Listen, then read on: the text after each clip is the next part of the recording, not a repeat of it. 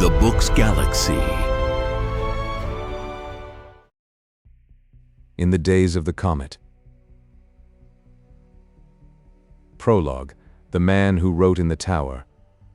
I saw a gray-haired man, a figure of hale age, sitting at a desk and writing. He seemed to be in a room in a tower, very high, so that through the tall window on his left one perceived only distances, a remote horizon of sea, a headland, and that vague haze and glitter in the sunset that many miles away marks a city. All the appointments of this room were orderly and beautiful, and in some subtle quality in this small difference, and that, new to me and strange. They were in no fashion I could name, and the simple costume the man wore suggested neither period nor country. It might, I thought, be the happy future, or utopia, or the land of simple dreams, an errant mote of memory. Henry James's phrase and story of the great good place twinkled across my mind, and passed, and left no light. The man I saw wrote with a thing like a fountain pen, a modern touch that prohibited any historical retrospection, and as he finished each sheet, writing in an easy-flowing hand, he added it to a growing pile upon a graceful little table under the window. His last done sheets lay loose, partly covering others that were clipped together into fascicles. Clearly he was unaware of my presence, and I stood waiting until his pen should come to a pause. Old as he certainly was, he wrote with a steady hand. I discovered that a concave speculum hung slantingly high over his head. A movement in this caught my attention sharply, and I looked up to see, distorted and made fantastic but bright and beautifully colored, the magnified, reflected, evasive rendering of a palace, of a terrace, of the vista of a great roadway with many people. People exaggerated. Impossible looking because of the curvature of the mirror, going to and fro. I turned my head quickly that I might see more clearly through the window behind me, but it was too high for me to survey this nearer scene directly, and after a momentary pause I came back to that distorting mirror again. But now the writer was leaning back in his chair. He put down his pen and sighed the half-resentful sigh. Ah, you work, you. How you gratify and tire me. Of a man who has been writing to his satisfaction. What is this place? I asked. And who are you? He looked around with the quick movement of surprise. What is this place? I repeated. And where am I? He regarded me steadfastly for a moment under his wrinkled brows, and then his expression softened to a smile. He pointed to a chair beside the table. I am writing, he said. About this? About the change. I sat down. It was a very comfortable chair, and well placed under the light. If you would like to read, he said. I indicated the manuscript. This explains? I asked. That explains, he answered. He drew a fresh sheet of paper toward him as he looked at me. I glanced from him about his apartment and back to the little table. A fascicle marked very distinctly, 1 caught my attention, and I took it up. I smiled in his friendly eyes. Very well, said I, suddenly at my ease, and he nodded and went on writing. And in a mood between confidence and curiosity, I began to read. This is the story that happy, active-looking old man in that pleasant place had written. Book the First, The Comet. Chapter the First, Dust in the Shadows. Section 1.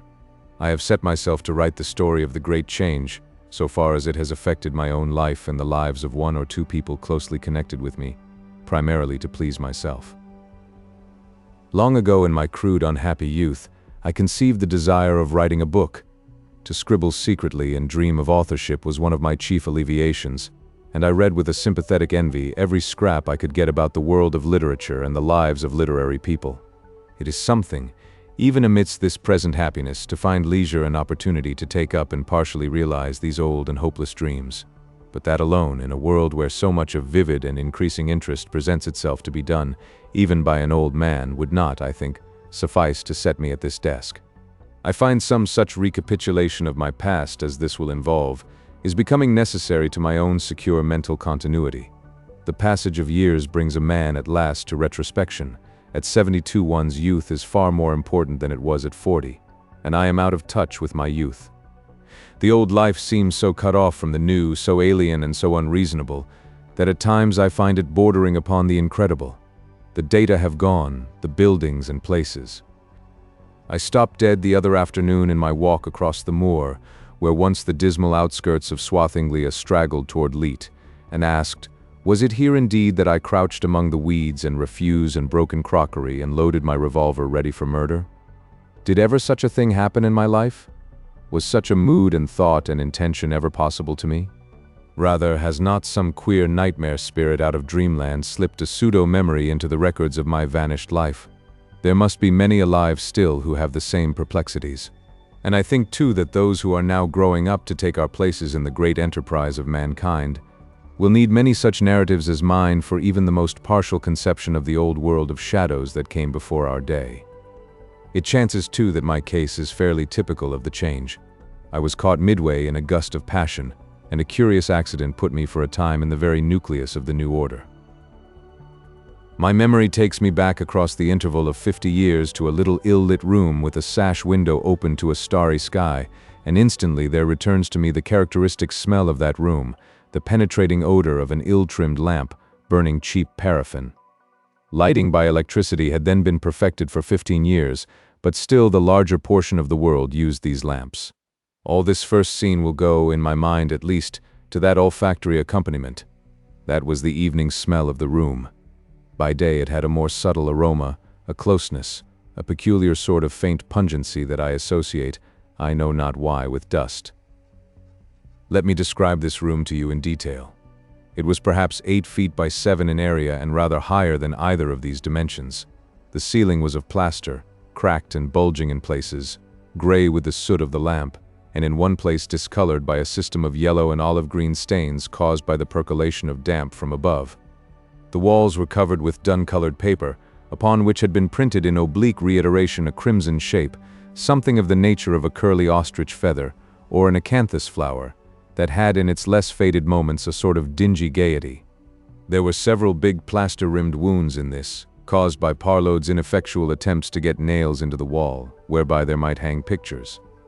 One nail had hit between 2 bricks and got home, and from this depended, sustained a little insecurely by frayed and knotted blind cord, Parload's hanging bookshelves, planks painted over with a Tretzley blue enamel and further decorated by a fringe of pinked American cloth insecurely fixed by tacks. Below this was a little table that behaved with a mullish vindictiveness to any knee that was thrust beneath it suddenly. It was covered with a cloth whose pattern of red and black had been rendered less monotonous by the accidents of Parload's versatile ink bottle, and on it, leitmotif of the whole, stood and stank the lamp. This lamp, you must understand, was of some whitish translucent substance that was neither china nor glass. It had a shade of the same substance, a shade that did not protect the eyes of a reader in any measure, and it seemed admirably adapted to bring into pitiless prominence the fact that, after the lamp's trimming, dust and paraffin had been smeared over its exterior with a reckless generosity. The uneven floorboards of this apartment were covered with scratched enamel of chocolate hue, on which a small island of frayed carpet dimly blossomed in the dust and shadows. There was a very small grate, made of cast iron in one piece and painted buff, and a still smaller misfit of a cast iron fender that confessed the gray stone of the hearth. No fire was laid, only a few scraps of torn paper and the bowl of a broken corncob pipe were visible behind the bars, and in the corner and rather thrust away was an angular japanned coal box with a damaged hinge. It was the custom in those days to warm every room separately from a separate fireplace, more prolific of dirt than heat, and the rickety sash window, the small chimney, and the loose-fitting door were expected to organize the ventilation of the room among themselves without any further direction. Parload's truckle bed hid its gray sheets beneath an old patchwork counterpane on one side of the room and veiled his boxes and such-like oddments, and invading the 2 corners of the window were an old whatnot and the washhand stand, on which were distributed the simple appliances of his toilet. This washhand stand had been made of deal by someone with an excess of ternary appliances in a hurry, who had tried to distract attention from the rough economies of his workmanship by an arresting ornamentation of blobs and bulbs upon the joints and legs. Apparently the piece had then been placed in the hands of some person of infinite leisure equipped with a pot of ochreous paint, varnish, and a set of flexible combs. This person had first painted the article, then, I fancy, smeared it with varnish, and then sat down to work with the combs to streak and comb the varnish into a weird imitation of the grain of some nightmare timber. The washhand stand so made had evidently had a prolonged career of violent use, had been chipped, kicked, splintered, punched, stained, scorched, hammered, desiccated, damped, and defiled, had met indeed with almost every possible adventure except a conflagration or a scrubbing, until at last it had come to this high refuge of Parload's attic to sustain the simple requirements of Parload's personal cleanliness. There were, in chief, a basin and a jug of water and a slop pail of tin, and, further, a piece of yellow soap in a tray, a toothbrush, a rat-tailed shaving brush, one huckaback towel, and one or two other minor articles. In those days, only very prosperous people had more than such an equipage, and it is to be remarked that every drop of water Parload used had to be carried by an unfortunate servant girl, the slavey, Parload called her, up from the basement to the top of the house and subsequently down again. Already we begin to forget how modern an invention is personal cleanliness. It is a fact that Parload had never stripped for a swim in his life, never had a simultaneous bath all over his body since his childhood. Not 1 in 50 of us did in the days of which I am telling you. A chest, also singularly grained and streaked, of 2 large and 2 small drawers, held Parload's reserve of garments, and pegs on the door carried his 2 hats and completed this inventory of a bed-sitting room as I knew it before the change. But I had forgotten, there was also a chair with a squab that apologized inadequately for the defects of its cane seat. I forgot that for the moment because I was sitting on the chair on the occasion that best begins this story. I have described Parload's room with such particularity because it will help you to understand the key in which my earlier chapters are written, but you must not imagine that this singular equipment or the smell of the lamp engaged my attention at that time to the slightest degree. I took all this grimy unpleasantness as if it were the most natural and proper setting for existence imaginable. It was the world as I knew it.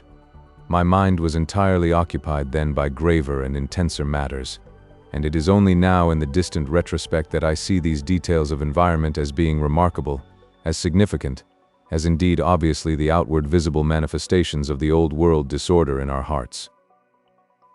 Section 2. Parload stood at the open window, opera glass in hand, and sought and found and was uncertain about, and lost again, the new comet. I thought the comet no more than a nuisance then because I wanted to talk of other matters. But Parload was full of it. My head was hot.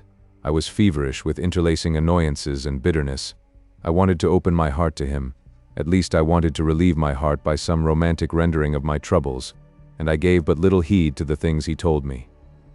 It was the first time I had heard of this new speck among the countless specks of heaven, and I did not care if I never heard of the thing again. We were 2 youths much of an age together. Parload was 22 and 8 months older than I.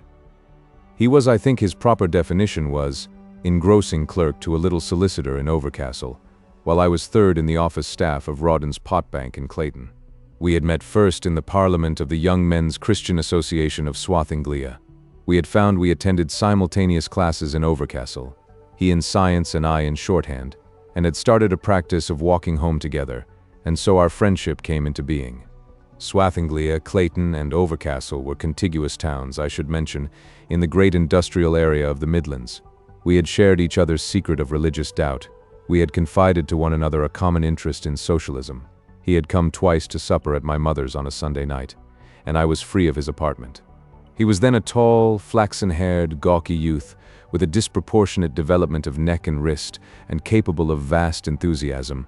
He gave 2 evenings a week to the evening classes of the organized science school in Overcastle. Physiography was his favorite subject, and through this insidious opening of his mind, the wonder of outer space had come to take possession of his soul. He had commandeered an old opera glass from his uncle who farmed at Leet over the moors. He had bought a cheap paper planisphere and Whitaker's Almanac, and for a time day and moonlight were mere blank interruptions to the one satisfactory reality in his life, stargazing. It was the deeps that had seized him, the immensities, and the mysterious possibilities that might float unlit in that unplumbed abyss. With infinite labor and the help of a very precise article in the Heavens, a little monthly magazine that catered for those who were under this obsession, he had at last got his opera glass upon the new visitor to our system from outer space. He gazed in a sort of rapture upon that quivering little smudge of light among the shining pinpoints and gazed. My troubles had to wait for him. "Wonderful," he sighed. And then, as though his first emphasis did not satisfy him, "Wonderful." He turned to me. "Wouldn't you like to see?" I had to look, and then I had to listen, how that this scarce visible intruder was presently to be, one of the largest comets this world has ever seen, how that its course must bring it within at most so many score of millions of miles from the Earth, a mere step. Parload seemed to think that, how that the spectroscope was already sounding its chemical secrets. Perplexed by the unprecedented band in the green, how it was even now being photographed in the very act of unwinding, in an unusual direction, a sunward tail, which presently it wound up again. And all the while in a sort of undertow I was thinking first of Nettie Stewart and the letter she had just written me, and then of old Rawdon's detestable face as I had seen it that afternoon. Now I planned answers to Nettie and now belated repartees to my employer, and then again Nettie was blazing all across the background of my thoughts. Nettie Stewart was daughter of the head gardener of the rich Mr. Verrill's widow, and she and I had kissed and become sweethearts before we were 18 years old. My mother and hers were second cousins and old schoolfellows, and though my mother had been widowed untimely by a train accident and had been reduced to letting lodgings, she was the Clayton curate's landlady, a position esteemed much lower than that of Mrs. Stewart. A kindly custom of occasional visits to the gardener's cottage at Checkshill Towers still kept the friends in touch. Commonly I went with her, and I remember it was in the dusk of one bright evening in July, one of those long golden evenings that do not so much give way to night as admit at last, upon courtesy, the moon and a choice retinue of stars, that Nettie and I, at the pond of goldfish where the yew-bordered walks converged, made our shy beginner's vow. I remember still, something will always stir in me at that memory, the tremulous emotion of that adventure. Nettie was dressed in white. Her hair went off in waves of soft darkness from above her dark shining eyes. There was a little necklace of pearls about her sweetly modeled neck and a little coin of gold that nestled in her throat. I kissed her half-reluctant lips, and for 3 years of my life thereafter, nay, I almost think for all the rest of her life and mine I could have died for her sake. You must understand, and every year it becomes increasingly difficult to understand how entirely different the world was then from what it is now. It was a dark world. It was full of preventable disorder, preventable diseases, and preventable pain, of harshness and stupid unpremeditated cruelties. But yet, it may be even by virtue of the general darkness, there were moments of a rare and evanescent beauty that seemed no longer possible in my experience. The great change has come forevermore. Happiness and beauty are our atmosphere. There is peace on earth and goodwill to all men. None would dare to dream of returning to the sorrows of the former time, and yet that misery was pierced. Ever and again its gray curtain was stabbed through and through by joys of an intensity, by perceptions of a keenness that it seems to me are now altogether gone out of life. Is it the change, I wonder, that has robbed life of its extremes, or is it perhaps only this, that youth has left me even the strength of middle years leaves me now, and taken its despairs and raptures, leaving me judgment, perhaps sympathy, memories? I cannot tell. One would need to be young now and to have been young then as well, to decide that impossible problem. Perhaps a cool observer, even in the old days, would have found little beauty in our grouping. I have our 2 photographs at hand in this bureau as I write, and they show me a gawky youth in ill-fitting, ready-made clothing, and Nettie. Indeed, Nettie is badly dressed, and her attitude is more than a little stiff, but I can see her through the picture, and her living brightness and something of that mystery of charm she had for me comes back again to my mind. Her face has triumphed over the photographer, or I would long ago have cast this picture away. The reality of beauty yields itself to no words. I wish that I had the sister art and could draw in my margins something that escapes description. There was a sort of gravity in her eyes. There was something, a matter of the minutest difference, about her upper lip so that her mouth closed sweetly and broke very sweetly to a smile. That grave, sweet smile. After we had kissed and decided not to tell our parents for a while of the irrevocable choice we had made, the time came for us to part, shyly and before others, and I and my mother went off back across the moonlit park, the bracken thickets rustling with startled deer, to the railway station at Checkshill, and so to our dingy basement in Clayton. And I saw no more of Nettie, except that I saw her in my thoughts for nearly a year. But at our next meeting it was decided that we must correspond, and this we did with much elaboration of secrecy, for Nettie would have no one at home, not even her only sister, know of her attachment. So I had to send my precious documents sealed and undercover by way of a confidential schoolfellow of hers who lived near London. I could write that address down now, though house and street and suburb have gone beyond any man's tracing. Our correspondence began our estrangement, because for the first time we came into more than sensuous contact and our minds sought expression. Now you must understand that the world of thought in those days was in the strangest condition. It was choked with obsolete, inadequate formulae. It was tortuous to a maze-like degree with secondary contrivances and adaptations, suppressions, conventions, and subterfuges. Base immediacies fouled the truth on every man's lips. I was brought up by my mother in a quaint, old-fashioned, narrow faith in certain religious formulae, certain rules of conduct, certain conceptions of social and political order, that had no more relevance to the realities and needs of everyday contemporary life than if they were clean linen that had been put away with lavender in a drawer.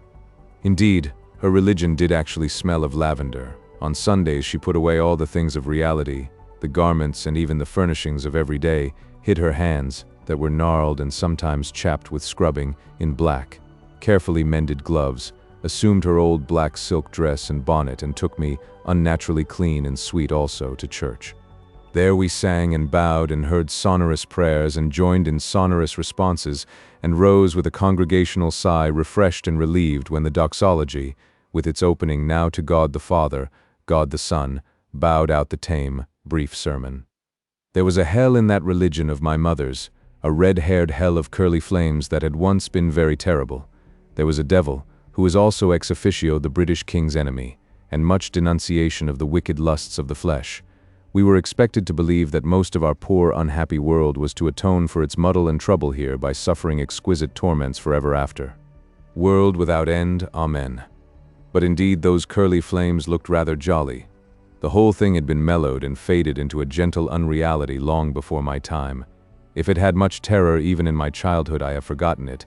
It was not so terrible as the giant who was killed by the beanstalk, and I see it all now as a setting for my poor old mother's worn and grimy face, and almost lovingly as a part of her. And Mr. Gabbitas, our plump little lodger, strangely transformed in his vestments and lifting his voice manfully to the quality of those Elizabethan prayers, seemed, I think, to give her a special and peculiar interest with God. She radiated her own tremulous gentleness upon him and redeemed him from all the implications of vindictive theologians. She was in truth, had I but perceived it, the effectual answer to all she would have taught me. So I see it now, but there is something harsh in the earnest intensity of youth, and having at first taken all these things quite seriously, the fiery hell and God's vindictiveness at any neglect, as though they were as much a matter of fact as Bladden's ironworks and Rawdon's potbank, I presently, with an equal seriousness, flung them out of my mind again. Mr. Gabbitas, you see, did sometimes, as the phrase went, take notice of me. He had induced me to go on reading after I left school, and with the best intentions in the world and to anticipate the poison of the times, he had lent me Burble's Scepticism Answered, and drawn my attention to the library of the Institute in Clayton. The excellent Burble was a great shock to me. It seemed clear from his answers to the skeptic that the case for doctrinal orthodoxy and all that faded and by no means awful hereafter, which I had hitherto accepted as I accepted the sun, was an extremely poor one. And to hammer home that idea, the first book I got from the Institute happened to be an American edition of the collected works of Shelley, his gassy prose as well as his atmospheric verse. I was soon ripe for blatant unbelief, and at the Young Men's Christian Association I presently made the acquaintance of Parload, who told me under promises of the most sinister secrecy that he was a socialist out and out. He lent me several copies of a periodical with the clamant title of The Clarion, which was just taking up a crusade against the accepted religion. The adolescent years of any fairly intelligent youth lie open, and will always lie healthily open, to the contagion of philosophical doubts, of scorns and new ideas, and I will confess I had the fever of that phase badly. Doubt, I say, but it was not so much doubt, which is a complex thing, as startled emphatic denial. Have I believed this? And I was also, you must remember, just beginning love letters to Nettie.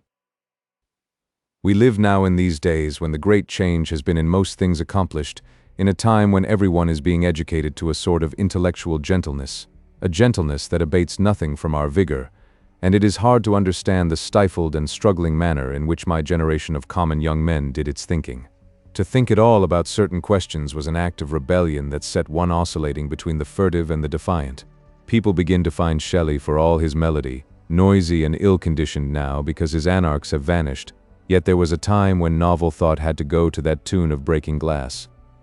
It becomes a little difficult to imagine the yeasty state of mind, the disposition to shout and say, "Yah," at constituted authority, to sustain a persistent note of provocation such as we raw youngsters displayed. I began to read with avidity such writing as Carlyle, Browning, and Heining have left for the perplexity of posterity, and not only to read and admire but to imitate.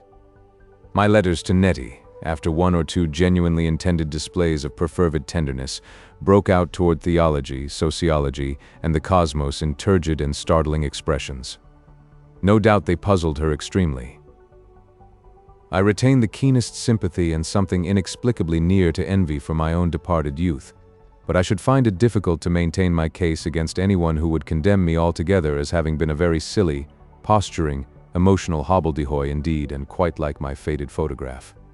And when I try to recall what exactly must have been the quality and tenor of my more sustained efforts to write memorably to my sweetheart, I confess I shiver. Yet I wish they were not all destroyed. Her letters to me were simple enough, written in a roundish, unformed hand and badly phrased. Her first 2 or 3 showed a shy pleasure in the use of the word dear, and I remember being first puzzled and then, when I understood, delighted, because she had written Willius Thor under my name. Athor, I gathered, meant darling, but when the evidences of my fermentation began, her answers were less happy. I will not weary you with the story of how we quarreled in our silly youthful way, and how I went the next Sunday, all uninvited, to Czechshill, and made it worse, and how afterward I wrote a letter that she thought was lovely, and mended the matter. Nor will I tell of all our subsequent fluctuations of misunderstanding. Always I was the offender and the final penitent until this last trouble that was now beginning, and in between we had some tender near moments, and I loved her very greatly. There was this misfortune in the business, that in the darkness and alone I thought with great intensity of her eyes, of her touch, of her sweet and delightful presence. But when I sat down to write, I thought of Shelley and Burns and myself, and other such irrelevant matters. When one is in love, in this fermenting way, it is harder to make love than it is when one does not love at all. And as for Nettie, she loved. I know, not me, but those gentle mysteries. It was not my voice should rouse her dreams to passion. So our letters continued to jar. Then suddenly she wrote me one doubting whether she could ever care for anyone who was a socialist and did not believe in church. And then hard upon it came another note with unexpected novelties of phrasing. She thought we were not suited to each other, we differed so in tastes and ideas. She had long thought of releasing me from our engagement. In fact, though I really did not apprehend it fully at the first shock, I was dismissed. Her letter had reached me when I came home after old Rawdon's none too civil refusal to raise my wages. On this particular evening of which I write, therefore, I was in a state of feverish adjustment to 2 new and amazing, 2 nearly overwhelming facts, that I was neither indispensable to Nettie nor at Rawdon's, and to talk of comets. Where did I stand? I had grown so accustomed to think of Nettie as inseparably mine, the whole tradition of true love pointed me to that for her to face about with these precise small phrases toward abandonment, after we had kissed and whispered and come so close in the little adventurous familiarities of the young, shocked me profoundly. I, and Rawdon didn't find me indispensable either. I felt I was suddenly repudiated by the universe and threatened with effacement, that in some positive and emphatic way I must at once assert myself. There was no balm in the religion I had learnt, or in the irreligion I had adopted, for wounded self-love. Should I fling up Rawdon's place at once and then in some extraordinary, swift manner make the fortune of Frobisher's adjacent and closely competitive potbank? The first part of that program, at any rate, would be easy of accomplishment, to go to Rawdon and say, "You will hear from me again," but for the rest, Frobisher might fail me. That, however, was a secondary issue.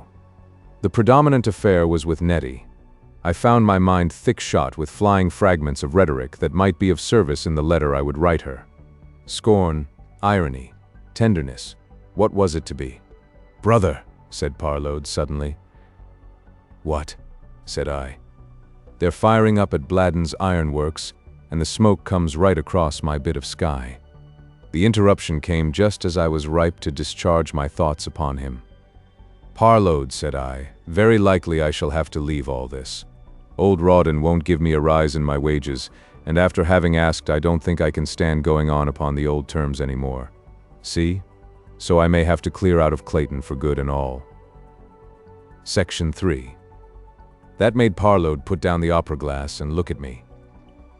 "It's a bad time to change just now," he said after a little pause. Rawdon had said as much in a less agreeable tone. But with Parload I felt always a disposition to the heroic note. "I'm tired," I said, "of humdrum drudgery for other men. One may as well starve one's body out of a place as to starve one's soul in one." "I don't know about that altogether," began Parload, slowly. And with that we began one of our interminable conversations, one of those long, wandering, intensely generalizing, diffusely personal talks that will be dear to the hearts of intelligent youths until the world comes to an end. The change has not abolished that, anyhow. It would be an incredible feat of memory for me now to recall all that meandering haze of words. Indeed, I recall scarcely any of it, though its circumstances and atmosphere stand out, a sharp, clear picture in my mind. I posed after my manner and behaved very foolishly, no doubt, a wounded, smarting egotist, and Parload played his part of the philosopher preoccupied with the deeps. We were presently abroad, walking through the warm summer's night and talking all the more freely for that. But one thing that I said I can remember. "I wish at times," said I, with a gesture at the heavens, "that comet of yours or some such thing would indeed strike this world and wipe us all away, strikes, wars, tumults, loves, jealousies, and all the wretchedness of life." "Ah," said Parload, and the thought seemed to hang about him. "It could only add to the miseries of life," he said irrelevantly, when presently I was discoursing of other things. "What would? Collision with a comet. It would only throw things back. It would only make what was left of life more savage than it is at present." "But why should anything be left of life?" said I. That was our style, you know, and meanwhile we walked together up the narrow street outside his lodging, up the stepway and the lanes toward Clayton Crest and the high road. But my memories carry me back so effectually to those days before the change that I forget that now all these places have been altered beyond recognition, that the narrow street and the stepway and the view from Clayton Crest, and indeed all the world in which I was born and bred and made, has vanished clean away out of space and out of time, and well nigh out of the imagination of all those who are younger by a generation than I. You cannot see, as I can see, the dark empty way between the mean houses, the dark empty way lit by a bleary gas lamp at the corner. You cannot feel the hard checkered pavement under your boots. You cannot mark the dimly lit windows here and there, and the shadows upon the ugly and often patched and crooked blinds of the people cooped within.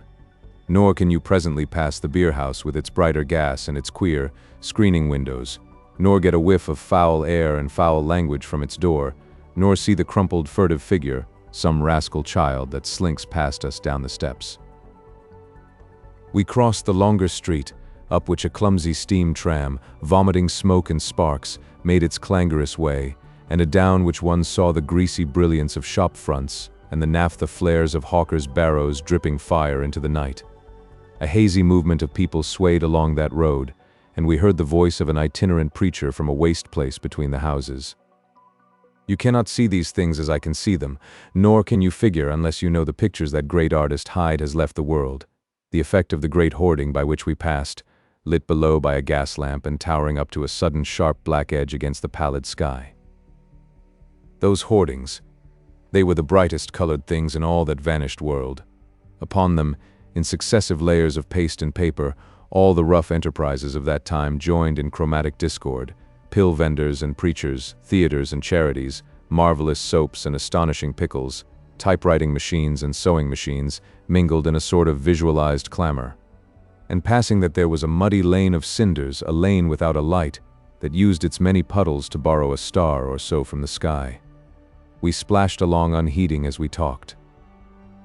Then across the allotments, a wilderness of cabbages and evil-looking sheds, past a gaunt abandoned factory, and so to the high road.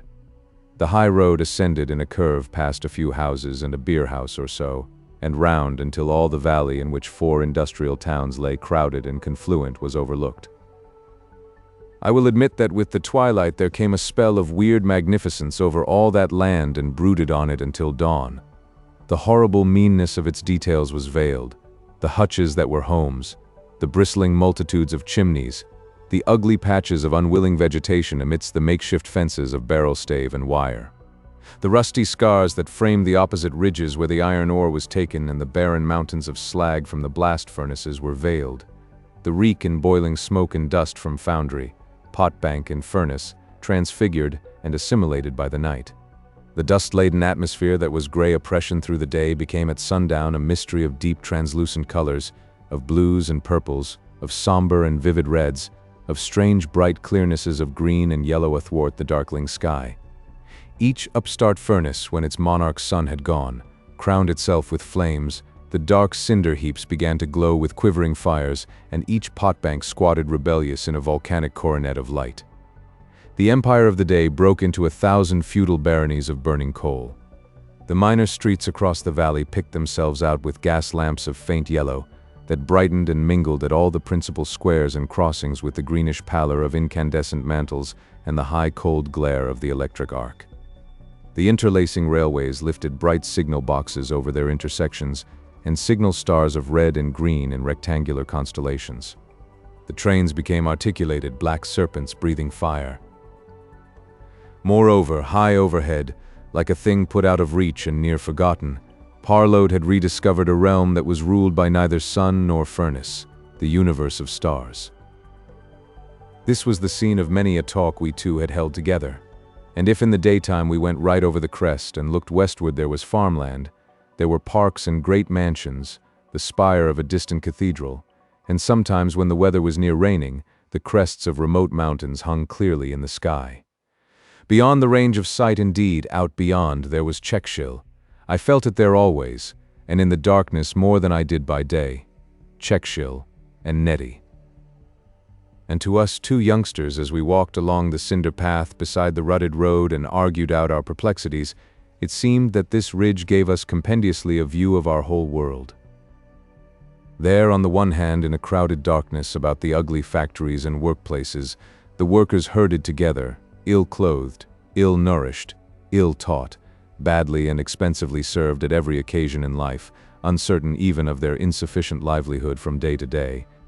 The chapels and churches and public houses swelling up amidst their wretched homes like saprophytes amidst a general corruption, and on the other, in space, freedom and dignity, scarce heeding the few cottages, as overcrowded as they were picturesque, in which the laborers festered, lived the landlords and masters who owned potbanks and forge and farm and mine. Far away, distant, beautiful, irrelevant, from out of a little cluster of second-hand bookshops, ecclesiastical residences, and the inns and incidentals of a decaying market town, the Cathedral of Lowchester pointed a beautiful, unemphatic spire to vague, incredible skies. So it seemed to us that the whole world was planned in those youthful first impressions. We saw everything simple, as young men will.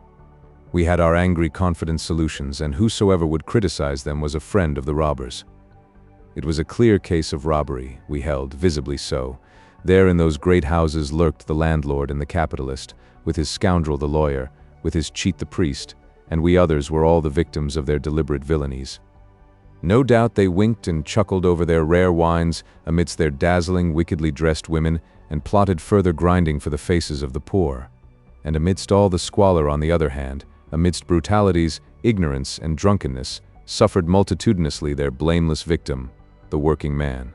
And we, almost at the first glance, had found all this out. It had merely to be asserted now with sufficient rhetoric and vehemence to change the face of the whole world. The working man would arise in the form of a labor party, and with young men like Parload and myself to represent him, and come to his own, and then the robbers would get it hot, and everything would be extremely satisfactory. Unless my memory plays me strange tricks that does no injustice to the creed of thought and action that Parload and I held as the final result of human wisdom, we believed it with heat, and rejected with heat the most obvious qualification of its harshness. At times in our great talks we were full of heady hopes for the near triumph of our doctrine. More often our mood was hot resentment at the wickedness and stupidity that delayed so plain and simple a reconstruction of the order of the world. Then we grew malignant and thought of barricades and significant violence. I was very bitter, I know, upon this night of which I am now particularly telling, and the only face upon the hydra of capitalism and monopoly that I could see at all clearly, smiled exactly as old Rawdon had smiled when he refused to give me more than a paltry 20 shillings a week. I wanted intensely to salve my self-respect by some revenge upon him, and I felt that if that could be done by slaying the hydra, I might drag its carcass to the feet of Nettie and settle my other trouble as well. What do you think of me now, Nettie? That at any rate comes near enough to the quality of my thinking, then, for you to imagine how I gesticulated and spouted to Parload that night. You figure us as little black figures, unprepossessing in the outline, set in the midst of that desolating night of flaming industrialism, and my little voice with a rhetorical twang protesting, denouncing. You will consider those notions of my youth poor, silly, violent stuff, particularly if you are of the younger generation born, since the change you will be of that opinion. Nowadays the whole world thinks clearly, thinks with deliberation, pellucid certainties. You find it impossible to imagine how any other thinking could have been possible. Let me tell you then how you can bring yourself to something like the condition of our former state. In the first place, you must get yourself out of health by unwise drinking and eating, and out of condition by neglecting your exercise. Then you must contrive to be worried very much and made very anxious and uncomfortable. And then you must work very hard for 4 or 5 days and for long hours every day at something too petty to be interesting, too complex to be mechanical, and without any personal significance to you whatever. This done, get straightway into a room that is not ventilated at all, and that is already full of foul air, and there set yourself to think out some very complicated problem. In a very little while you will find yourself in a state of intellectual muddle, annoyed, impatient, snatching at the obvious presently and choosing and rejecting conclusions haphazard. Try to play chess under such conditions and you will play stupidly and lose your temper. Try to do anything that taxes the brain or temper and you will fail. Now, the whole world before the change was as sick and feverish as that. It was worried and overworked and perplexed by problems that would not get stated simply, that changed and evaded solution. It was in an atmosphere that had corrupted and thickened past breathing. There was no thorough, cool thinking in the world at all. There was nothing in the mind of the world anywhere but half-truths, hasty assumptions, hallucinations, and emotions. Nothing. I know it seems incredible that already some of the younger men are beginning to doubt the greatness of the change our world has undergone, but read the newspapers of that time. Every age becomes mitigated and a little ennobled in our minds as it recedes into the past. It is the part of those who, like myself, have stories of that time to tell, to supply, by a scrupulous spiritual realism, some antidote to that glamour. Section 4. Always with Parload I was chief talker. I can look back upon myself with, I believe, an almost perfect detachment. Things have so changed that indeed now I am another being, with scarce anything in common with that boastful, foolish youngster whose troubles I recall. I see him vulgarly theatrical, egotistical, insincere. Indeed, I do not like him save with that instinctive material sympathy that is the fruit of incessant intimacy. Because he was myself, I may be able to feel and write understandingly about motives that will put him out of sympathy with nearly every reader. But why should I palliate or defend his quality? Always, I say, I did the talking, and it would have amazed me beyond measure if anyone had told me that mine was not the greater intelligence in these wordy encounters. Parload was a quiet youth, and stiff and restrained in all things, while I had that supreme gift for young men and democracies, the gift of copious expression. Parload I diagnosed in my secret heart as a trifle dull. He posed as pregnant quiet, I thought, and was obsessed by the congenial notion of scientific caution. I did not remark that while my hands were chiefly useful for gesticulation or holding a pen, Parload's hands could do all sorts of things, and I did not think therefore that fibers must run from those fingers to something in his brain. Nor, though I bragged perpetually of my shorthand, of my literature, of my indispensable share in Rawdon's business, did Parload lay stress on the conics and calculus he mugged in the organized science school. Parload is a famous man now, a great figure in a great time. His work upon intersecting radiations has broadened the intellectual horizon of mankind forever, and I, who am at best a hewer of intellectual wood, a drawer of living water, can smile, and he can smile, to think how I patronized and posed and jabbered over him in the darkness of those early days. That night I was shrill and eloquent beyond measure. Rawdon was, of course, the hub upon which I went round, Rawdon and the Rawdonesque employer and the injustice of wages slavery and all the immediate conditions of that industrial blind alley up which it seemed our lives were thrust. But ever and again I glanced at other things. Nettie was always there in the background of my mind, regarding me enigmatically. It was part of my pose to Parload that I had a romantic love affair somewhere away beyond the sphere of our intercourse, and that note gave a Byronic resonance to many of the nonsensical things I produced for his astonishment. I will not weary you with too detailed an account of the talk of a foolish youth who was also distressed and unhappy, and whose voice was balm for the humiliations that smarted in his eyes. Indeed, now in many particulars I cannot disentangle this harangue of which I tell from many of the things I may have said in other talks to Parload. For example, I forget if it was then or before or afterwards that, as it were by accident, I let out what might be taken as an admission that I was addicted to drugs. "You shouldn't do that," said Parload suddenly. "It won't do to poison your brains with that." My brains, my eloquence, were to be very important assets to our party in the coming revolution. But one thing does clearly belong to this particular conversation I am recalling. When I started out, it was quite settled in the back of my mind that I must not leave Rawdon's. I simply wanted to abuse my employer to Parload. But I talked myself quite out of touch with all the cogent reasons there were for sticking to my place, and I got home that night irrevocably committed to a spirited, not to say a defiant policy with my employer. "I can't stand Rawdon's much longer," I said to Parload by way of a flourish. "There's hard times coming," said Parload. "Next winter. Sooner. The Americans have been overproducing, and they mean to dump. The iron trade is going to have convulsions." "I don't care. Pot banks are steady." "With a corner in borax?" "No, I've heard." "What have you heard?" "Office secrets. But it's no secret there's trouble coming to potters. There's been borrowing and speculation. The masters don't stick to one business as they used to do. I can tell that much. Half the valley may be playing before 2 months are out." Parload delivered himself of this unusually long speech in his most pithy and weighty manner. Playing was our local euphemism for a time when there was no work and no money for a man, a time of stagnation and dreary, hungry loafing day after day. Such interludes seemed in those days a necessary consequence of industrial organization. "You'd better stick to Rawdon's," said Parload. "Ugh," said I, affecting a noble disgust. "There'll be trouble," said Parload. "Who cares?" said I. "Let there be trouble, the more the better. This system has got to end sooner or later. These capitalists with their speculation and corners and trusts make things go from bad to worse. Why should I cower in Rawdon's office like a frightened dog while hunger walks the streets? Hunger is the master revolutionary. When he comes, we ought to turn out and salute him. Anyway, I'm going to do so now." "That's all very well," began Parload. "I'm tired of it," I said. "I want to come to grips with all these Rawdons.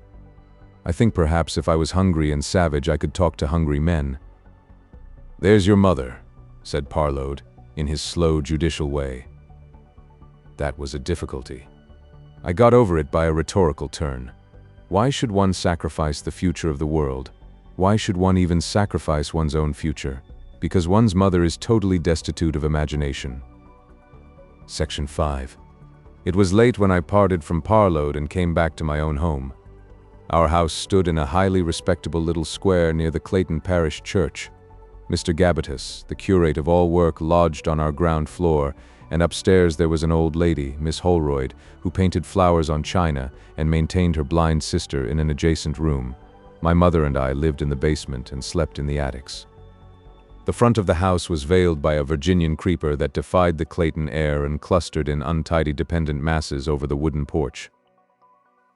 As I came up the steps, I had a glimpse of Mr. Gabbitas printing photographs by candlelight in his room. It was the chief delight of his little life to spend his holiday abroad in the company of a queer little snapshot camera, and to return with a great multitude of foggy and sinister negatives that he had made in beautiful and interesting places. These the camera company would develop for him on advantageous terms, and he would spend his evenings the year through in printing from them in order to inflict copies upon his undeserving friends. There was a long frameful of his work in the Clayton National School, for example, inscribed in Old English lettering, Italian Travel Pictures, by the Reverend E.B. Gabadas. For this it seemed he lived and traveled and had his being. It was his only real joy. By his shaded light I could see his sharp little nose, his little pale eyes behind his glasses, his mouth pursed up with the endeavor of his employment. "Hireling liar," I muttered, for was not he also part of the system, part of the scheme of robbery that made wages serfs of Parload and me, though his share in the proceedings was certainly small. "Hireling liar," said I, standing in the darkness, outside even his faint glow of traveled culture. My mother let me in. She looked at me mutely, because she knew there was something wrong and that it was no use for her to ask what. "Good night, Mummy," said I, and kissed her a little roughly, and lit and took my candle and went off at once up the staircase to bed, not looking back at her. "I've kept some supper for you, dear." "Don't want any supper, but dearie." "Good night, Mother," and I went up and slammed my door upon her, blew out my candle, and lay down at once upon my bed, lay there a long time before I got up to undress. There were times when that dumb beseeching of my mother's face irritated me unspeakably. It did so that night. I felt I had to struggle against it, that I could not exist if I gave way to its pleadings, and it hurt me and divided me to resist it, almost beyond endurance. It was clear to me that I had to think out for myself religious problems, social problems, questions of conduct, questions of expediency, that her poor, dear, simple beliefs could not help me at all, and she did not understand. Hers was the accepted religion. Her only social ideas were blind submissions to the accepted order, to laws, to doctors, to clergymen, lawyers, masters, and all respectable persons in authority over us, and with her to believe was to fear. She knew from 1,000 little signs, though still at times I went to church with her, that I was passing out of touch of all these things that ruled her life into some terrible unknown. From things I said she could infer such clumsy concealments as I made. She felt my socialism, felt my spirit in revolt against the accepted order, felt the impotent resentments that filled me with bitterness against all she held sacred. Yet, you know, it was not her dear gods she sought to defend so much as me. She seemed always to be wanting to say to me, "Dear, I know it's hard, but revolt is harder. Don't make war on it, dear, don't. Don't do anything to offend it. I'm sure it will hurt you if you do, it will hurt you if you do." She had been cowed into submission, as so many women of that time had been, by the sheer brutality of the accepted thing. The existing order dominated her into a worship of abject observances. It had bent her, aged her, robbed her of eyesight so that at 55 she peered through cheap spectacles at my face and saw it only dimly, filled her with a habit of anxiety, made her hands, her poor dear hands. Not in the whole world now could you find a woman with hands so grimy, so needle-worn, so misshapen by toil, so chapped and coarsened, so evilly entreated. At any rate, there is this I can say for myself, that my bitterness against the world and fortune was for her sake as well as for my own. Yet that night I pushed by her harshly. I answered her curtly, left her concerned and perplexed in the passage, and slammed my door upon her.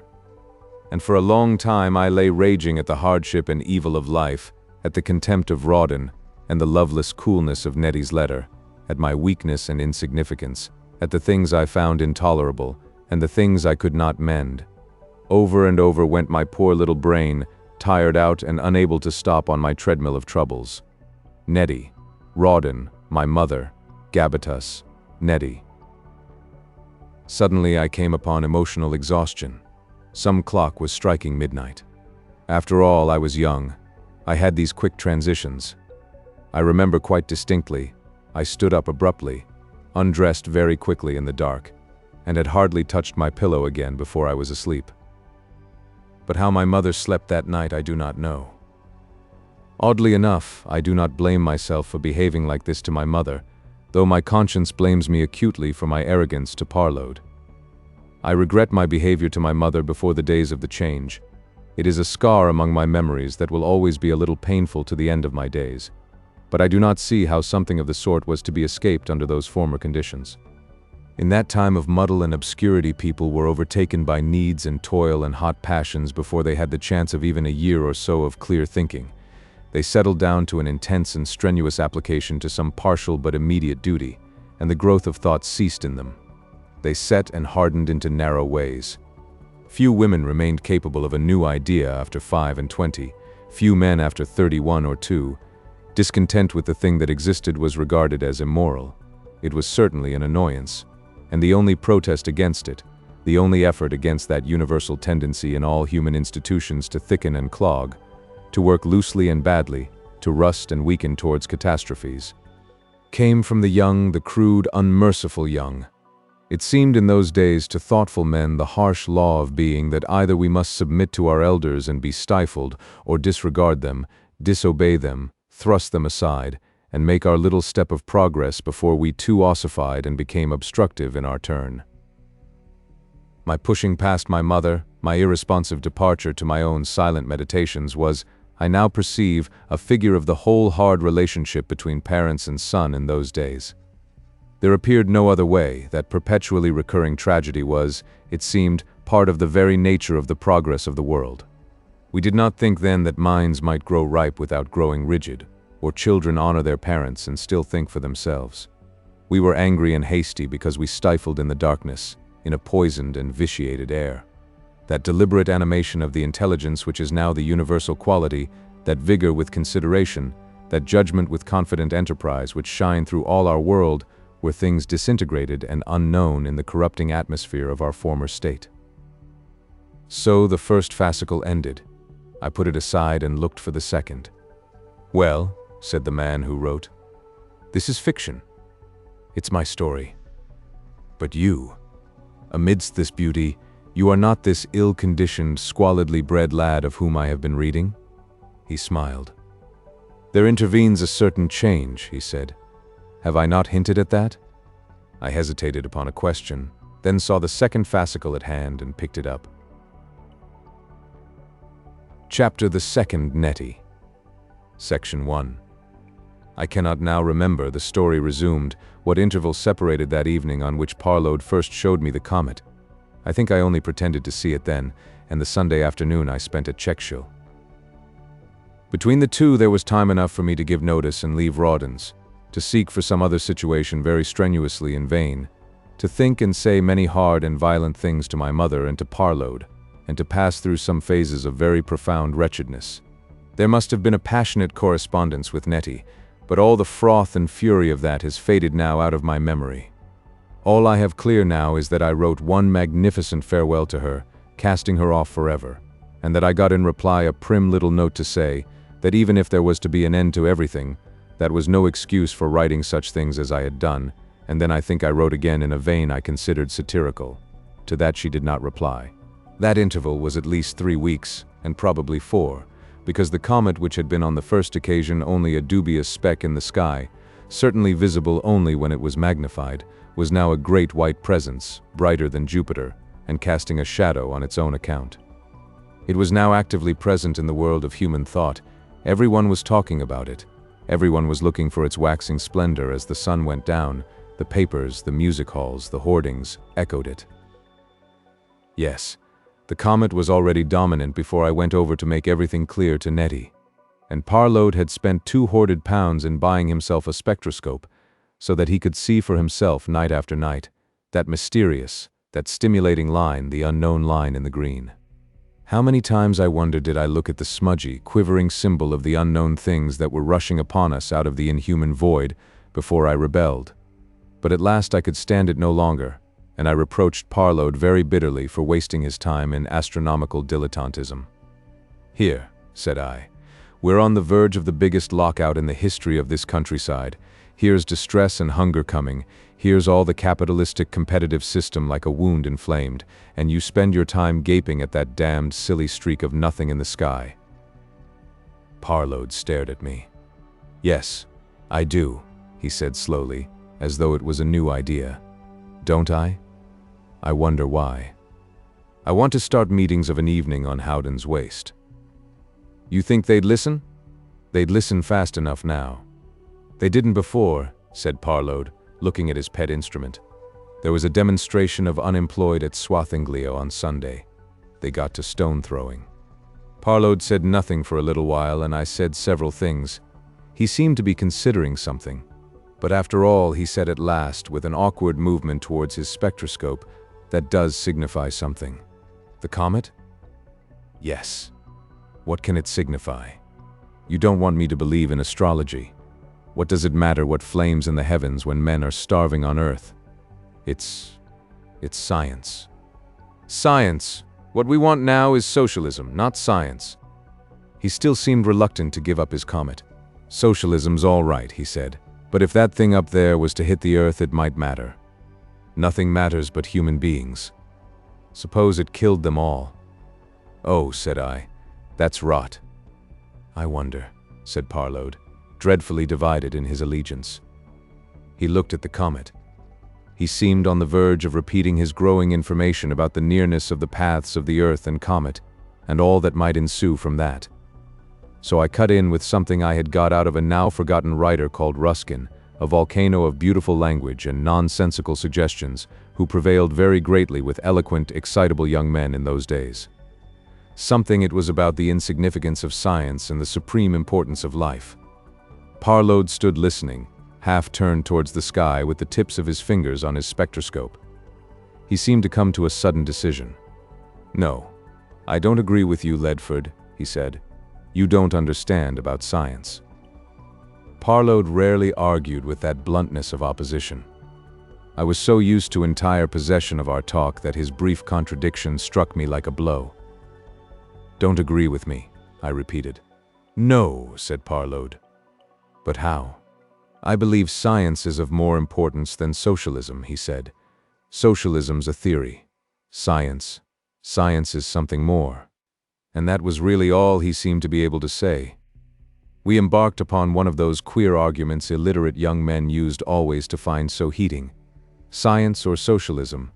It was, of course, like arguing which is right, left-handedness or a taste for onions. It was altogether impossible opposition.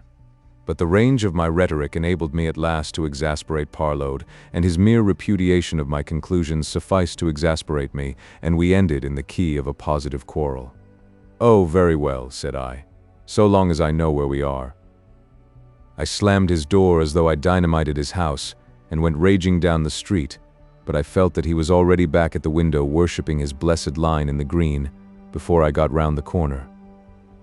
I had to walk for an hour or so before I was cool enough to go home. And it was Parload who had first introduced me to socialism. Recreant. The most extraordinary things used to run through my head in those days. I will confess that my mind ran persistently that evening upon revolutions after the best French pattern, and I sat on a committee of safety and tried backsliders.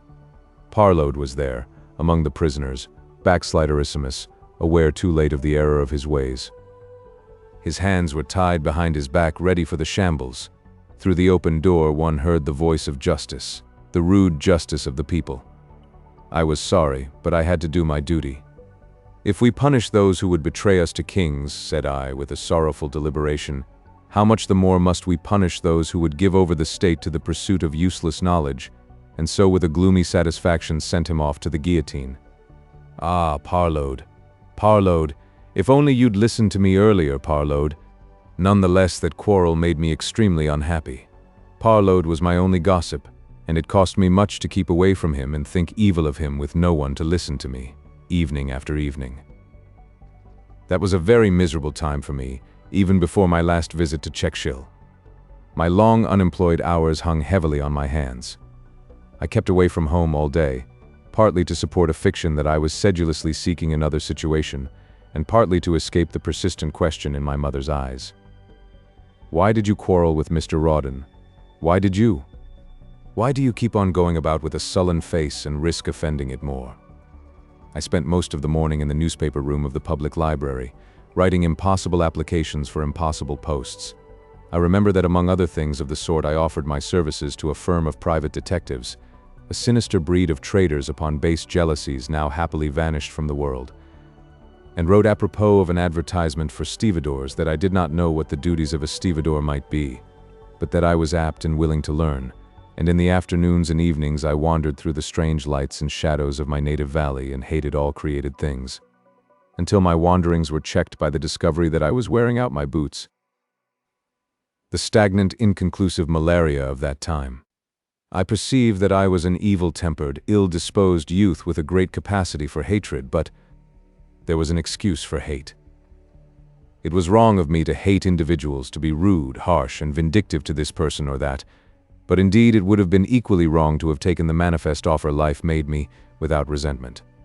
I see now clearly and calmly, what I then felt obscurely and with an unbalanced intensity, that my conditions were intolerable. My work was tedious and laborious, and it took up an unreasonable proportion of my time. I was ill-clothed, ill-fed, ill-housed, ill-educated, and ill-trained. My will was suppressed and cramped to the pitch of torture. I had no reasonable pride in myself and no reasonable chance of putting anything right. It was a life hardly worth living. That a large proportion of the people about me had no better a lot, that many had a worse, does not affect these facts. It was a life in which contentment would have been disgraceful. If some of them were contented or resigned, so much the worse for everyone. No doubt it was hasty and foolish of me to throw up my situation, but everything was so obviously aimless and foolish in our social organization that I do not feel disposed to blame myself even for that, except in so far as it pained my mother and caused her anxiety. Think of the one comprehensive fact of the lockout. That year was a bad year, a year of worldwide economic disorganization, through their want of intelligent direction, the great trust of American ironmasters, a gang of energetic, narrow-minded furnace owners, had smelted far more iron than the whole world had any demand for. In those days there existed no means of estimating any need of that sort beforehand. They had done this without even consulting the ironmasters of any other country. During their period of activity they had drawn into their employment a great number of workers, and had erected a huge productive plant. It is manifestly just that people who do headlong, stupid things of this sort should suffer, but in the old days it was quite possible, it was customary for the real blunderers in such disasters to shift nearly all the consequences of their incapacity. No one thought it wrong for a light-witted captain of industry who had led his workpeople into overproduction, into the disproportionate manufacture, that is to say, of some particular article, to abandon and dismiss them, nor was there anything to prevent the sudden frantic underselling of some trade rival in order to surprise and destroy his trade, secure his customers for one's own destined needs, and shift a portion of one's punishment upon him. This operation of spasmodic underselling was known as dumping. The American ironmasters were now dumping on the British market. The British employers were, of course, taking their loss out of their workpeople as much as possible, but in addition they were agitating for some legislation that would prevent not stupid relative excess in production, but dumping, not the disease, but the consequences of the disease. The necessary knowledge to prevent either dumping or its causes, the uncorrelated production of commodities, did not exist, but this hardly weighed with them at all, and in answer to their demands there had arisen a curious party of retaliatory protectionists who combined vague proposals for spasmodic responses to these convulsive attacks from foreign manufacturers, with the very evident intention of achieving financial adventures. The dishonest and reckless elements were indeed so evident in this movement as to add very greatly to the general atmosphere of distrust and insecurity. And in the recoil from the prospect of fiscal power in the hands of the class of men known as the new financiers, one heard frightened old-fashioned statesmen asserting with passion that dumping didn't occur, or that it was a very charming sort of thing to happen. Nobody would face and handle the rather intricate truth of the business. The whole effect upon the mind of a cool observer was of a covey of unsubstantial, jabbering minds drifting over a series of irrational economic cataclysms. Prices and employment tumbled about like towers in an earthquake, and amidst the shifting masses were the common workpeople going on with their lives as well as they could, suffering, perplexed, unorganized, and for anything but violent. Fruitless protests, impotent. You cannot hope now to understand the infinite want of adjustment in the old order of things. At one time there were people dying of actual starvation in India, while men were burning unsaleable wheat in America. It sounds like the account of a particularly mad dream, does it not? It was a dream from which no one on earth expected an awakening. To us youngsters with the positiveness, the rationalism of youth, it seemed that the strikes and lockouts, the overproduction and misery could not possibly result simply from ignorance and want of thought and feeling. We needed more dramatic factors than these mental fogs, these mere atmospheric devils.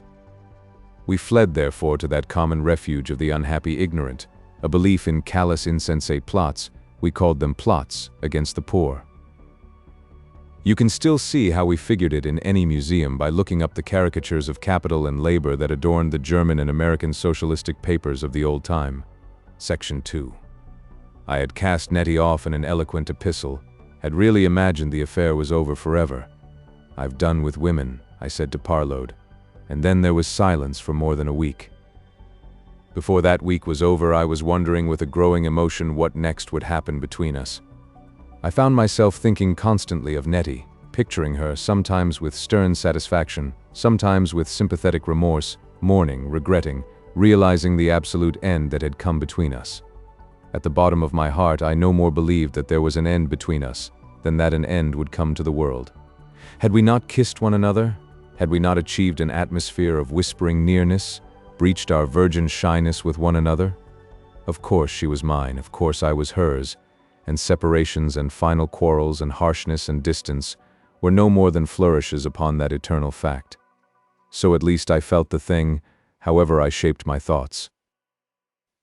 Whenever my imagination got to work as that week drew to its close, she came in as a matter of course. I thought of her recurrently all day and dreamt of her at night. On Saturday night I dreamt of her very vividly. Her face was flushed and wet with tears, her hair a little disordered, and when I spoke to her she turned away. In some manner this dream left in my mind a feeling of distress and anxiety. In the morning I had a raging thirst to see her. That Sunday my mother wanted me to go to church very particularly. She had a double reason for that. She thought that it would certainly exercise a favorable influence upon my search for a situation throughout the next week, and in addition Mr. Gabbitas, with a certain mystery behind his glasses, had promised to see what he could do for me, and she wanted to keep him up to that promise. I half consented, and then my desire for Nettie took hold of me. I told my mother I wasn't going to church, and set off about 11 to walk the 17 miles to Czechshil. It greatly intensified the fatigue of that long tramp that the sole of my boot presently split at the toe, and after I had cut the flapping portion off, a nail worked through and began to torment me. However, the boot looked all right after that operation and gave no audible hint of my discomfort. I got some bread and cheese at a little inn on the way, and was in Czechshil Park about 4. I did not go by the road past the house and so round to the gardens, but cut over the crest beyond the second keeper's cottage, along a path Nettie used to call her own. It was a mere deer track. It led up a miniature valley and through a pretty dell in which we had been accustomed to meet, and so through the hollies and along a narrow path close by the wall of the shrubbery to the gardens. In my memory, that walk through the park before I came upon Nettie stands out very vividly. The long tramp before it is foreshortened to a mere effect of dusty road and painful boot, but the bracken valley and sudden tumult of doubts and unwanted expectations that came to me stands out now as something significant, as something unforgettable, something essential to the meaning of all that followed. Where should I meet her? What would she say? I had asked these questions before and found an answer. Now they came again with a trail of fresh implications, and I had no answer for them at all. As I approached Nettie, she ceased to be the mere butt of my egotistical self-projection, the custodian of my sexual pride, and drew together and became over and above this a personality of her own, a personality and a mystery, a sphinx I had evaded only to meet again. I find a little difficulty in describing the quality of the old-world lovemaking so that it may be understandable now. We young people had practically no preparation at all for the stir and emotions of adolescence. Towards the young, the world maintained a conspiracy of stimulating silences.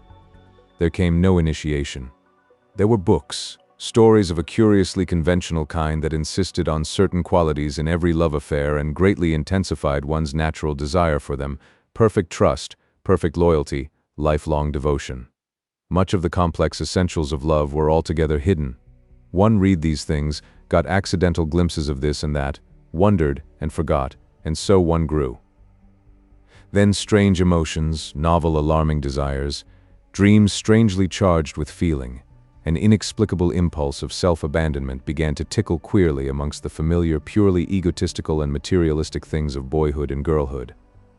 We were like misguided travelers who had camped in the dry bed of a tropical river. Presently we were knee-deep and neck-deep in the flood. Our beings were suddenly going out from ourselves, seeking other beings, we knew not why. This novel craving for abandonment to someone of the other sex bore us away. We were ashamed and full of desire. We kept the thing a guilty secret, and were resolved to satisfy it against all the world.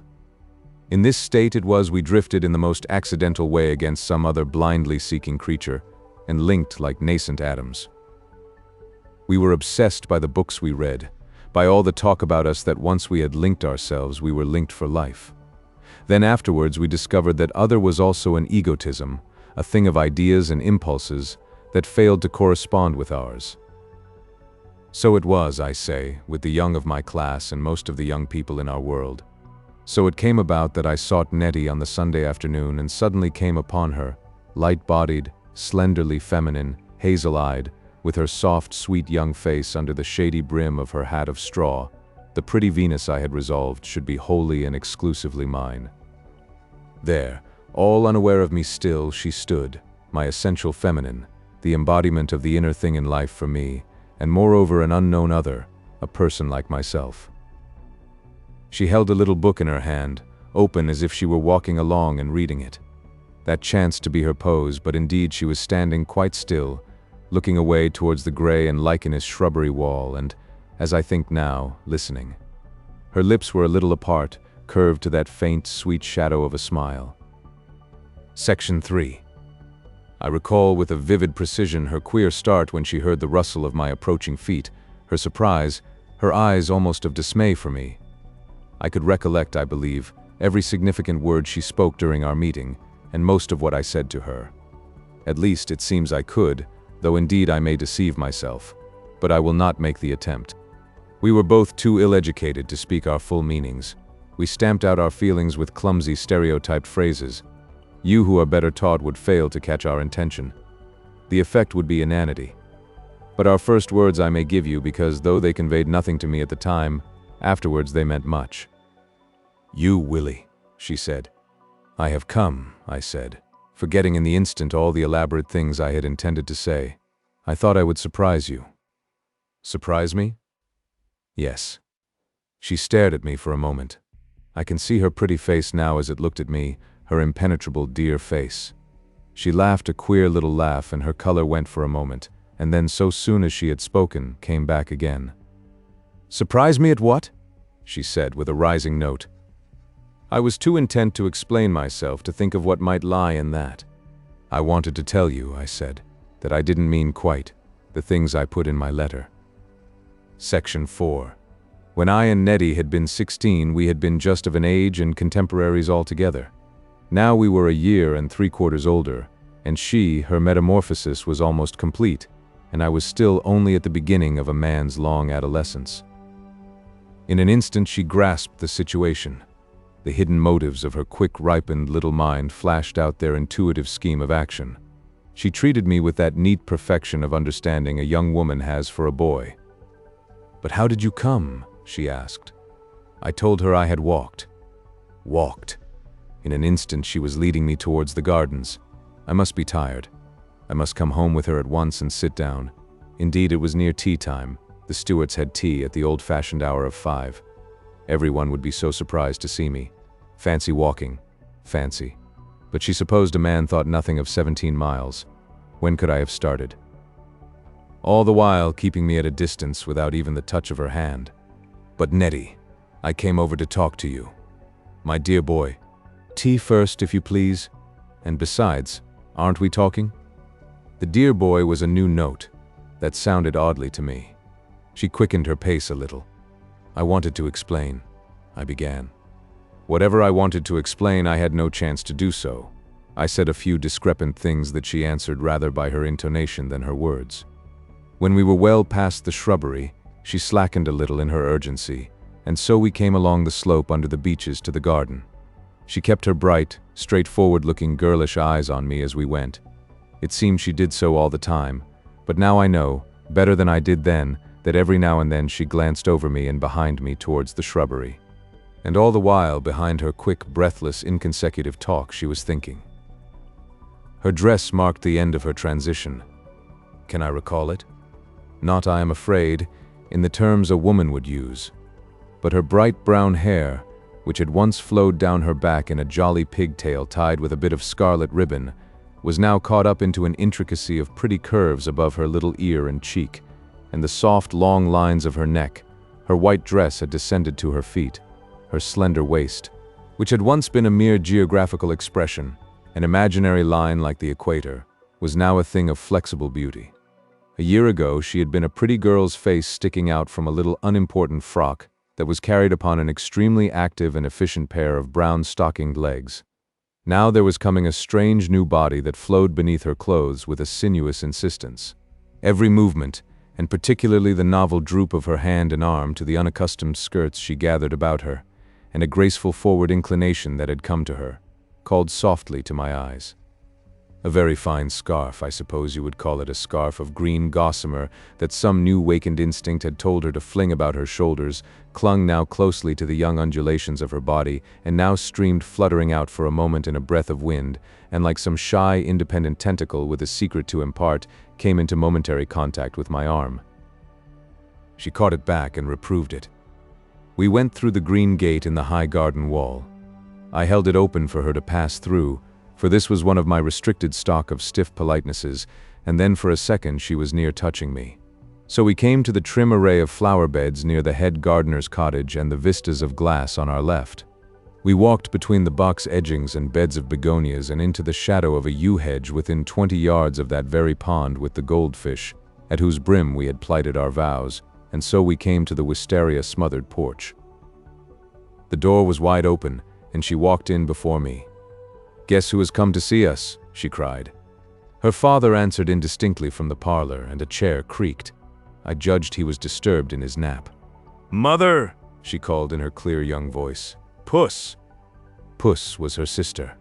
She told them in a marveling key that I had walked all the way from Clayton, and they gathered about me and echoed her notes of surprise. "You'd better sit down, Willie," said her father. "Now you have got here. How's your mother?" He looked at me curiously as he spoke. He was dressed in his Sunday clothes, a sort of brownish tweeds, but the waistcoat was unbuttoned for greater comfort in his slumbers. He was a brown-eyed, ruddy man, and I still have now in my mind the bright effect of the red golden hairs that started out from his cheek to flow down into his beard. He was short but strongly built, and his beard and mustache were the biggest things about him. She had taken all the possibility of beauty he possessed, his clear skin, his bright hazel-brown eyes, and wedded them to a certain quickness she got from her mother. Her mother I remember as a sharp-eyed woman of great activity. She seems to me now to have been perpetually bringing in or taking out meals or doing some such service, and to me, for my mother's sake and my own, she was always welcoming and kind. Puss was a youngster of 14 perhaps, of whom a hard, bright stare and a pale skin like her mother's are the chief traces on my memory. All these people were very kind to me, and among them there was a common recognition, sometimes very agreeably finding expression, that I was clever. They all stood about me as if they were a little at a loss. "Sit down," said her father. "Give him a chair, Puss." We talked a little stiffly. They were evidently surprised by my sudden apparition, dusty, fatigued, and white-faced, but Nettie did not remain to keep the conversation going. "There," she cried suddenly, as if she were vexed. "I declare," and she darted out of the room. "Lord, what a girl it is," said Mrs. Stewart.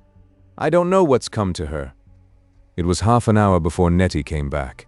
It seemed a long time to me, and yet she had been running, for when she came in again she was out of breath. In the meantime, I had thrown out casually that I had given up my place at Rawdon's. "I can do better than that," I said. "I left my book in the dell," she said, panting. "Is tea ready?" And that was her apology.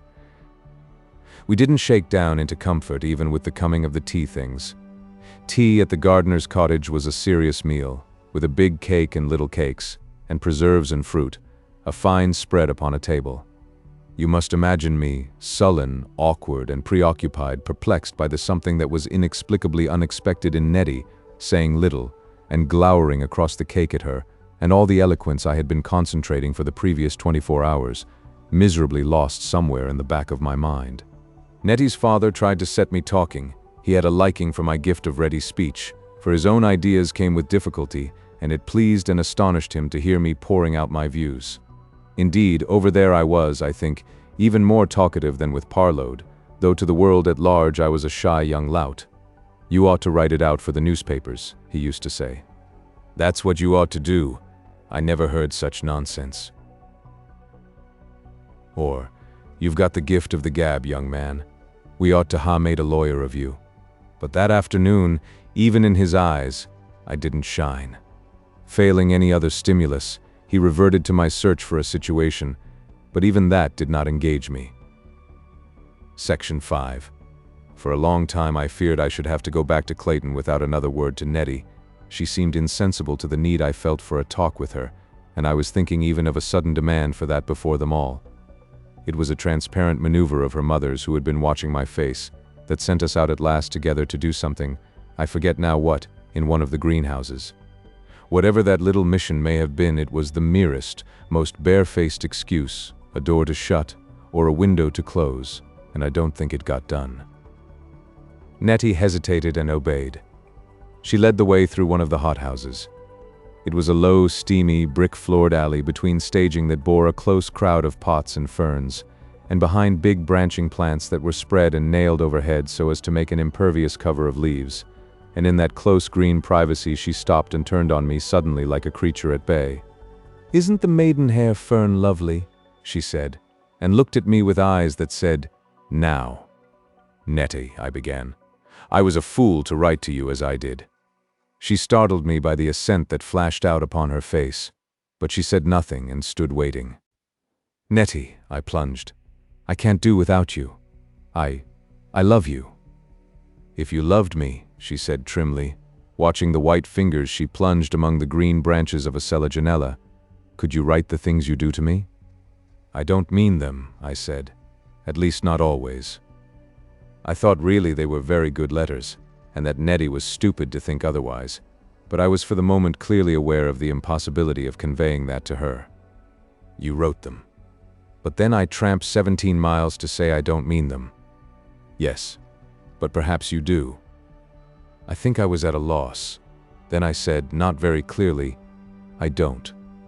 "You think you love me, Willie, but you don't." "I do, Nettie.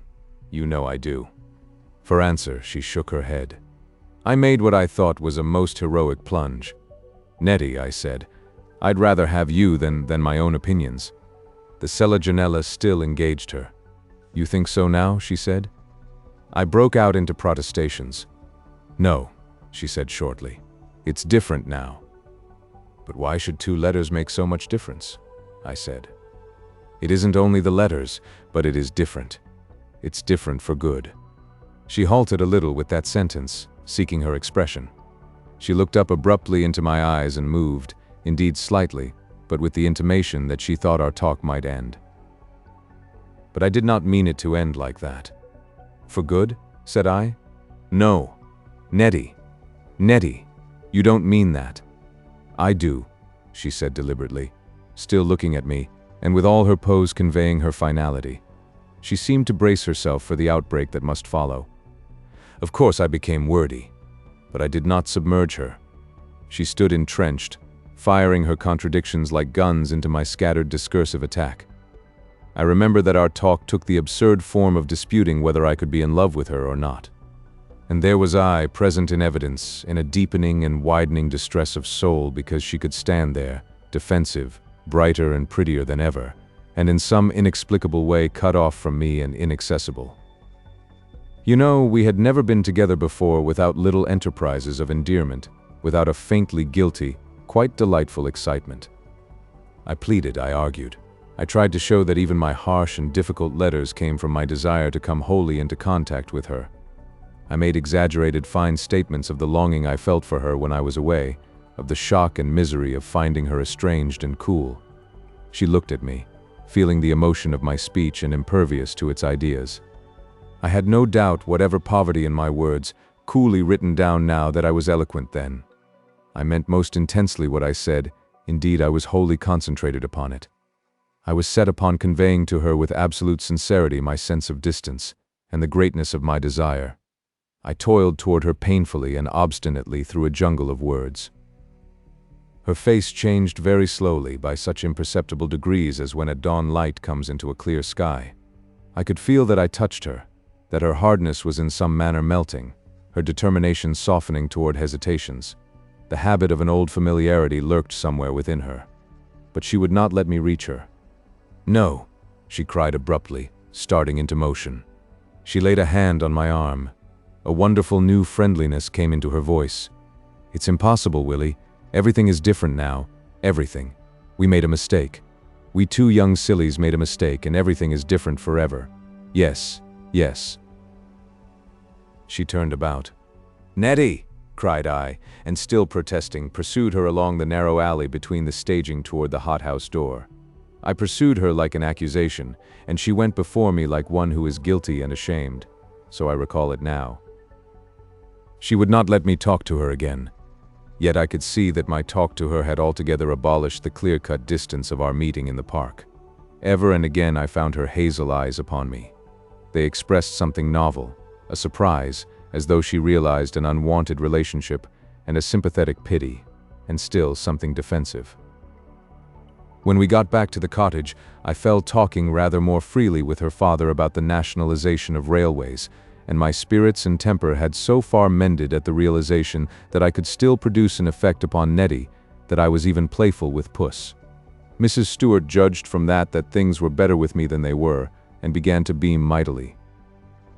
But Nettie remained thoughtful and said very little.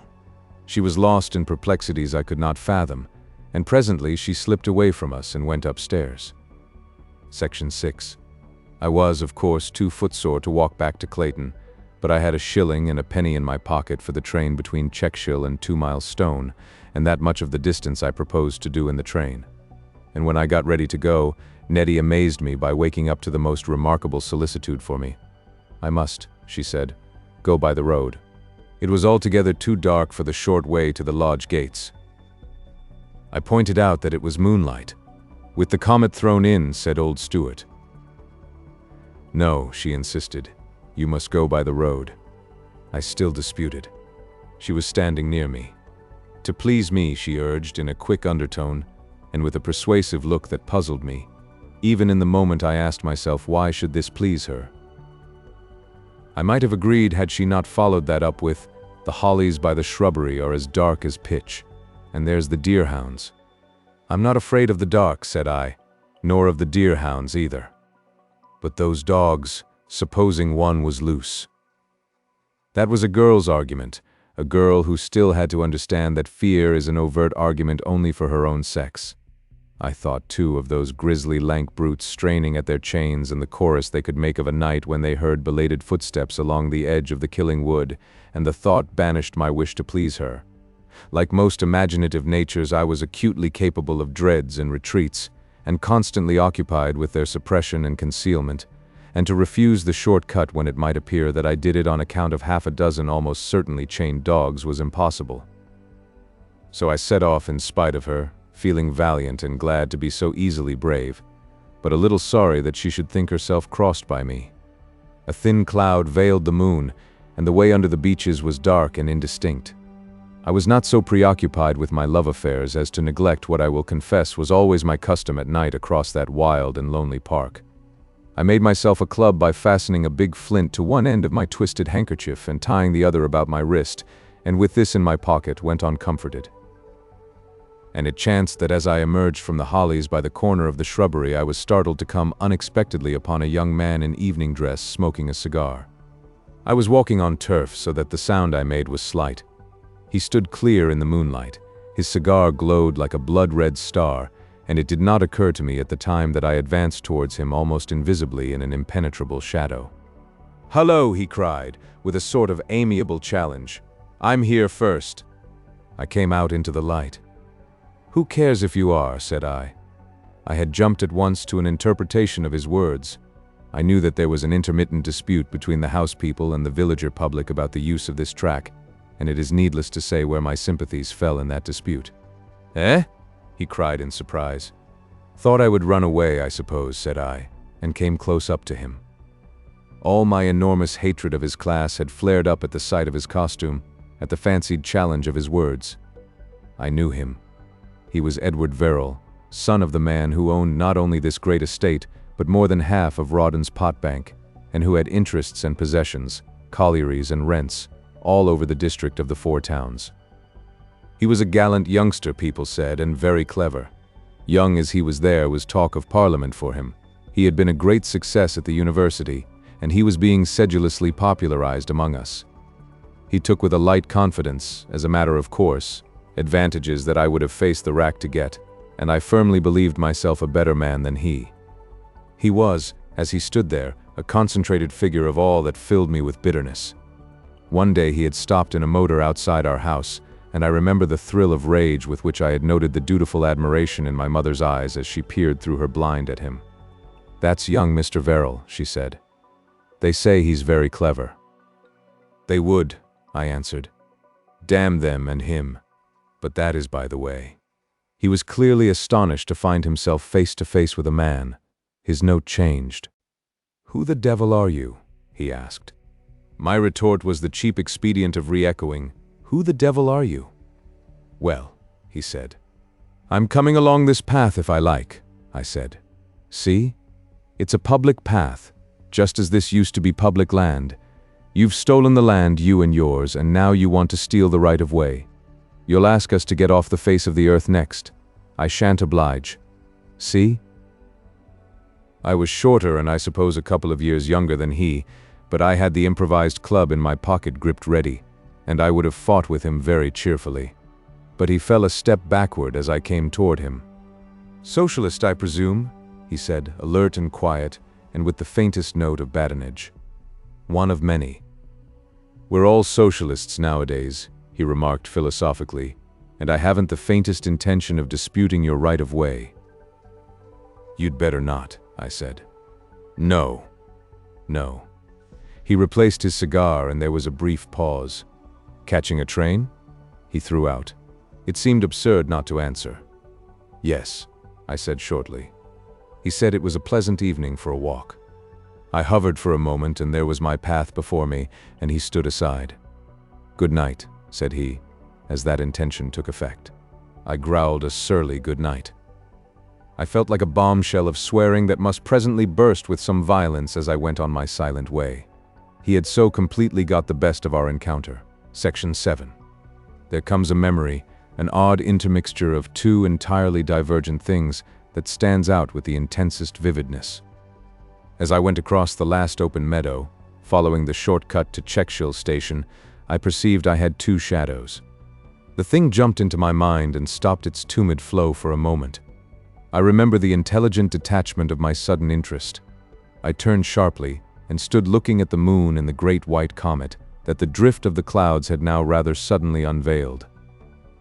The comet was perhaps 20 degrees from the moon. What a wonderful thing it looked floating there, a greenish-white apparition in the dark blue deeps. It looked brighter than the moon because it was smaller, but the shadow it cast, though clearer cut, was much fainter than the moon's shadow. I went on noting these facts, watching my two shadows precede me.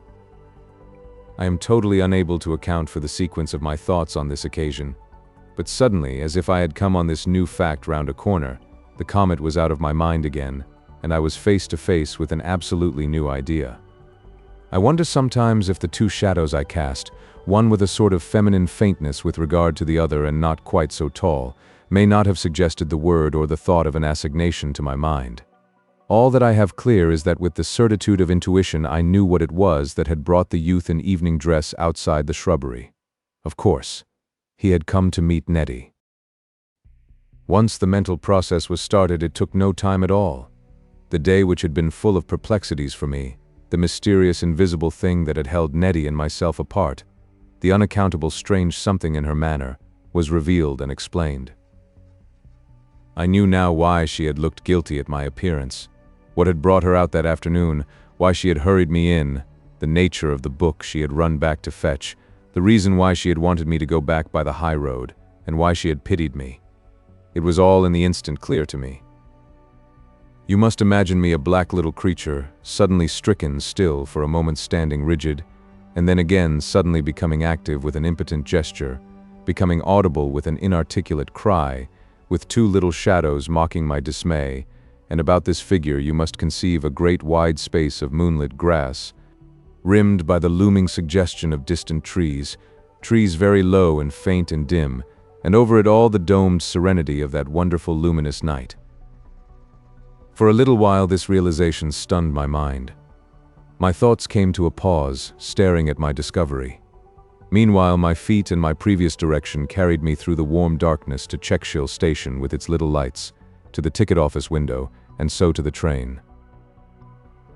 I remember myself as it were waking up to the thing I was alone in one of the dingy third-class compartments of that time, and the sudden, nearly frantic insurgence of my rage.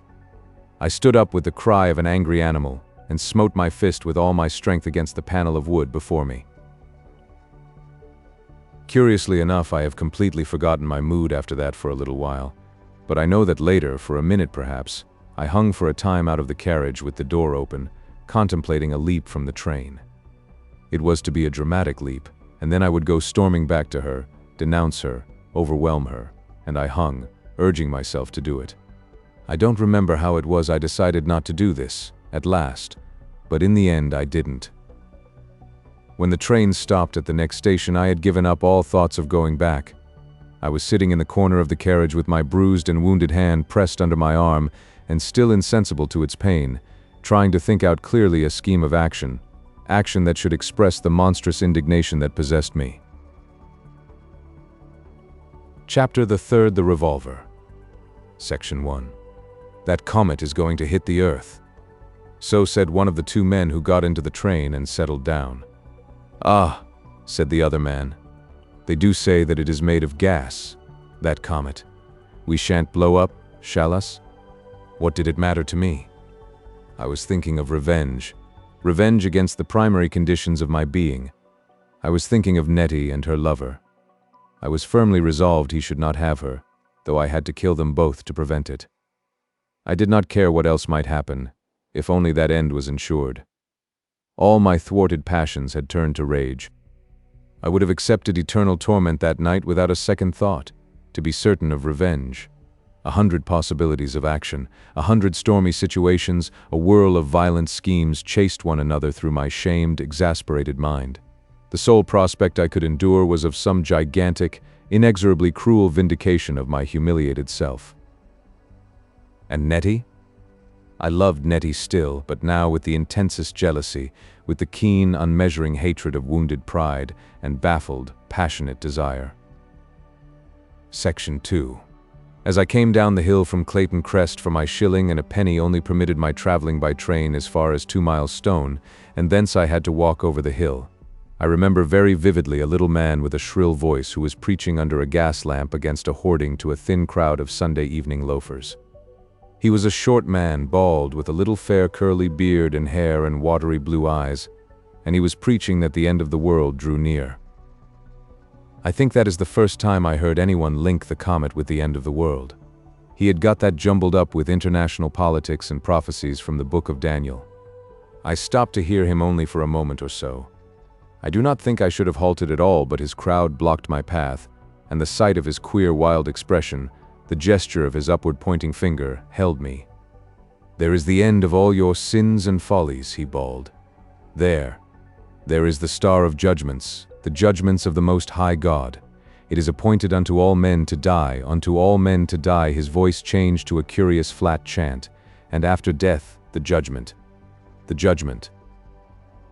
I pushed and threaded my way through the bystanders and went on, and his curious, harsh, flat voice pursued me. I went on with the thoughts that had occupied me before, where I could buy a revolver, and how I might master its use, and probably I should have forgotten all about him had he not taken a part in the hideous dream that ended the little sleep I had that night.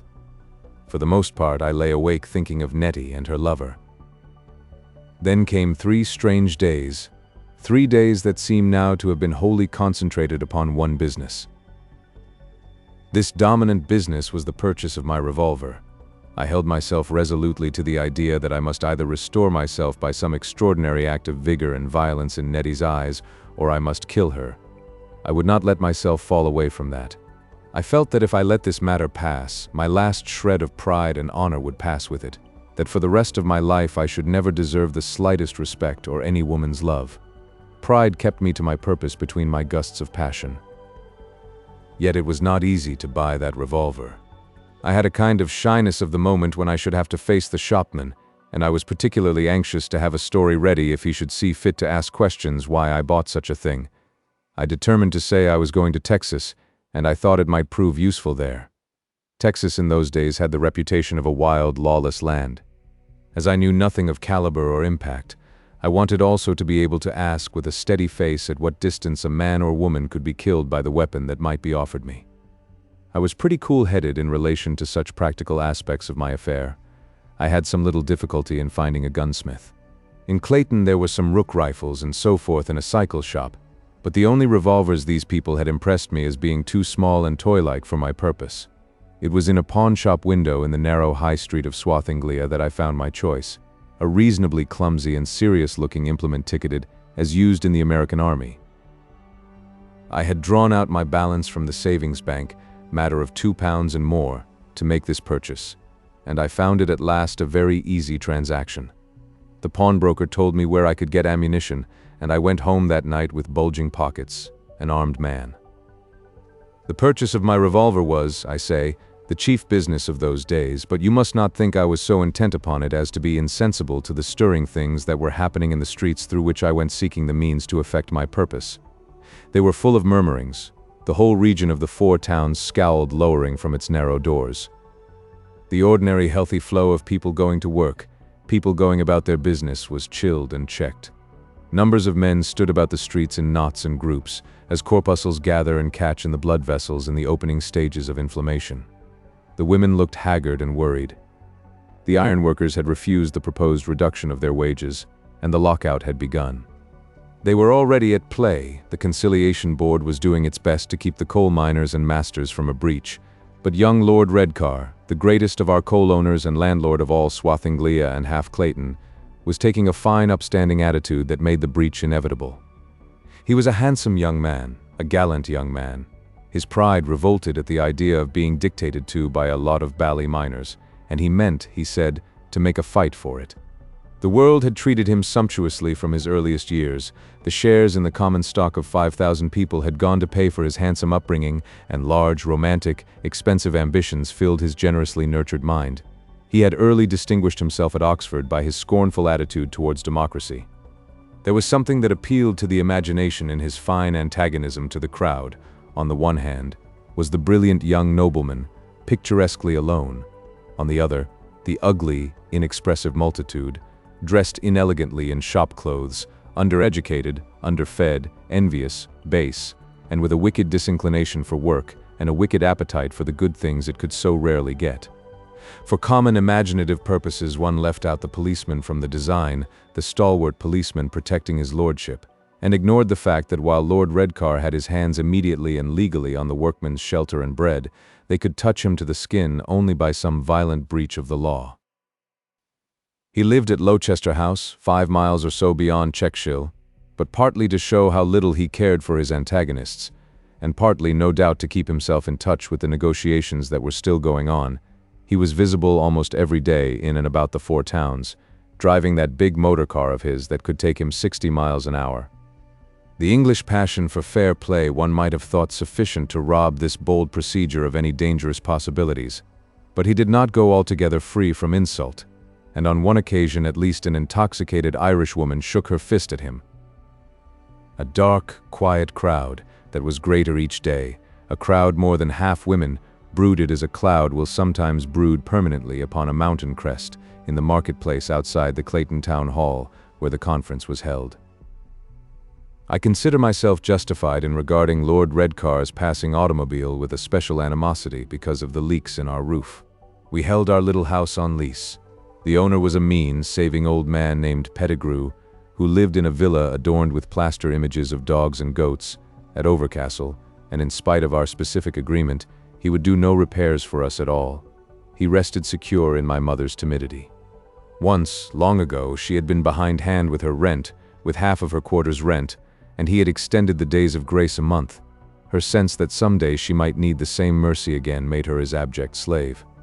She was afraid even to ask that he should cause the roof to be mended for fear he might take offense.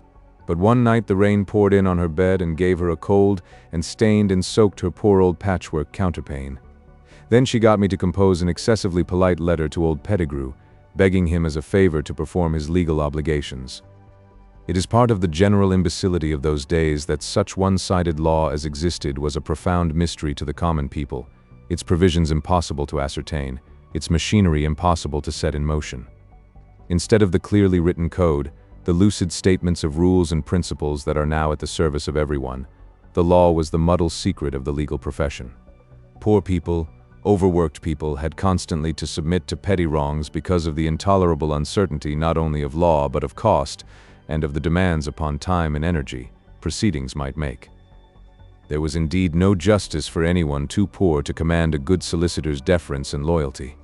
There was nothing but rough police protection and the magistrate's grudging or eccentric advice for the mass of the population. The civil law in particular was a mysterious upper-class weapon, and I can imagine no injustice that would have been sufficient to induce my poor old mother to appeal to it. All this begins to sound incredible. I can only assure you that it was so. But when I learned that old Pettigrew had been down to tell my mother all about his rheumatism, to inspect the roof, and to allege that nothing was needed, gave way to my most frequent emotion in those days, a burning indignation, and took the matter into my own hands. I wrote and asked him, with a withering air of technicality, to have the roof repaired as per agreement, and added, "If not done in 1 week from now, we shall be obliged to take proceedings." I had not mentioned this high line of conduct to my mother at first, and so when old Pettigrew came down in a state of great agitation with my letter in his hand, she was almost equally agitated. "How could you write to old Mr. Pettigrew like that?" she asked me. I said that old Pettigrew was a shameful old rascal, or words to that effect, and I am afraid I behaved in a very undutiful way to her when she said that she had settled everything with him. She wouldn't say how, but I could guess well enough, and that I was to promise her faithfully to do nothing more in the matter. I wouldn't promise her. And having nothing better to employ me then, I presently went raging to old Pettigrew, in order to put the whole thing before him in what I considered the proper light. Old Pettigrew evaded my illumination. He saw me coming up his front steps. I can still see his queer old nose and the crinkled brow over his eye, and the little wisp of gray hair that showed over the corner of his window blind, and he instructed his servant to put up the chain when she answered the door, and to tell me that he would not see me. So I had to fall back upon my pen. Then it was, as I had no idea what were the proper proceedings to take, the brilliant idea occurred to me of appealing to Lord Redcar as the ground landlord and, as it were, our feudal chief, and pointing out to him that his security for his rent was depreciating in old Pettigrew's hands. I added some general observations on leaseholds, the taxation of ground rents, and the private ownership of the soil, and Lord Redcar, whose spirit revolted at democracy, and who cultivated a pert, humiliating manner with his inferiors to show as much, earned my distinguished hatred forever by causing his secretary to present his compliments to me, and his request that I would mind my own business and leave him to manage his, at which I was so greatly enraged that I first tore this note into minute innumerable pieces, and then dashed it dramatically all over the floor of my room, from which, to keep my mother from the job, I afterward had to pick it up laboriously on all fours. I was still meditating a tremendous retort, an indictment of all Lord Redcar's class, their manners, morals, economic and political crimes, when my trouble with Nettie arose to swamp all minor troubles. Yet, not so completely but that I snarled aloud when his lordship's motor car whizzed by me, as I went about upon my long meandering quest for a weapon. And I discovered after a time that my mother had bruised her knee and was lame. Fearing to irritate me by bringing the thing before me again, she had set herself to move her bed out of the way of the drip without my help, and she had knocked her knee. All her poor furnishings, I discovered, were cowering now close to the peeling bedroom walls. There had come a vast discoloration of the ceiling, and a washing tub was in occupation of the middle of her chamber.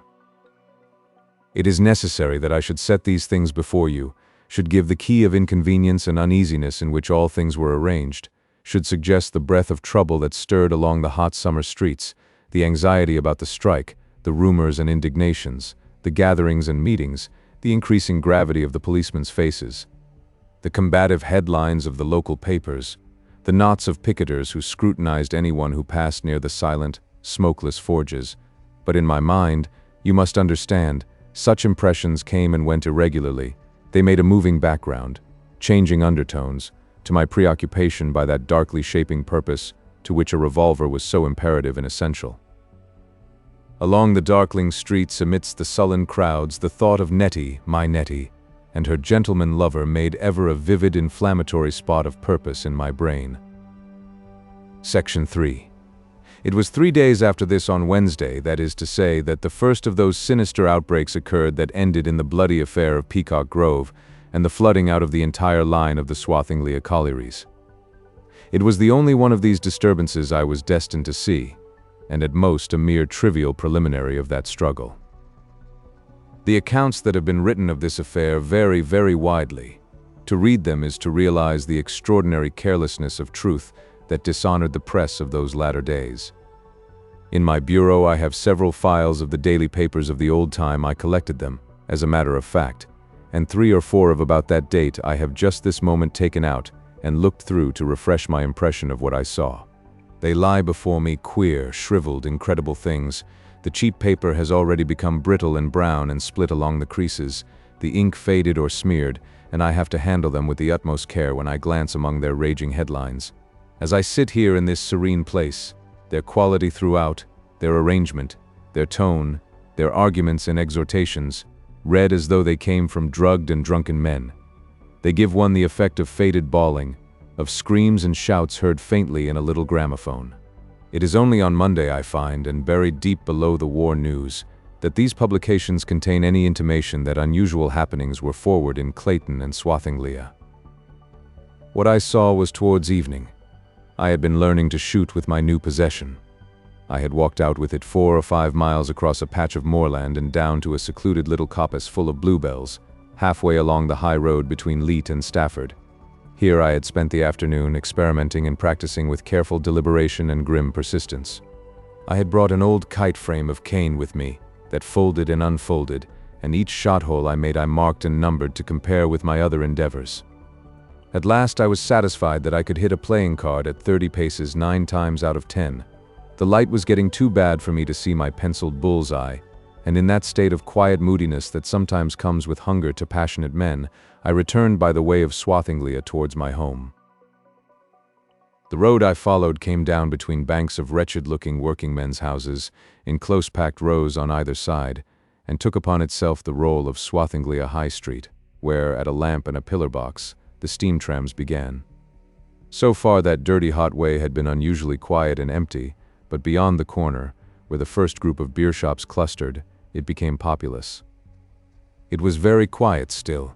Even the children were a little inactive, but there were a lot of people standing dispersedly in little groups, and with a general direction towards the gates of the Bantock Burden coal pit.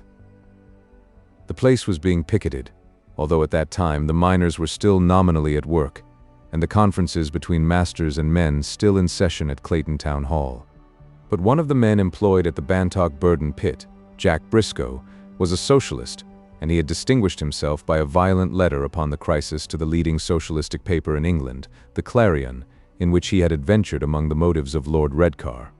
The publication of this had been followed by instant dismissal. As Lord Redcar wrote a day or so later to the Times, I have that Times. I have all the London papers of the last month before the change. The man was paid off and kicked out. Any self-respecting employer would do the same.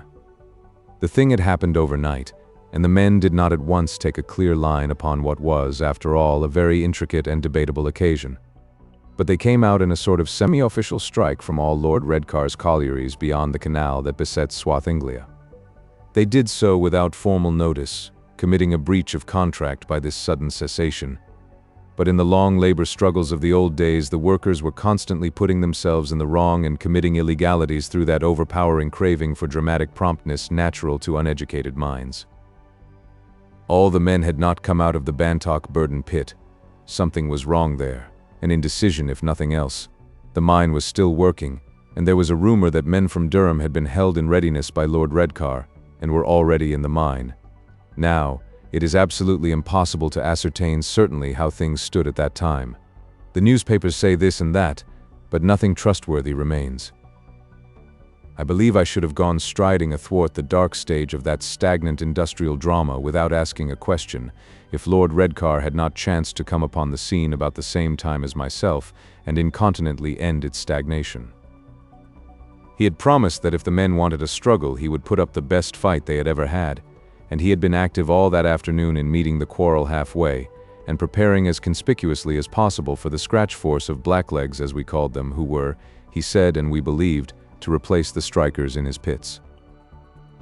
I was an eyewitness of the whole of the affair outside the Bantock Burden pit, and I do not know what happened. Picture to yourself how the thing came to me. I was descending a steep, cobbled, excavated road between banked-up footways, perhaps 6 feet high, upon which, in a monotonous series, opened the living room doors of rows of dark, low cottages. The perspective of squat blue slate roofs and clustering chimneys drifted downward towards the irregular open space before the colliery, a space covered with coaly, wheel-scarred mud, with a patch of weedy dump to the left and the colliery gates to the right. Beyond, the high street with shops resumed again in good earnest and went on, and the lines of the steam tramway that started out from before my feet, and were here shining and acutely visible with reflected skylight, and here lost in a shadow, took up for one acute moment the greasy yellow irradiation of a newly lit gas lamp as they vanished round the bend.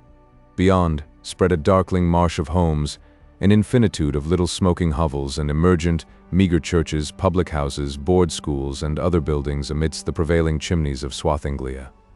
To the right, very clear and relatively high, the Bantock Burden pit mouth was marked by a gaunt lattice bearing a great black wheel, very sharp and distinct in the twilight, and beyond, in an irregular perspective, were others following the lie of the seams. The general effect, as one came down the hill, was of a dark compressed life beneath a very high and wide and luminous evening sky, against which these pit wheels rose. And ruling the calm spaciousness of that heaven was the great comet, now green-white, and wonderful for all who had eyes to see. The fading afterglow of the sunset threw up all the contours and skyline to the west, and the comet rose eastward out of the pouring tumult of smoke from Bladden's forges. The moon had still to rise. By this time the comet had begun to assume the cloud-like form still familiar through the medium of 1,000 photographs and sketches. At first it had been an almost telescopic speck. It had brightened to the dimensions of the greatest star in the heavens. It had still grown, hour by hour, in its incredibly swift, its noiseless and inevitable rush upon our Earth, until it had equaled and surpassed the moon. Now it was the most splendid thing this sky of Earth has ever held. I have never seen a photograph that gave a proper idea of it. Never at any time did it assume the conventional tailed outline comets are supposed to have. Astronomers talked of its double tail, one preceding it and one trailing behind it, but these were foreshortened to nothing, so that it had rather the form of a bellying puff of luminous smoke with an intenser, brighter heart.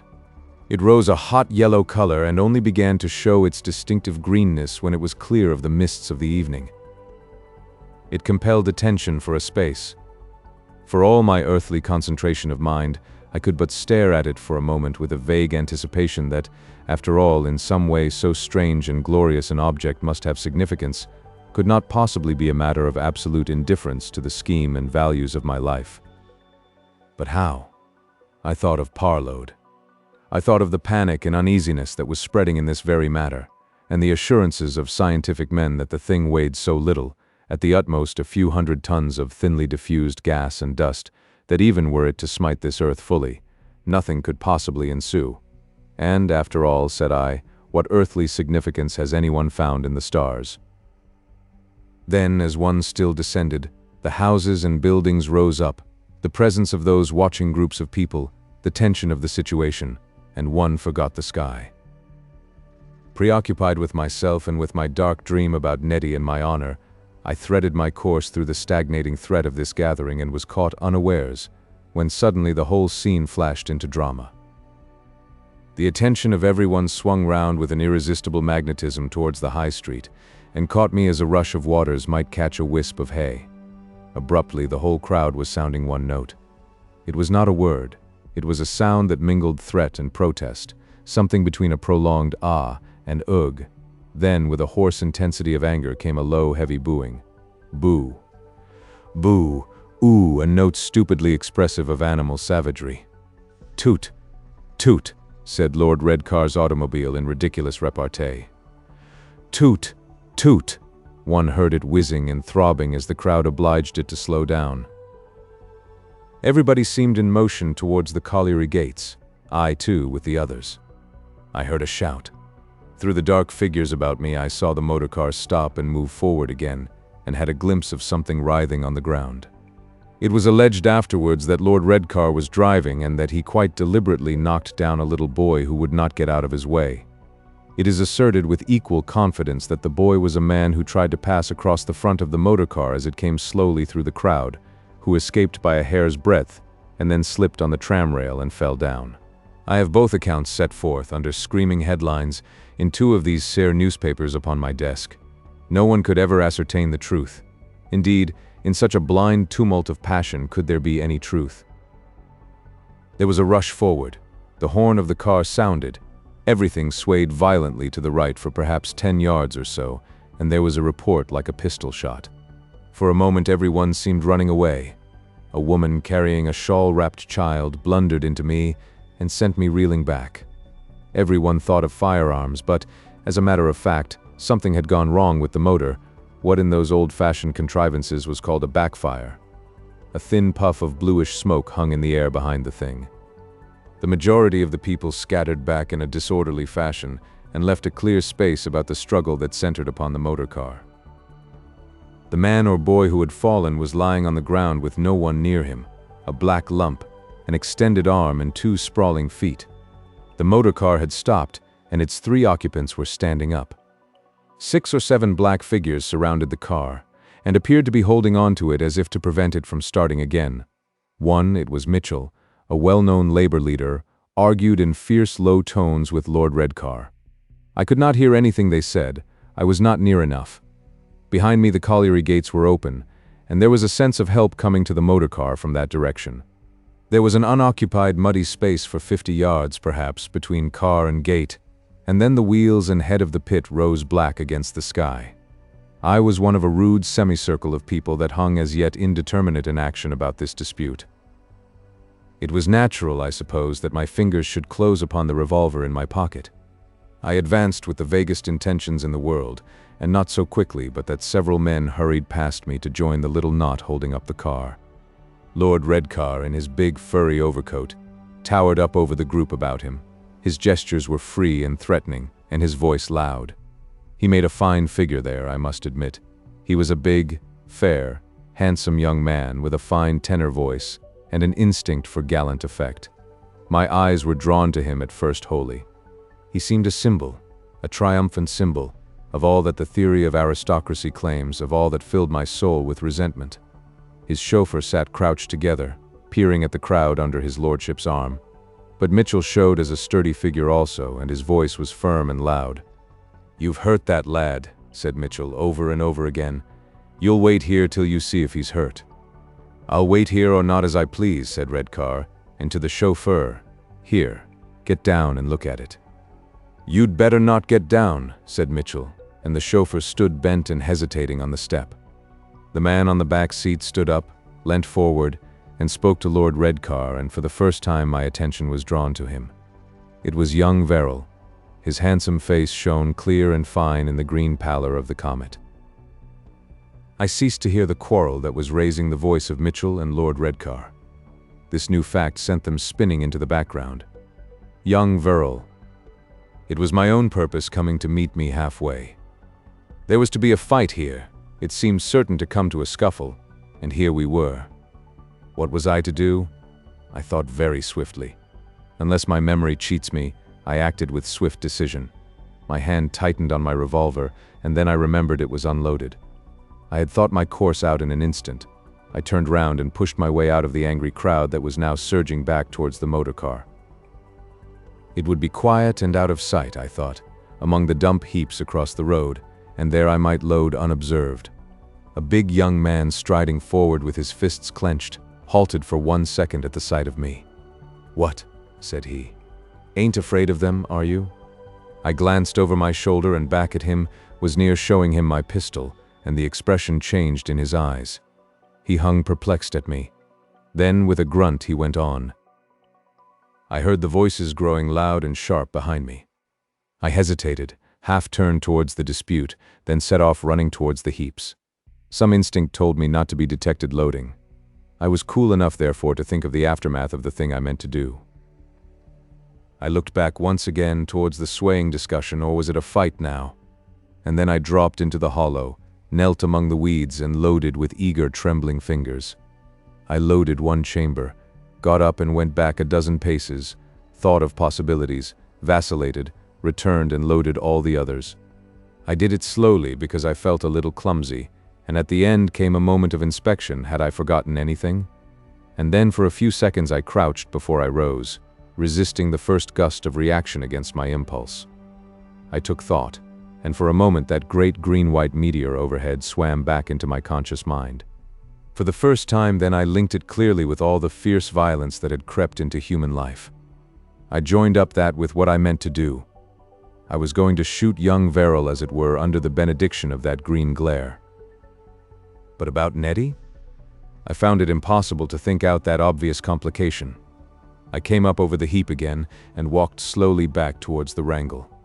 Of course I had to kill him. Now I would have you believe I did not want to murder young Verrill at all at that particular time. I had not pictured such circumstances as these. I had never thought of him in connection with Lord Redcar and our black industrial world. He was in that distant other world of Checkshill, the world of parks and gardens, the world of sunlit emotions and Nettie. His appearance here was disconcerting. I was taken by surprise. I was too tired and hungry to think clearly, and the hard implication of our antagonism prevailed with me. In the tumult of my past emotions, I had thought constantly of conflicts, confrontations, deeds of violence, and now the memory of these things took possession of me as though they were irrevocable resolutions.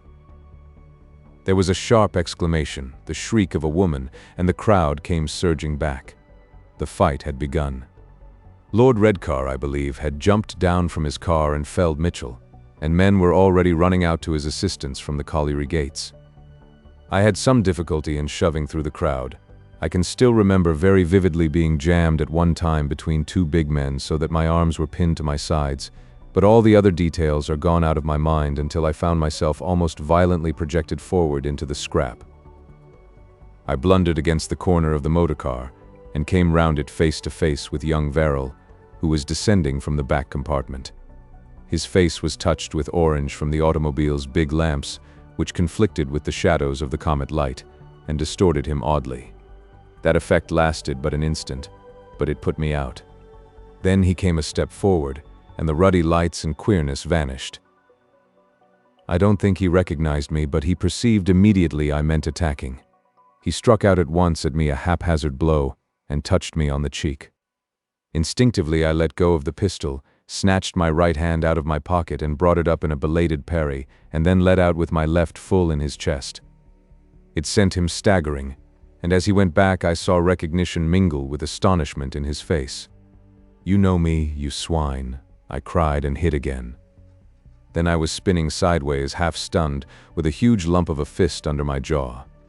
I had an impression of Lord Redcar as a great furry bulk, towering like some Homeric hero above the fray. I went down before him. It made him seem to rush up, and he ignored me further. His big flat voice counseled young Verrill. "Cut, Teddy. It won't do. The picketers got eye on Boz." Feet swayed about me, and some hobnailed miner kicked my ankle and went stumbling. There were shouts and curses, and then everything had swept past me. I rolled over on my face and beheld the chauffeur, young Verrill, and Lord Redcar, the latter holding up his long skirts of fur and making a grotesque figure one behind the other, in full bolt across a coldly comet-lit interval, towards the open gates of the colliery. I raised myself up on my hands. Young Verrill. I had not even drawn my revolver. I had forgotten it. I was covered with coaly mud, knees, elbows, shoulders, back. I had not even drawn my revolver. A feeling of ridiculous impotence overwhelmed me.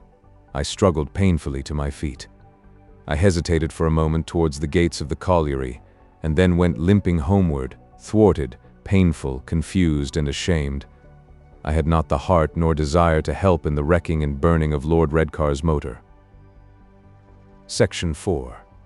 In the night, fever, pain, fatigue, it may be the indigestion of my supper of bread and cheese, roused me at last out of a haggard sleep to face despair. I was a soul lost amidst desolations and shame, dishonored, evilly treated, hopeless. I raged against the God I denied, and cursed him as I lay. And it was in the nature of my fever, which was indeed only half fatigue and illness, and the rest the disorder of passionate youth, that Nettie, a strangely distorted Nettie, should come through the brief dreams that marked the exhaustions of that vigil, to dominate my misery. I was sensible, with an exaggerated distinctness, of the intensity of her physical charm for me, of her every grace and beauty. She took to herself the whole gamut of desire in me, and the whole gamut of pride. She, bodily, was my lost honor. It was not only loss but disgrace to lose her. She stood for life and all that was denied. She mocked me as a creature of failure and defeat. My spirit raised itself towards her, and then the bruise upon my jaw glowed with a dull heat, and I rolled in the mud again before my rivals. There were times when something near madness took me, and I gnashed my teeth and dug my nails into my hands and ceased to curse and cry out only by reason of the insufficiency of words. And once towards dawn I got out of bed and sat by my looking-glass with my revolver loaded in my hand.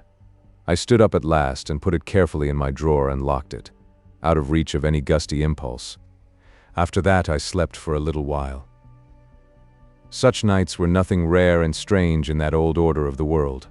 Never a city, never a night the whole year round, but amidst those who slept were those who waked, plumbing the deeps of wrath and misery.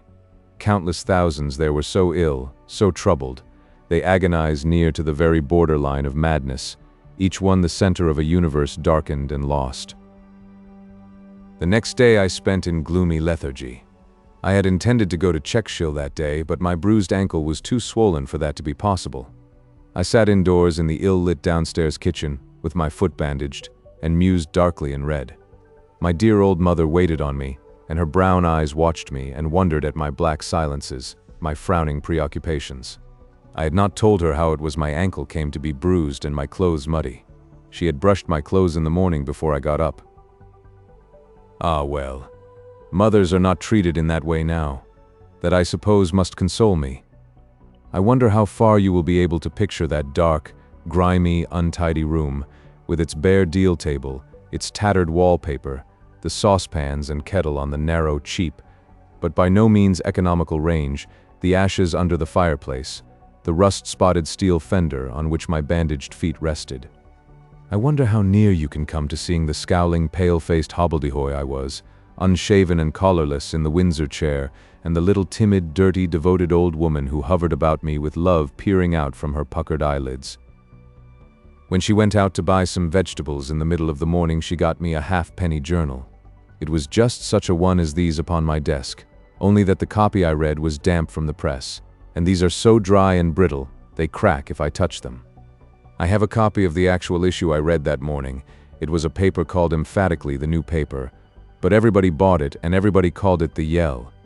It was full that morning of stupendous news and still more stupendous headlines, so stupendous that for a little while I was roused from my egotistical broodings to wider interests. For it seemed that Germany and England were on the brink of war. Of all the monstrous, irrational phenomena of the former time, war was certainly the most strikingly insane. In reality, it was probably far less mischievous than such quieter evil as, for example, the general acquiescence in the private ownership of land, but its evil consequences showed so plainly that even in those days of stifling confusion one marveled at it. On no conceivable grounds was there any sense in modern war. Save for the slaughter and mangling of a multitude of people, the destruction of vast quantities of material, and the waste of innumerable units of energy, it affected nothing. The old war of savage and barbaric nations did at least change humanity. You assumed yourselves to be a superior tribe in physique and discipline. You demonstrated this upon your neighbors, and if successful you took their land and their women and perpetuated and enlarged your superiority. The new war changed nothing but the color of maps, the design of postage stamps, and the relationship of a few accidentally conspicuous individuals. In one of the last of these international epileptic fits, for example, the English, with much dysentery and bad poetry, and a few hundred deaths in battle, conquered the South African Boers at a gross cost of about £3,000 per head. They could have bought the whole of that preposterous imitation of a nation for a tenth of that sum, and except for a few substitutions of personalities, this group of partially corrupt officials in the place of that, and so forth, the permanent change was altogether insignificant. But an excitable young man in Austria committed suicide when at length the Transvaal ceased to be a nation. Men went through the seat of that war after it was all over, and found humanity unchanged, except for a general impoverishment, and the convenience of an unlimited supply of empty ration tins and barbed wire and cartridge cases, unchanged and resuming with a slight perplexity all its old habits and misunderstandings, the nigger still in his slum-like kraal, the white in his ugly, ill-managed shanty. But we in England saw all these things or did not see them through the mirage of the new paper in a light of mania. All my adolescence from 14 to 17 went to the music of that monstrous resonating futility, the cheering, the anxieties, the songs and the waving of flags, the wrongs of generous Buller and the glorious heroism of De Wet, who always got away. That was the great point about the heroic De Wet, and it never occurred to us that the total population we fought against was less than half the number of those who lived cramped, ignoble lives within the compass of the 4 towns.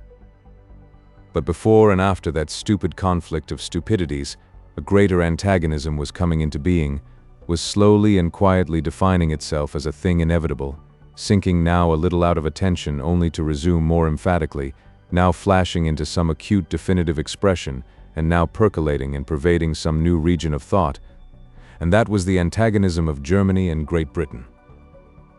When I think of that growing proportion of readers who belong entirely to the new order, who are growing up with only the vaguest early memories of the old world, I find the greatest difficulty in writing down the unintelligible confusions that were matter of fact to their fathers. Here were we British, 41 millions of people, in a state of almost indescribably aimless, economic, and moral muddle that we had neither the courage, the energy, nor the intelligence to improve, that most of us had hardly the courage to think about, and with our affairs hopelessly entangled with the entirely different confusions of 350 million other persons scattered about the globe, and here were the Germans over against us, 56 millions, in a state of confusion no whit better than our own, and the noisy little creatures who directed papers and wrote books and gave lectures, and generally in that time of world dementia pretended to be the national mind, were busy in both countries, with a sort of infernal unanimity, exhorting, and not only exhorting but successfully persuading the two peoples to divert such small common store of material, moral and intellectual energy as either possessed into the purely destructive and wasteful business of war. And I have to tell you these things even if you do not believe them, because they are vital to my story. There was not a man alive who could have told you of any real permanent benefit, of anything whatever to counterbalance the obvious waste and evil that would result from a war between England and Germany, whether England shattered Germany or was smashed and overwhelmed, or whatever the end might be. The thing was, in fact, an enormous irrational obsession. It was, in the microcosm of our nation, curiously parallel to the egotistical wrath and jealousy that swayed my individual microcosm. It measured the excess of common emotion over the common intelligence, the legacy of inordinate passion we have received from the brute from which we came. Just as I had become the slave of my own surprise and anger and went hither and thither with a loaded revolver, seeking and intending vague, fluctuating crimes, so these two nations went about the earth, hot-eared and muddle-headed, with loaded navies and armies terribly ready at hand. Only there was not even a Nettie to justify their stupidity. There was nothing but quiet imaginary thwarting on either side. And the press was the chief instrument that kept these two huge multitudes of people directed against one another. The press, those newspapers that are now so strange to us, like the empires, the nations, the trusts, and all the other great monstrous shapes of that extraordinary time, was in the nature of an unanticipated accident.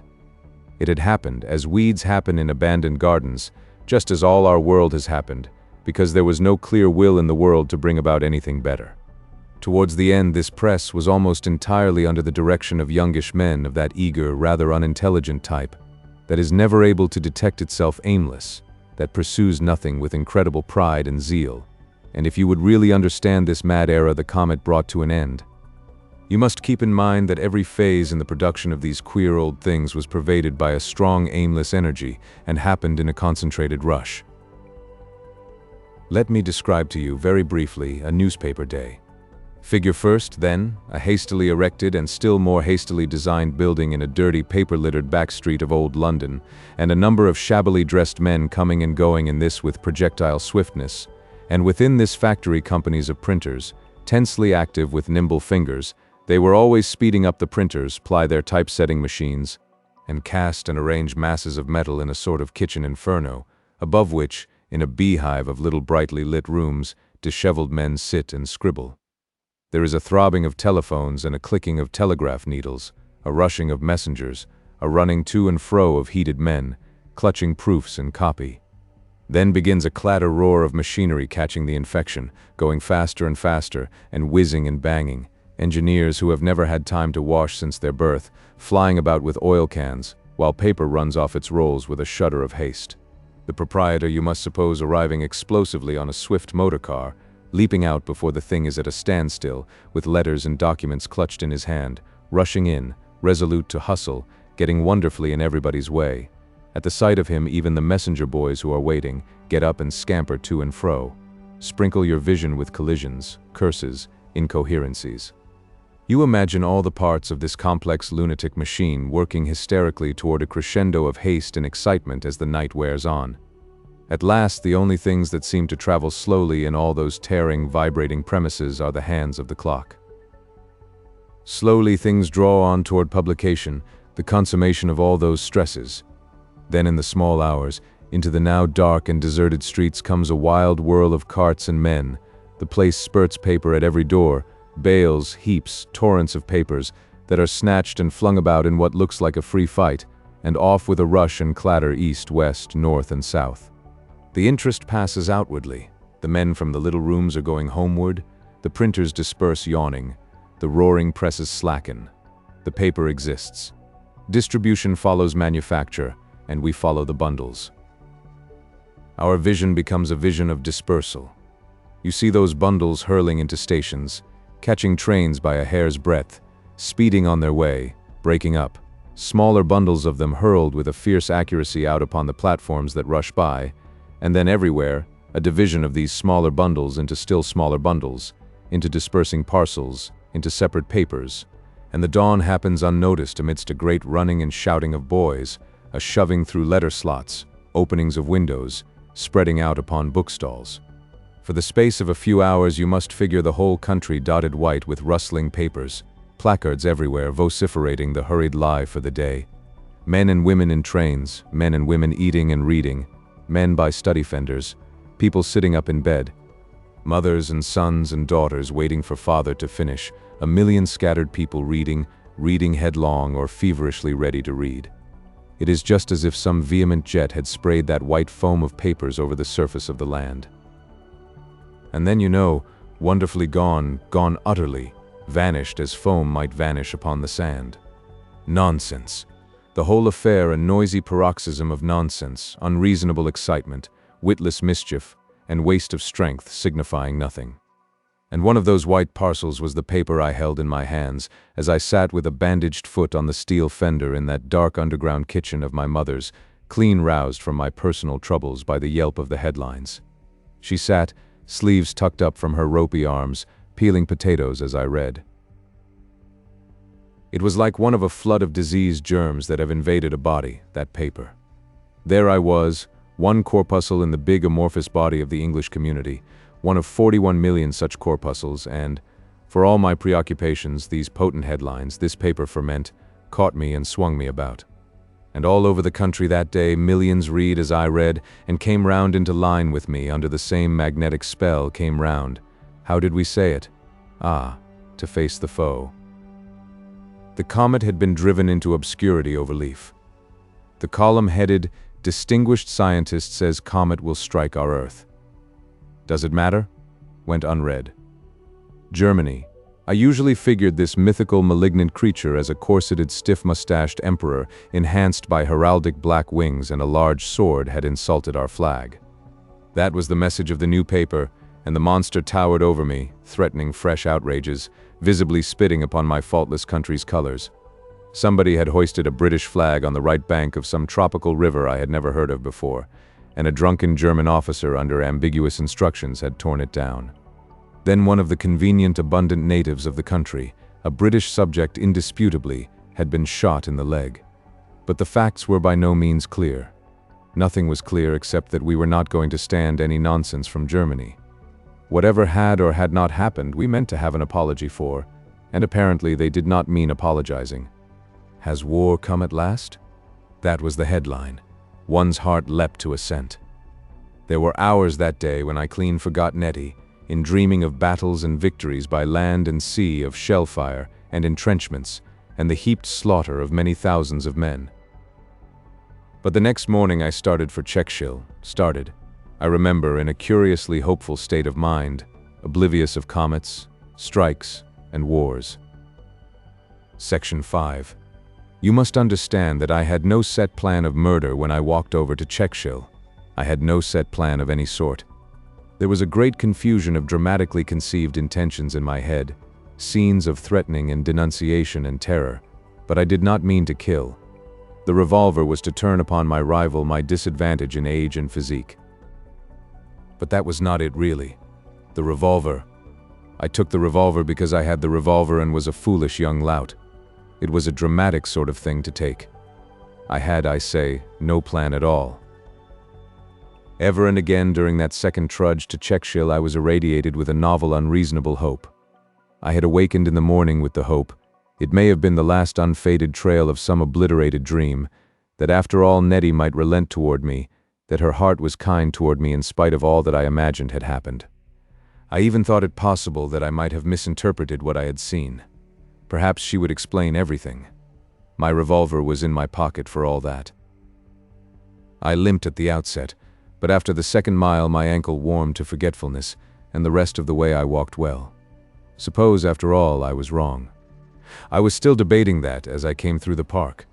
By the corner of the paddock near the keeper's cottage, I was reminded by some belated blue hyacinths of a time when I and Nettie had gathered them together. It seemed impossible that we could really have parted ourselves for good and all. A wave of tenderness flowed over me and still flooded me as I came through the little dell and drew towards the hollies. But there the sweet Nettie of my boy's love faded, and I thought of the new Nettie of desire and the man I had come upon in the moonlight. I thought of the narrow, hot purpose that had grown so strongly out of my springtime freshness, and my mood darkened tonight. I crossed the beech wood and came towards the gardens with a resolute and sorrowful heart. When I reached the green door in the garden wall, I was seized for a space with so violent a trembling that I could not grip the latch to lift it, for I no longer had any doubt how this would end. That trembling was succeeded by a feeling of cold and whiteness and self-pity. I was astonished to find myself grimacing, to feel my cheeks wet, and thereupon I gave way completely to a wild passion of weeping. I must take just a little time before the thing was done. I turned away from the door and stumbled for a little distance, sobbing loudly, and lay down out of sight among the bracken, and so presently became calm again. I lay there some time. I had half a mind to desist, and then my emotion passed like the shadow of a cloud, and I walked very coolly into the gardens. Through the open door of one of the glass houses I saw old Stuart. He was leaning against the staging, his hands in his pockets, and so deep in thought he gave no heed to me. I hesitated and went on towards the cottage, slowly. Something struck me as unusual about the place, but I could not tell at first what it was. One of the bedroom windows was open, and the customary short blind, with its brass upper rail partly unfastened, drooped obliquely across the vacant space. It looked negligent and odd, for usually everything about the cottage was conspicuously trim. The door was standing wide open, and everything was still. But giving that usually orderly hall an odd look, it was about 2:30 in the afternoon, was a pile of 3 dirty plates, with used knives and forks upon them, on one of the hall chairs. I went into the hall, looked into either room, and hesitated.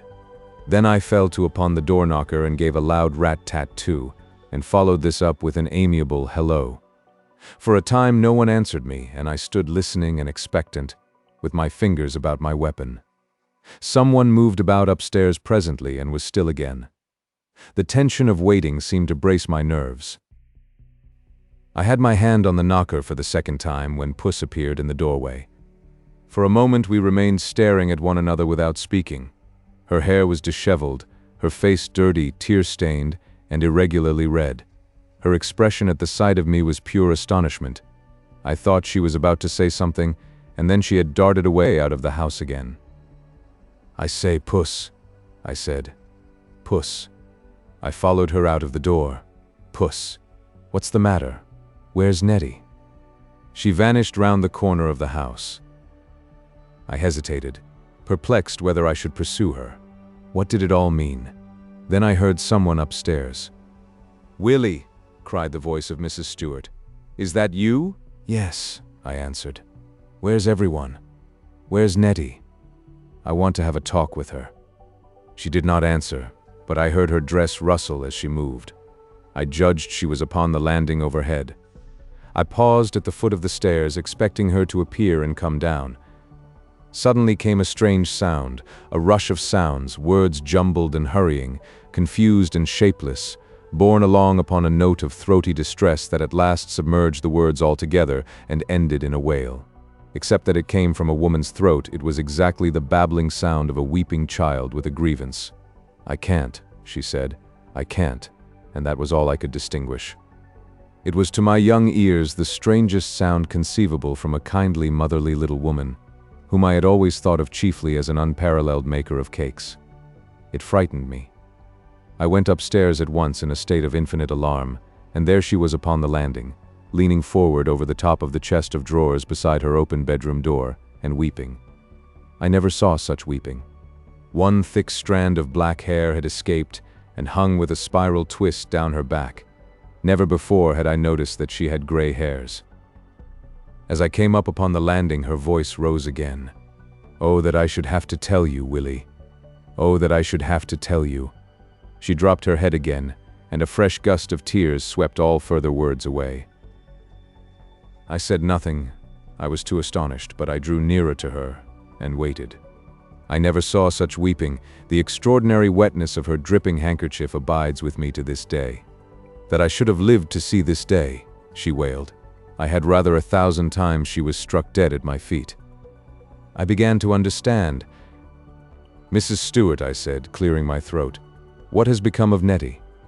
"That I should have lived to see this day," she said by way of reply. I waited till her passion abated.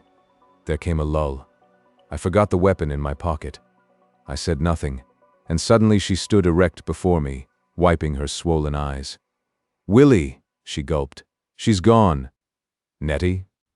"Gone. Run away. Run away from her home.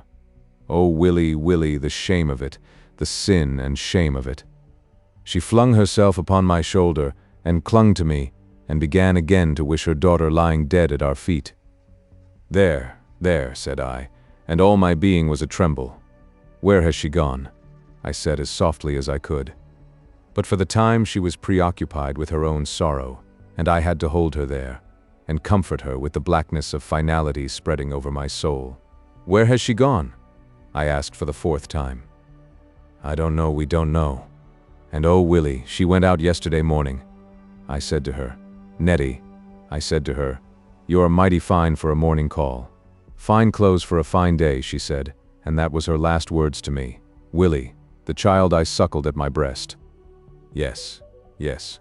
But where is she gone?" I said. She went on with sobs, and now telling her story with a sort of fragmentary hurry. She went out bright and shining, out of this house forever. She was smiling, Willie, as if she was glad to be going. "Glad to be going," I echoed with soundless lips. "You're mighty fine for the morning," I says. "Mighty fine. Let the girl be pretty," says her father, "while she's young." And somewhere she'd got a parcel of her things hidden to pick up, and she was going off out of this house forever. She became quiet. "Let the girl be pretty," she repeated. "Let the girl be pretty while she's young. Oh, how can we go on living, Willie? He doesn't show it, but he's like a stricken beast. He's wounded to the heart.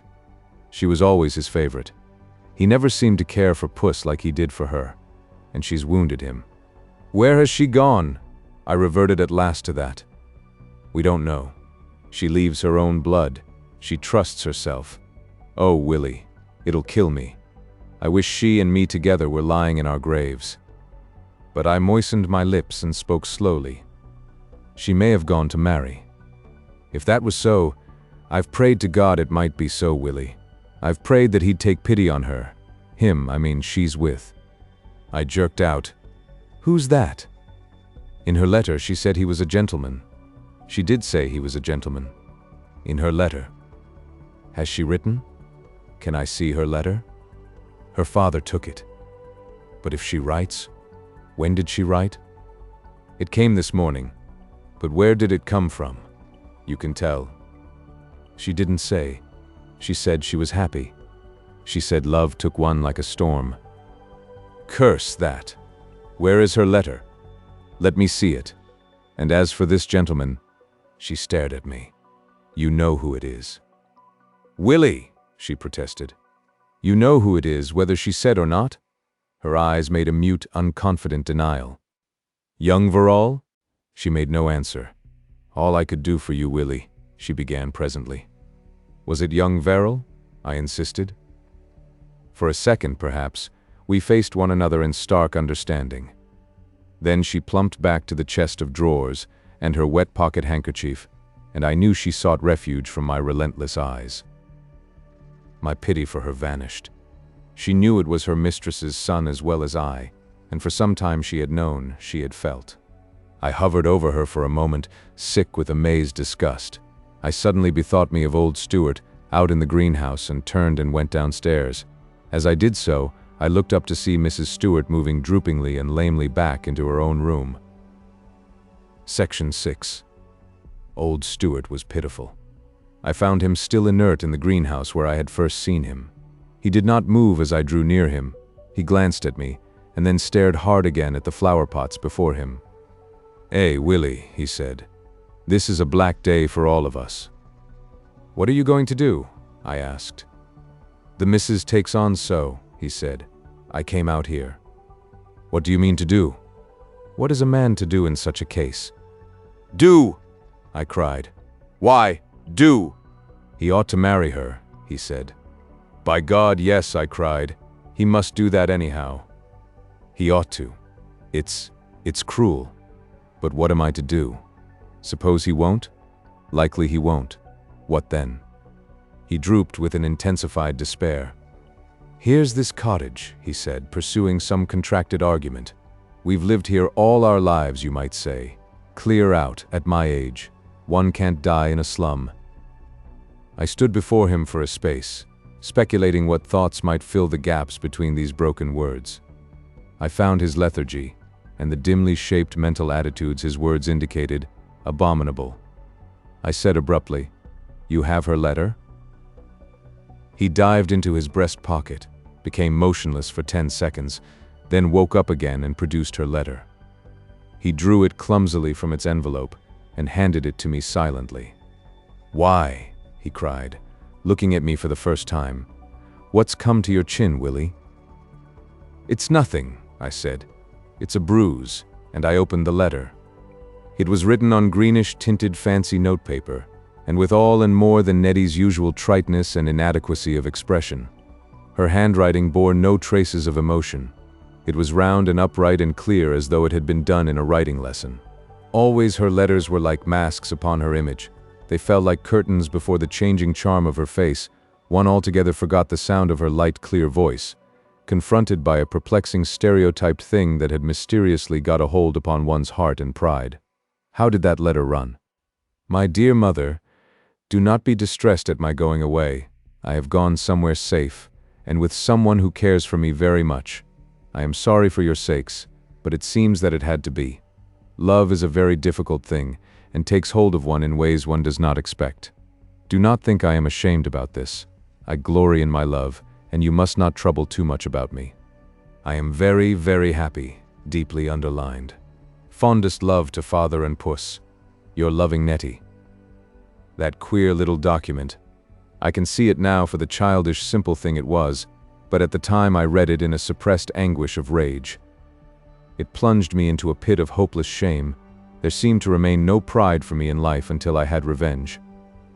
I stood staring at those rounded upstanding letters, not trusting myself to speak or move. At last I stole a glance at Stuart. He held the envelope in his hand and stared down at the postmark between his horny thumbnails. "You can't even tell where she is," he said, turning the thing round in a hopeless manner, and then desisting. "It's hard on us, Willie. Here she is. She hadn't anything to complain of, a sort of pet for all of us. Not even made to do her share of the housework, and she goes off and leaves us like a bird that's learnt to fly. Can't trust us. That's what takes me. Puts herself, but there. What's to happen to her? What's to happen to him?" He shook his head to show that problem was beyond him. "You'll go after her," I said in an even voice. "You'll make him marry her?" "Where am I to go?" he asked helplessly, and held out the envelope with a gesture. And what could I do? Even if I knew, how could I leave the gardens? "Great God," I cried, "not leave these gardens. It's your honor, man. If she was my daughter, I'd tear the world to pieces." I choked. "You mean to stand it?" "What can I do?" "Make him marry her. Horsewhip him. Horsewhip him, I say. I'd strangle him." He scratched slowly at his hairy cheek, opened his mouth, and shook his head. Then, with an intolerable note of sluggish, gentle wisdom, he said, "People of our sort, Willie, can't do things like that." I came near to raving. I had a wild impulse to strike him in the face. Once in my boyhood I happened upon a bird terribly mangled by some cat and killed it in a frenzy of horror and pity. I had a gust of that same emotion now, as this shameful, mutilated soul fluttered in the dust before me. Then, I dismissed him from the case. "May I look?" I asked. He held out the envelope reluctantly. "There it is," he said, and pointing with his garden rough forefinger. "IAPAMP. What can you make of that?" I took the thing in my hands. The adhesive stamp customary in those days was defaced by a circular postmark, which bore the name of the office of departure and the date. The impact in this particular case had been light or made without sufficient ink, and half the letters of the name had left no impression. I could distinguish IAPAMP, and very faintly below Distinguished Service Order. I guessed the name in an instant flash of intuition. It was Shaphambury. The very gaps shaped that to my mind. Perhaps in a sort of semi-visibility other letters were there, at least hinting themselves. It was a place somewhere on the East Coast, I knew, either in Norfolk or Suffolk. "Why?" cried I, and stopped. What was the good of telling him? Old Stuart had glanced up sharply, I am inclined to think almost fearfully, into my face. You haven't got it?" he said. "Shaphambury, I should remember that." "You don't think you got it?" he said. I handed the envelope back to him. "For a moment I thought it might be Hampton," I said. "Hampton," he repeated. "Hampton. How could you make Hampton?" He turned the envelope about. "Ham. Why, Willie, you're a worse hand at the job than me." He replaced the letter in the envelope and stood erect to put this back in his breast pocket. I did not mean to take any risks in this affair. I drew a stump of pencil from my waistcoat pocket, turned a little away from him and wrote Shaphambury very quickly on my frayed and rather grimy shirt cuff. "Well," said I, with an air of having done nothing remarkable. I turned to him with some unimportant observation. I have forgotten what. I never finished whatever vague remark I commenced. I looked up to see a third person waiting at the greenhouse door. Section 7. It was old Mrs. Verrill. I wonder if I can convey the effect of her to you. She was a little old lady with extraordinarily flaxen hair. Her weak aquiline features were pursed up into an assumption of dignity, and she was richly dressed. I would like to underline that richly dressed, or have the words printed in florid Old English or Gothic lettering. No one on earth is now quite so richly dressed as she was. No one old or young indulges in so quiet and yet so profound a sumptuosity. But you must not imagine any extravagance of outline or any beauty or richness of color. The predominant colors were black and fur browns, and the effect of richness was due entirely to the extreme costliness of the materials employed. She affected silk brocades with rich and elaborate patterns, priceless black lace over creamy or purple satin, intricate trimmings through which threads and bands of velvet wriggled, and in the winter rare furs. Her gloves fitted exquisitely, and ostentatiously simple chains of fine gold and pearls, and a great number of bracelets laced about her little person. One was forced to feel that the slightest article she wore cost more than all the wardrobe of a dozen girls like Nettie. Her bonnet affected the simplicity that is beyond rubies. Richness, that is the first quality about this old lady that I would like to convey to you, and the second was cleanliness. You felt that old Mrs. Verrill was exquisitely clean. If you had boiled my poor dear old mother in soda for a month, you couldn't have got her so clean as Mrs. Verrill constantly and manifestly was. And pervading all her presence shone her third great quality, her manifest confidence in the respectful subordination of the world.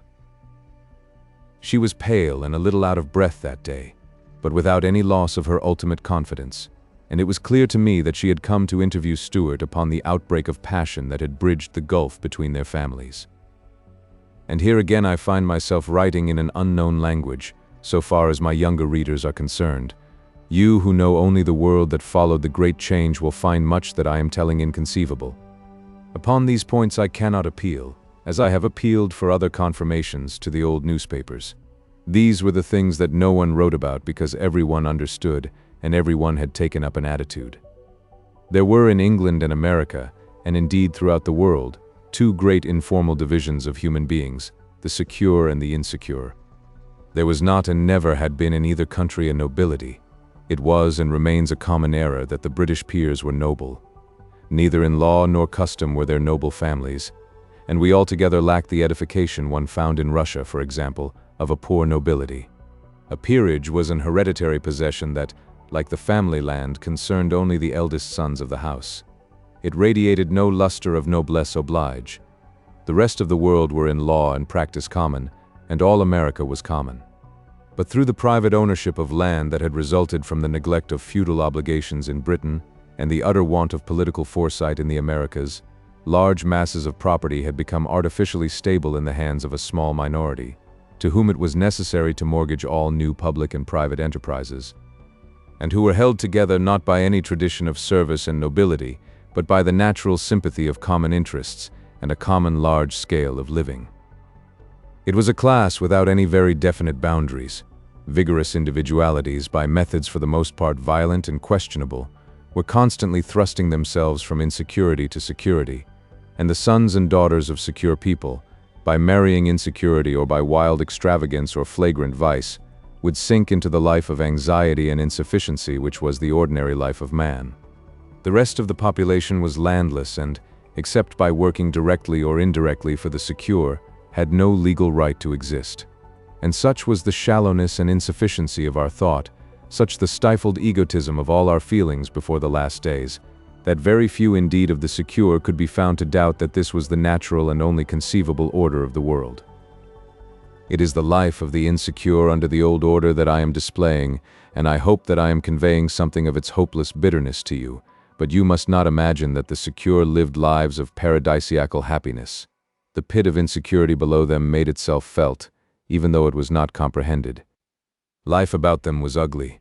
The sight of ugly and mean houses, of ill-dressed people, the vulgar appeals of the dealers in popular commodities were not to be escaped. There was below the threshold of their minds an uneasiness. They not only did not think clearly about social economy, but they displayed an instinctive disinclination to think.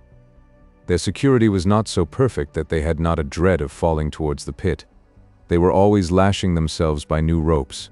Their cultivation of connections, of interests, their desire to confirm and improve their positions was a constant ignoble preoccupation. You must read Thackeray to get the full flavor of their lives. Then the bacterium was apt to disregard class distinctions, and they were never really happy in their servants.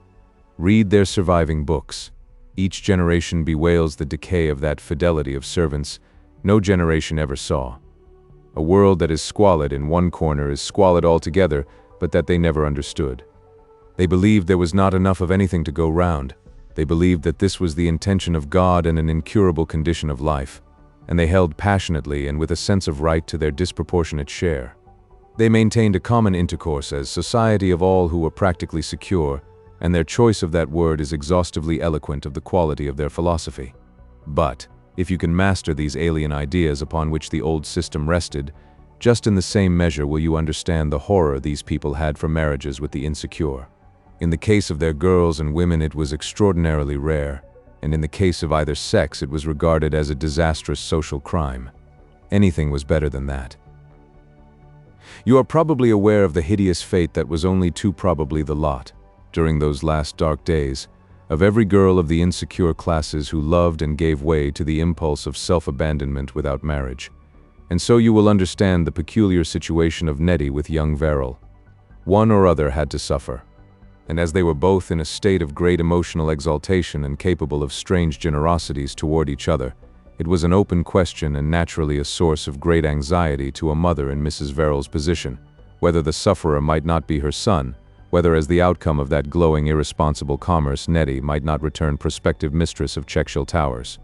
The chances were greatly against that conclusion, but such things did occur. These laws and customs sound, I know, like a record of some nasty-minded lunatic's inventions. They were invincible facts in that vanished world into which by some accident I had been born, and it was the dream of any better state of things that was scouted as lunacy. Just think of it. This girl I loved with all my soul, for whom I was ready to sacrifice my life, was not good enough to marry young Verrill, and I had only to look at his even handsome, characterless face to perceive a creature weaker and no better than myself. She was to be his pleasure until he chose to cast her aside, and the poison of our social system had so saturated her nature, his evening dress, his freedom, and his money had seemed so fine to her and I so clothed in squalor, that to that prospect she had consented. And to resent the social conventions that created their situation was called class envy, and gently born preachers reproached us for the mildest resentment against an injustice no living man would now either endure or consent to profit by. What was the sense of saying peace when there was no peace? If there was one hope in the disorders of that old world, it lay in revolt and conflict to the death. But if you can really grasp the shameful grotesqueness of the old life, you will begin to appreciate the interpretation of old Mrs. Verrill's appearance that leapt up at once in my mind. She had come to compromise the disaster, and the Stuarts would compromise. I saw that only too well. An enormous disgust at the prospect of the imminent encounter between Stuart and his mistress made me behave in a violent and irrational way. I wanted to escape seeing even Stuart's first gesture in that, at any cost. "I'm off," said I, and turned my back on him without any further farewell. My line of retreat lay by the old lady, and so I advanced toward her. I saw her expression change. Her mouth fell a little way open, her forehead wrinkled, and her eyes grew round. She found me a queer customer even at the first sight, and there was something in the manner of my advance that took away her breath. She stood at the top of the 3 or 4 steps that descended to the level of the hothouse floor. She receded a pace or two with a certain offended dignity at the determination of my rush. I gave her no sort of salutation. Well, as a matter of fact, I did give her a sort of salutation. There is no occasion for me to begin apologizing now for the thing I said to her. I strip these things before you. If only I can get them stark enough, you will understand and forgive. I was filled with a brutal and overpowering desire to insult her. And so I addressed this poor little expensive old woman in the following terms, converting her by a violent metonymy into a comprehensive plural. "You infernal land thieves," I said point blank into her face. "Have you come to offer them money?"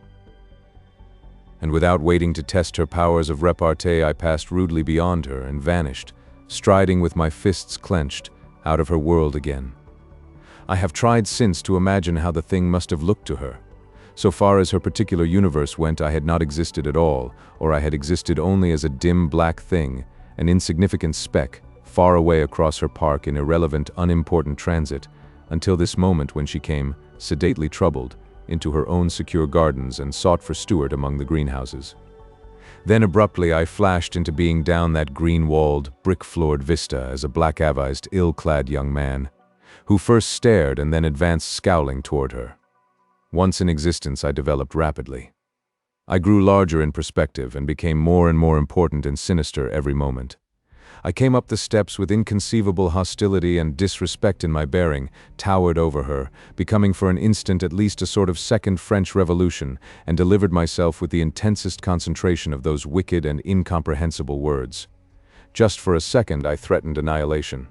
Happily, that was my climax.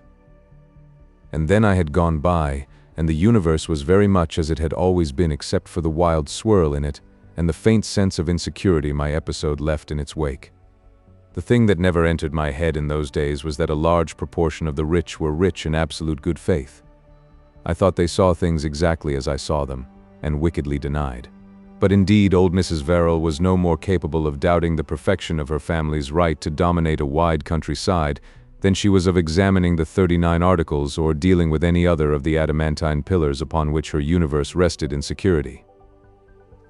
No doubt I startled and frightened her tremendously, but she could not understand. None of her sort of people ever did seem to understand such livid flashes of hate as ever and again lit the crowded darkness below their feet.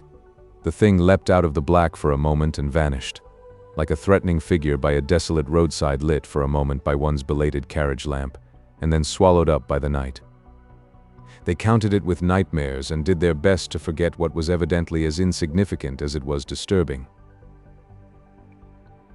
Chapter The Fourth War. Section 1.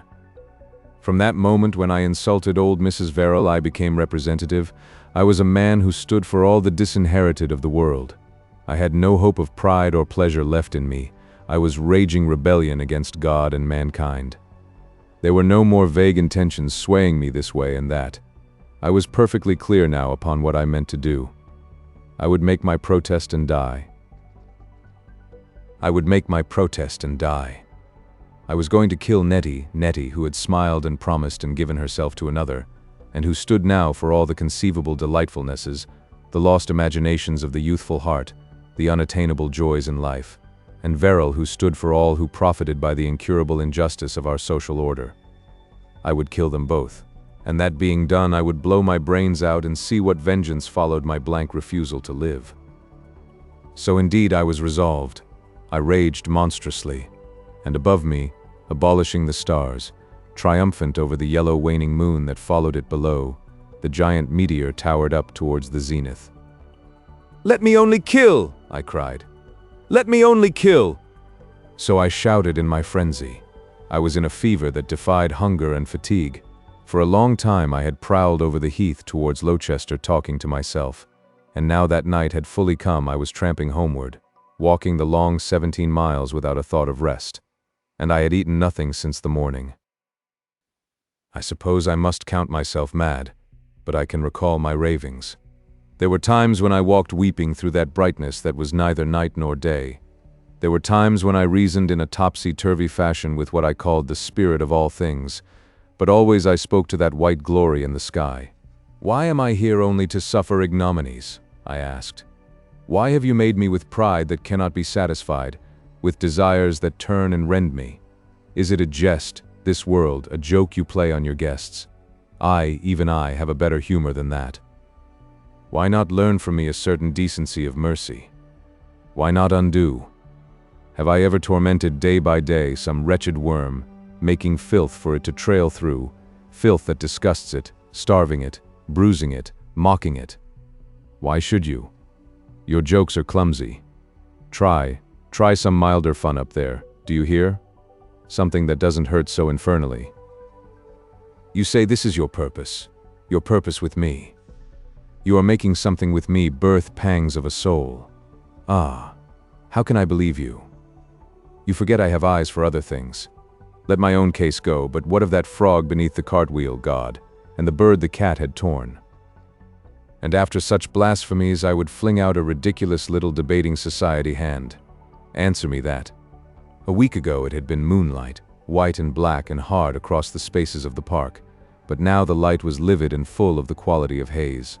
An extraordinarily low white mist, not 3 feet above the ground, drifted broodingly across the grass, and the trees rose ghostly out of that phantom sea.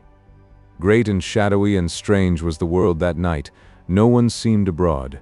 I and my little cracked voice drifted solitary through the silent mysteries. Sometimes I argued as I have told, Sometimes I tumbled along in moody vacuity. Sometimes my torment was vivid and acute.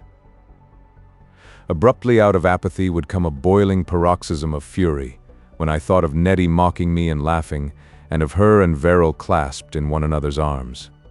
"I will not have it so," I screamed. "I will not have it so." And in one of these raving fits I drew my revolver from my pocket and fired into the quiet night. 3 times I fired it. The bullets tore through the air. The startled trees told one another in diminishing echoes the thing I had done, and then, with a slow finality, the vast and patient night healed again to calm. My shots, my curses and blasphemies, my prayers, for anon I prayed that silence took them all. It was, how can I express it? A stifled outcry, tranquilized, lost, amid the serene assumptions, the overwhelming empire of that brightness. The noise of my shots, the impact upon things, had for the instant been enormous, then it had passed away. I found myself standing with the revolver held up, astonished, my emotions penetrated by something I could not understand. Then I looked up over my shoulder at the great star, and remained staring at it. "Who are you?" I said at last. I was like a man in a solitary desert who has suddenly heard a voice. That, too, passed. As I came over Clayton Crest, I recalled that I missed the multitude that now night after night walked out to stare at the comet, and the little preacher in the waste beyond the hoardings, who warned sinners to repent before the judgment, was not in his usual place. It was long past midnight, and everyone had gone home. But I did not think of this at first, and the solitude perplexed me and left a memory behind. The gas lamps were all extinguished because of the brightness of the comet, and that too was unfamiliar. The little newsagent in the still high street had shut up and gone to bed, but one belated board had been put out late and forgotten, and it still bore its placard.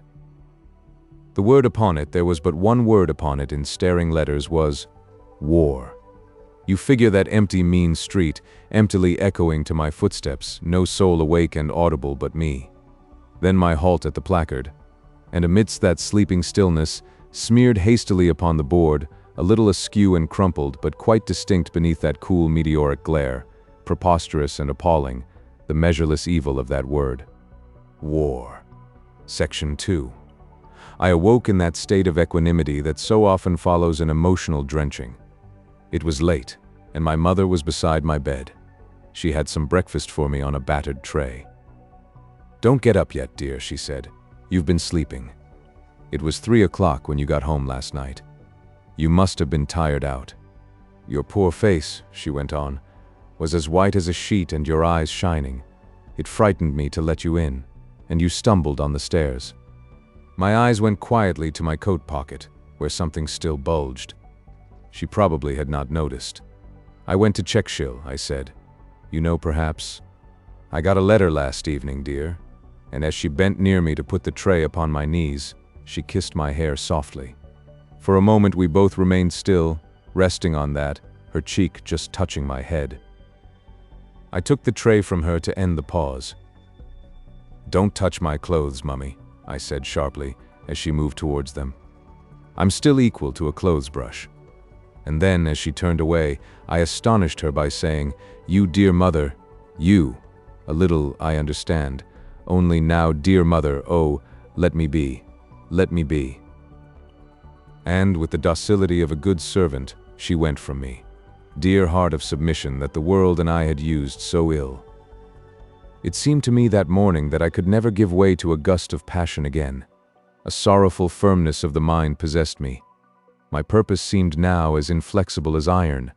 There was neither love nor hate nor fear left in me, only I pitied my mother greatly for all that was still to come. I ate my breakfast slowly, and thought where I could find out about Shaphambury, and how I might hope to get there. I had not 5 shillings in the world. I dressed methodically, choosing the least frayed of my collars, and shaving much more carefully than was my wont. Then I went down to the public library to consult a map. Shaphambury was on the coast of Essex, a long and complicated journey from Clayton. I went to the railway station and made some memoranda from the timetables. The porters I asked were not very clear about Shaphambury, but the booking office clerk was helpful, and we puzzled out all I wanted to know. Then I came out into the Coley Street again. At the least I ought to have £2. I went back to the public library and into the newspaper room to think over this problem. A fact intruded itself upon me. People seemed in an altogether exceptional stir about the morning journals. There was something unusual in the air of the room, more people and more talking than usual, and for a moment I was puzzled.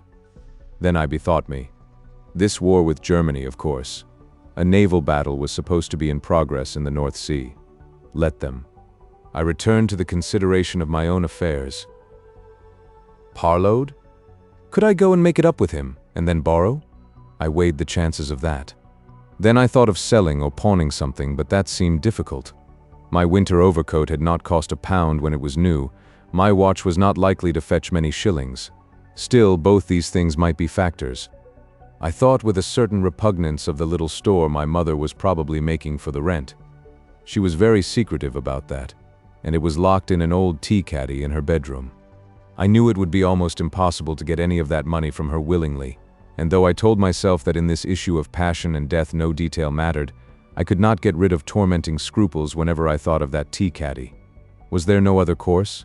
Perhaps after every other source had been tapped, I might supplement with a few shillings frankly begged from her. These others, I said to myself, thinking without passion for once of the sons of the secure, would find it difficult to run their romances on a pawnshop basis. However, we must manage it. I felt the day was passing on, but I did not get excited about that. Slow is swiftest, Parload used to say, and I meant to get everything thought out completely, to take a long aim and then to act as a bullet flies. I hesitated at a pawnshop on my way home to my midday meal, but I determined not to pledge my watch until I could bring my overcoat also. I ate silently, revolving plans. Section 3. After our midday dinner, it was a potato pie. Mostly potato with some scraps of cabbage and bacon. I put on my overcoat and got it out of the house while my mother was in the scullery at the back. A scullery in the old world was, in the case of such houses as ours, a damp, unsavory, mainly subterranean region behind the dark living room kitchen that was rendered more than typically dirty in our case by the fact that into it the coal cellar, a yawning pit of black uncleanness, opened and diffused small crunchable particles about the uneven brick floor. It was the region of washing up, that greasy, damp function that followed every meal. Its atmosphere had ever a cooling steaminess and the memory of boiled cabbage and the sooty black stains where saucepan or kettle had been put down for a minute, scraps of potato peel caught by the strainer of the escape pipe, and rags of a quite indescribable horribleness of acquisition, called dishclouts, rise in my memory at the name. The altar of this place was the sink, a tank of stone, revolting to a refined touch, grease-filmed and unpleasant to see, and above this was a tap for cold water, so arranged that when the water descended, it splashed and wetted whoever had turned it on. This tap was our water supply. And in such a place you must fancy a little old woman, rather incompetent and very gentle, a soul of unselfishness and sacrifice, in dirty clothes, all come from their original colors to a common dusty dark gray, in worn, ill-fitting boots, with hands distorted by ill use, and untidy graying hair, my mother.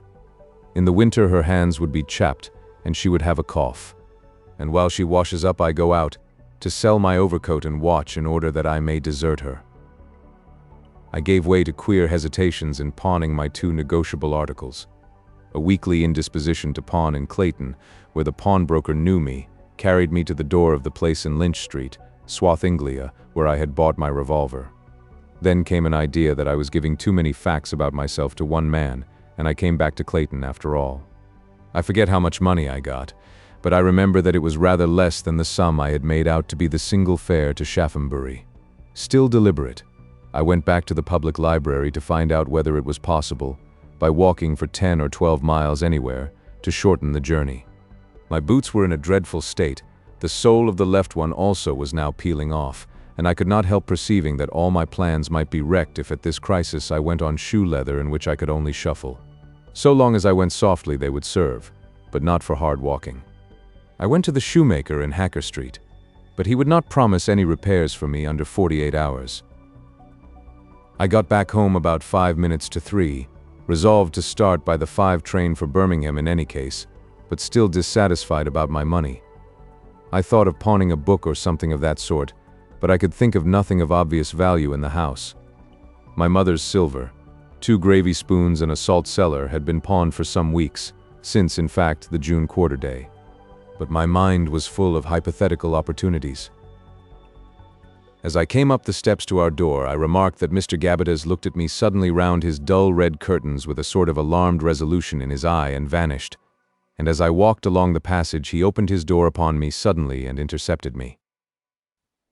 "You are figuring me, I hope, as a dark and sullen lout in shabby, cheap, old-world clothes that are shiny at all the wearing surfaces, and with a discolored red tie and frayed linen. My left hand keeps in my pocket as though there is something it prefers to keep a grip upon there." Mr. Gabbitas was shorter than I, and the first note he struck in the impression he made upon anyone was of something bright and bird-like. I think he wanted to be bird-like. He possessed the possibility of an avian charm, but, as a matter of fact, there was nothing of the glowing vitality of the bird in his being, and a bird is never out of breath and with an open mouth. He was in the clerical dress of that time, that costume that seems now almost the strangest of all our old-world clothing, and he presented it in its cheapest form, black of a poor texture, ill-fitting, strangely cut. Its long skirts accentuated the tubbiness of his body, the shortness of his legs. The white tie below his all-round collar, beneath his innocent large spectacled face, was a little grubby, and between his not very clean teeth he held a briar pipe. His complexion was whitish, and although he was only 33 or 4 perhaps, his sandy hair was already thinning from the top of his head. To your eye now he would seem the strangest figure, in the utter disregard of all physical beauty or dignity about him. You would find him extraordinarily odd, but in the old days he met not only with acceptance but respect. He was alive until within a year or so ago, but his later appearance changed. As I saw him that afternoon, he was a very slovenly, ungainly little human being indeed. Not only was his clothing altogether ugly and queer, but had you stripped the man stark, you would certainly have seen in the bulging paunch that comes from flabby muscles and flabbily controlled appetites, and in the rounded shoulders and flawed and yellowish skin, the same failure of any effort toward clean beauty. You had an instinctive sense that so he had been from the beginning. You felt he was not only drifting through life, eating what came in his way, believing what came in his way, doing without any vigor what came in his way, but that into life also he had drifted. You could not believe him the child of pride and high resolve, or of any splendid passion of love. He had just happened. But we all happened then. Why am I taking this tone over this poor little curate in particular? "Hello," he said, with an assumption of friendly ease. "Haven't seen you for weeks. Come in and have a gossip." An invitation from the drawing-room lodger was in the nature of a command. I would have liked very greatly to have refused it. Never was invitation more inopportune, but I had not the wit to think of an excuse. "All right," I said awkwardly, and he held the door open for me. "I'd be very glad if you would," he amplified. "One doesn't get much opportunity of intelligent talk in this parish." What the devil was he up to? Was my secret preoccupation. He fussed about me with a nervous hospitality, talking in jumpy fragments, rubbing his hands together, and taking peeps at me over and round his glasses. As I sat down in his leather-covered armchair, I had an odd memory of the one in the Clayton dentist's operating room, I know not why. "They're going to give us trouble in the North Sea, it seems," he remarked with a sort of innocent zest. "I'm glad they mean fighting." There was an air of culture about his room that always cowed me, and that made me constrained even on this occasion. The table under the window was littered with photographic material and the later albums of his continental souvenirs, and on the American cloth-trimmed shelves that filled the recesses on either side of the fireplace were what I used to think in those days a quite incredible number of books, perhaps 800 altogether, including the reverend gentleman's photograph albums and college and school textbooks. This suggestion of learning was enforced by the little wooden shield bearing a college coat of arms that hung over the looking-glass, and by a photograph of Mr. Gabbitas in cap and gown in an Oxford frame that adorned the opposite wall. And in the middle of that wall stood his writing desk, which I knew to have pigeonholes when it was open, and which made him seem not merely cultured but literary. At that he wrote sermons, composing them himself. "Yes," he said, taking possession of the hearthrug, "the war had to come sooner or later. If we smash their fleet for them now, well, there's an end to the matter." He stood on his toes and then bumped down on his heels, and looked blandly through his spectacles at a watercolor by his sister. The subject was a bunch of violets, above the sideboard which was his pantry and tea chest and cellar. "Yes," he said as he did so. I coughed and wondered how I might presently get away. He invited me to smoke that queer old practice, and then when I declined, began talking in a confidential tone of this dreadful business of the strikes. "The war won't improve that outlook," he said, and was very grave for a moment. He spoke of the want of thought for their wives and children shown by the colliers in striking merely for the sake of the Union, and this stirred me to controversy and distracted me a little from my resolution to escape. "I don't quite agree with that," I said, clearing my throat. "If the men didn't strike for the Union now, if they let that be broken up, where would they be when the pinch of reductions did come?" To which he replied that they couldn't expect to get top-price wages when the masters were selling bottom-price coal. I replied, "That isn't it. The masters don't treat them fairly. They have to protect themselves." To which Mr. Gabbitas answered, "Well, I don't know. I've been in the four towns some time, and I must say I don't think the balance of injustice falls on the master's side." "It falls on the men," I agreed, willfully misunderstanding him. And so we worked our way toward an argument. Confound this argument, I thought, but I had no skill in self-extraction, and my irritation crept into my voice. 3 little spots of color came into the cheeks and nose of Mr. Gabbitas, but his voice showed nothing of his ruffled temper. "You see," I said, "I'm a socialist. I don't think this world was made for a small minority to dance on the faces of everyone else." "My dear fellow," said the Reverend Gabbitas, "I'm a socialist too. Who isn't? But that doesn't lead me to class hatred. You haven't felt the heel of this confounded system. I have." "Ah," said he, and catching him on that note came a rap at the front door, and, as he hung suspended, the sound of my mother letting someone in and a timid rap. Now, thought I, and stood up resolutely, but he would not let me. "No, no, no," said he. "It's only for the Dorcas money." He put his hand against my chest with an effect of physical compulsion and cried, "Come in." "Our talk's just getting interesting," he protested, and there entered Miss Ramel, an elderly little young lady who was mighty in church help in Clayton. He greeted her. She took no notice of me and went to his bureau, and I remained standing by my chair but unable to get out of the room. "I'm not interrupting?" asked Miss Ramel. "Not in the least," he said, drew out the carriers and opened his desk. I could not help seeing what he did. I was so fretted by my impotence to leave him that at the moment it did not connect at all with the research of the morning that he was taking out money. I listened sullenly to his talk with Miss Ramel, and saw only, as they say in Wales, with the front of my eyes, the small flat drawer that had, it seemed, quite a number of sovereigns scattered over its floor. "They're so unreasonable," complained Miss Ramel. "Who could be otherwise in a social organization that bordered on insanity?" I turned away from them, put my foot on the fender, stuck my elbow on the plush-fringed mantelboard, and studied the photographs, pipes, and ashtrays that adorned it. What was it I had to think out before I went to the station? Of course, my mind made a queer little reluctant leap. It felt like being forced to leap over a bottomless chasm, and alighted upon the sovereigns that were just disappearing again as Mr. Gabbitas shut his drawer. "I won't interrupt your talk further," said Miss Ramel, receding doorward. Mr. Gabbitas played round her politely, and opened the door for her and conducted her into the passage, and for a moment or so I had the fullest sense of proximity to those, it seemed to me there must be 10 or 12 sovereigns. The front door closed and he returned. My chance of escape had gone. Section 4. "I must be going," I said, with a curiously reinforced desire to get away out of that room. "My dear chap," he insisted, "I can't think of it. Surely there's nothing to call you away." Then, with an evident desire to shift the venue of our talk, he asked, "You never told me what you thought of Birble's little book." I was now, beneath my dull display of submission, furiously angry with him. It occurred to me to ask myself why I should defer and qualify my opinions to him.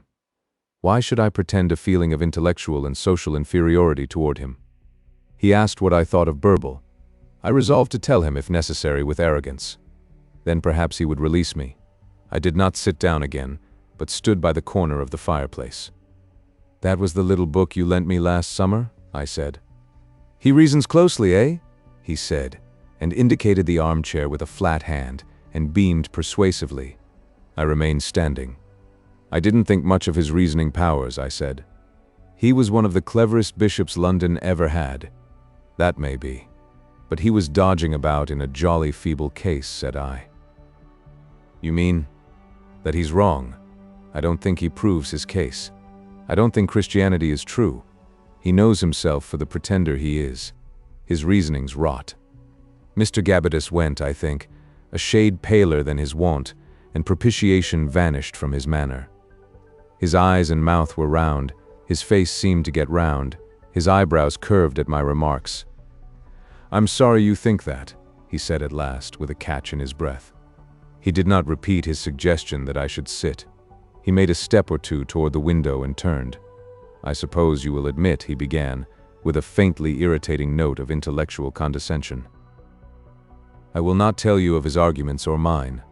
You will find, if you care to look for them, in out-of-the-way corners of our book museums, the shriveled, cheap publications, the publications of the Rationalist Press Association, for example, on which my arguments were based.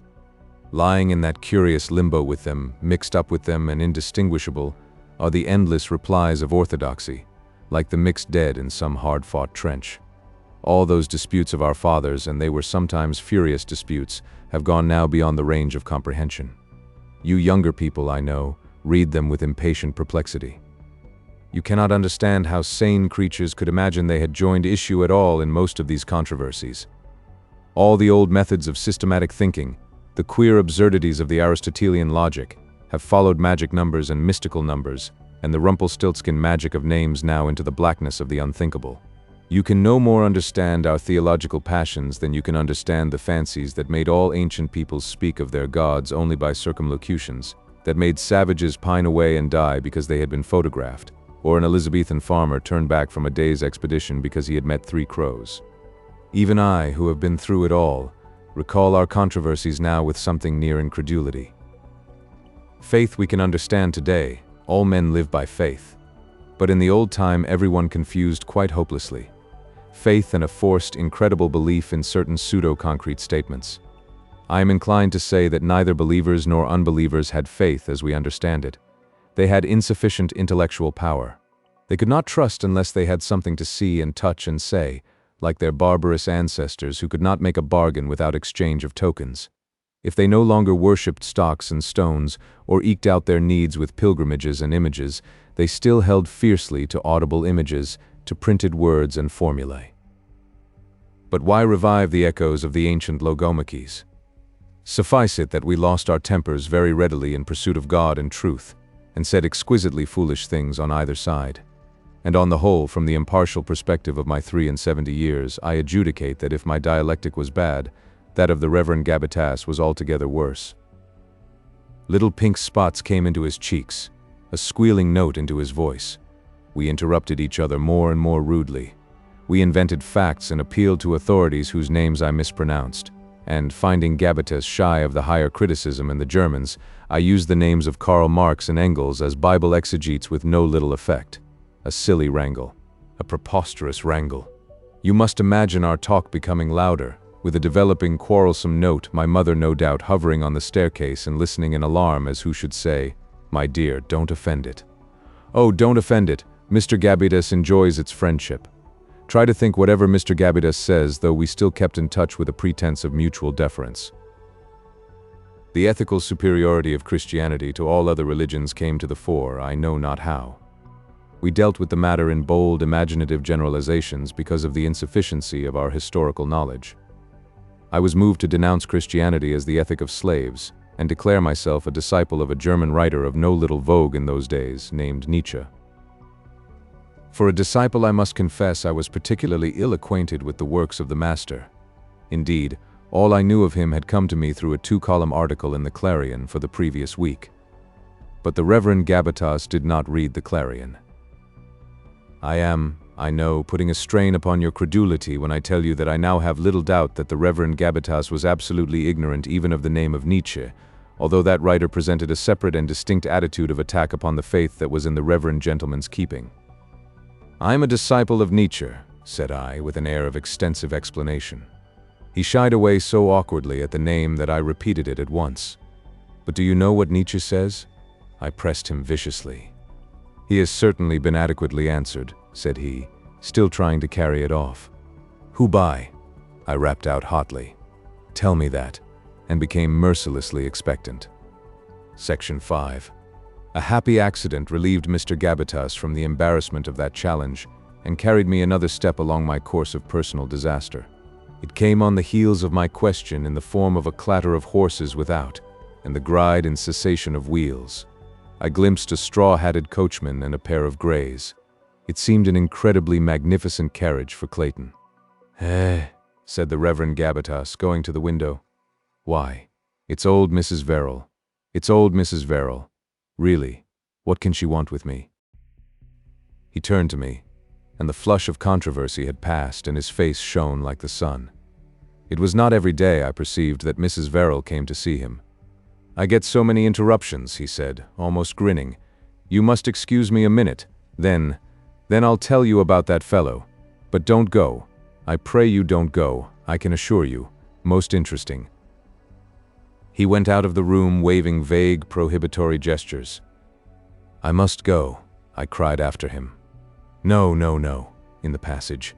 "I've got your answer," I think it was he added, and quite mistaken, and I saw him running down the steps to talk to the old lady. I swore.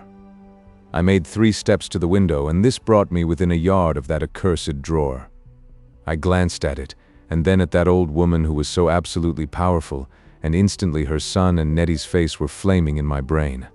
The Stewarts had, no doubt, already accepted accomplished facts, and I too. What was I doing here? What was I doing here while judgment escaped me? I woke up. I was injected with energy. I took one reassuring look at the curate's obsequious back, at the old lady's projected nose and quivering hand, and then with swift, clean movements I had the little drawer open, 4 sovereigns in my pocket, and the drawer shut again. Then again at the window they were still talking. That was all right. He might not look in that drawer for hours. I glanced at his clock. 20 minutes still before the Birmingham train. Time to buy a pair of boots and get away. But how I was to get to the station. I went out boldly into the passage and took my hat and stick. Walk past him? Yes, that was all right. He could not argue with me while so important a person engaged him. I came boldly down the steps. "I want a list made, Mr. Gabbitas, of all the really deserving cases," old Mrs. Verrill was saying. "It is curious, but it did not occur to me that here was a mother whose son I was going to kill. I did not see her in that aspect at all.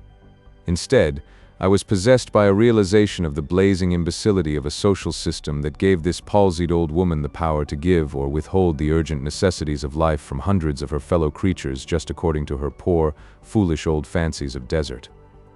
We could make a provisional list of that sort," he was saying, and glanced round with a preoccupied expression at me.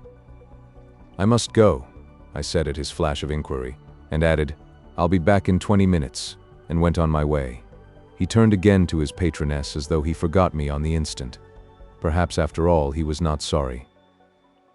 I felt extraordinarily cool and capable, exhilarated if anything by this prompt, effectual theft. After all, my great determination would achieve itself. I was no longer oppressed by a sense of obstacles. I felt I could grasp accidents and turn them to my advantage. I would go now down Hacker Street to the little shoemaker's, get a sound, good pair of boots, 10 minutes, and then to the railway station, 5 minutes more, and off. I felt as efficient and non-moral as if I was Nietzsche's overman already come. It did not occur to me that the curate's clock might have a considerable margin of error. Section 6. I missed the train. Partly that was because the curate's clock was slow, and partly it was due to the commercial obstinacy of the shoemaker, who would try on another pair after I had declared my time was up. I bought the final pair, however, gave him a wrong address for the return of the old ones, and only ceased to feel like the Nietzschean overman when I saw the train running out of the station. Even then I did not lose my head. It occurred to me almost at once that, in the event of a prompt pursuit, there would be a great advantage in not taking a train from Clayton, that, indeed, to have done so would have been an error from which only luck had saved me. As it was, I had already been very indiscreet in my inquiries about Shaphambury, for once on the scent the clerk could not fail to remember me. Now the chances were against his coming into the case. I did not go into the station therefore at all. I made no demonstration of having missed the train, but walked quietly past, down the road, crossed the iron footbridge, and took the way back circuitously by White's brickfields and the allotments to the way over Clayton Crest to 2 Mile Stone, where I calculated I should have an ample margin for the 6:13 train. I was not very greatly excited or alarmed then. Suppose, I reasoned, that by some accident the curate goes to that drawer at once, will he be certain to miss 4 out of 10 or 11 sovereigns? If he does, will he at once think I have taken them? If he does, will he act at once or wait for my return? If he acts at once, will he talk to my mother or call in the police? Then there are a dozen roads and even railways out of the Clayton region. How is he to know which I have taken? Suppose he goes straight at once to the right station, they will not remember my departure for the simple reason that I didn't depart. But they may remember about Shaphambury? It was unlikely. I resolved not to go directly to Shaphambury from Birmingham, but to go thence to Monkshampton, thence to Wyvern, and then come down on Shaphambury from the north. That might involve a night at some intermediate stopping place, but it would effectually conceal me from any but the most persistent pursuit, and this was not a case of murder yet, but only the theft of 4 sovereigns. I had argued away all anxiety before I reached Clayton Crest. At the crest I looked back. What a world it was! And suddenly it came to me that I was looking at this world for the last time. If I overtook the fugitives and succeeded, I should die with them or hang. I stopped and looked back more attentively at that wide, ugly valley. It was my native valley, and I was going out of it. I thought never to return, and yet in that last prospect, the group of towns that had borne me and dwarfed and crippled and made me seemed in some indefinable manner strange. I was, perhaps, more used to seeing it from this comprehensive viewpoint when it was veiled and softened by night. Now it came out in all its weekday reek under a clear afternoon sun. That may account a little for its unfamiliarity. And perhaps, too, there was something in the emotions through which I had been passing for a week and more to intensify my insight, to enable me to pierce the unusual, to question the accepted. But it came to me then, I am sure, for the first time, how promiscuous, how higgledy-piggledy was the whole of that jumble of mines and homes, collieries and pot-banks, railway yards, canals, schools, forges and blast furnaces, churches, chapels, allotment hovels, a vast irregular agglomeration of ugly smoking accidents in which men lived as happy as frogs in a dustbin. Each thing jostled and damaged the other things about it. Each thing ignored the other things about it. The smoke of the furnace defiled the pot-bank clay. The clatter of the railway deafened the worshippers in church. The public house thrust corruption at the school doors. The dismal homes squeezed miserably amidst the monstrosities of industrialism, with an effect of groping imbecility. Humanity choked amidst its products, and all its energy went in increasing its disorder, like a blind-stricken thing that struggles and sinks in a morass. I did not think these things clearly that afternoon. Much less did I ask how I, with my murderous purpose, stood to them all. I write down that realization of disorder and suffocation here and now as though I had thought it, but indeed then I only felt it transitorily as I looked back, and then stood with the thing escaping from my mind. I should never see that countryside again. I came back to that. At any rate, I wasn't sorry. The chances were I should die in sweet air, under a clean sky. From distant Swathinglea came a little sound, the minute undulation of a remote crowd, and then rapidly 3 shots. That held me perplexed for a space. Well, anyhow, I was leaving it all. Thank God I was leaving it all. Then, as I turned to go on, I thought of my mother. It seemed an evil world in which to leave one's mother. My thoughts focused upon her very vividly for a moment. Down there under that afternoon light, she was going to and fro, unaware as yet that she had lost me, bent and poking about in the darkling underground kitchen, perhaps carrying a lamp into the scullery to trim, or sitting patiently, staring into the fire, waiting tea for me. A great pity for her, a great remorse at the blacker troubles that lowered over her innocent head, came to me. Why, after all, was I doing this thing? Why? I stopped again dead, with the hill crest rising between me and home. I had more than half a mind to return to her. Then I thought of the curate's sovereigns. If he has missed them already, what should I return to? And even if I returned, how could I put them back? And what of the night after I renounced my revenge? What of the time when young Verrill came back? And Nettie? No, the thing had to be done. But at least I might have kissed my mother before I came away, left her some message, reassured her at least for a little while. All night she would listen and wait for me. Should I send her a telegram from 2 Mile Stone? It was no good now, too late, too late. To do that would be to tell the course I had taken, to bring pursuit upon me, swift and sure, if pursuit there was to be. No, my mother must suffer. I went on grimly toward 2 Mile Stone, but now as if some greater will than mine directed my footsteps thither. I reached Birmingham before darkness came and just caught the last train for Monkshampton, where I had planned to pass the night. Chapter the 5th, The Pursuit of the Two Lovers. Section 1.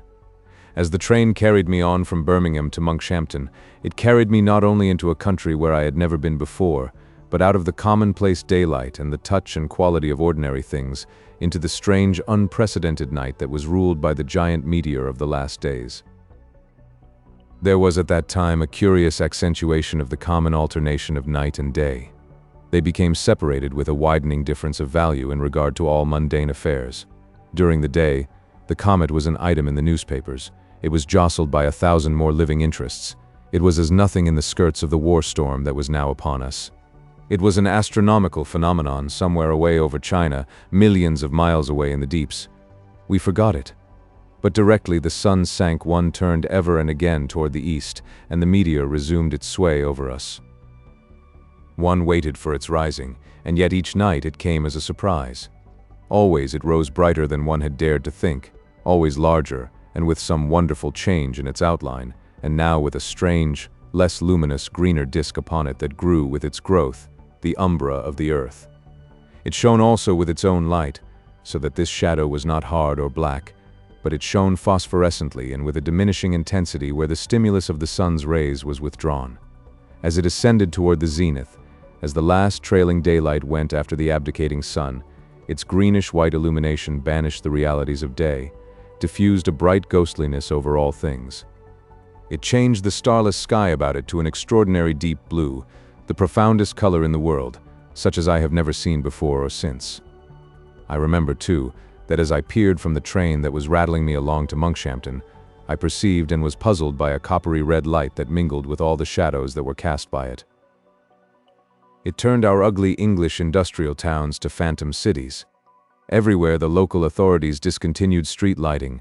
One could read small print in the glare, and so at Monkshampton I went about through pale, white, unfamiliar streets, whose electric globes had shadows on the path. Lit windows here and there burnt ruddy orange, like holes cut in some dream curtain that hung before a furnace. A policeman with noiseless feet showed me an inn woven of moonshine. A green-faced man opened to us, and there I abode the night. And the next morning it opened with a mighty clatter, and was a dirty little beer-house that stank of beer, and there was a fat and grimy landlord with red spots upon his neck, and much noisy traffic going by on the cobbles outside. I came out, after I had paid my bill, into a street that echoed to the bawlings of 2 newsvendors and to the noisy yappings of a dog they had raised to emulation. They were shouting, "Great British disaster in the North Sea. A battleship lost with all hands." I bought a paper, went on to the railway station reading such details as were given of this triumph of the old civilization, of the blowing up of this great iron ship, full of guns and explosives and the most costly and beautiful machinery of which that time was capable, together with 900 able-bodied men, all of them above the average, by a contact mine towed by a German submarine. I read myself into a fever of warlike emotions. Not only did I forget the meteor, but for a time I forgot even the purpose that took me on to the railway station, bought my ticket, and was now carrying me onward to Shafhambury. So the hot day came to its own again, and people forgot the night.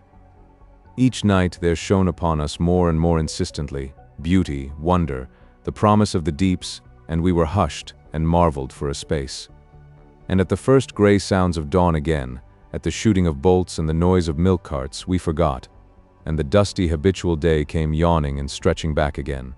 The stains of coal smoke crept across the heavens, and we rose to the soiled, disorderly routine of life. Thus life has always been, we said.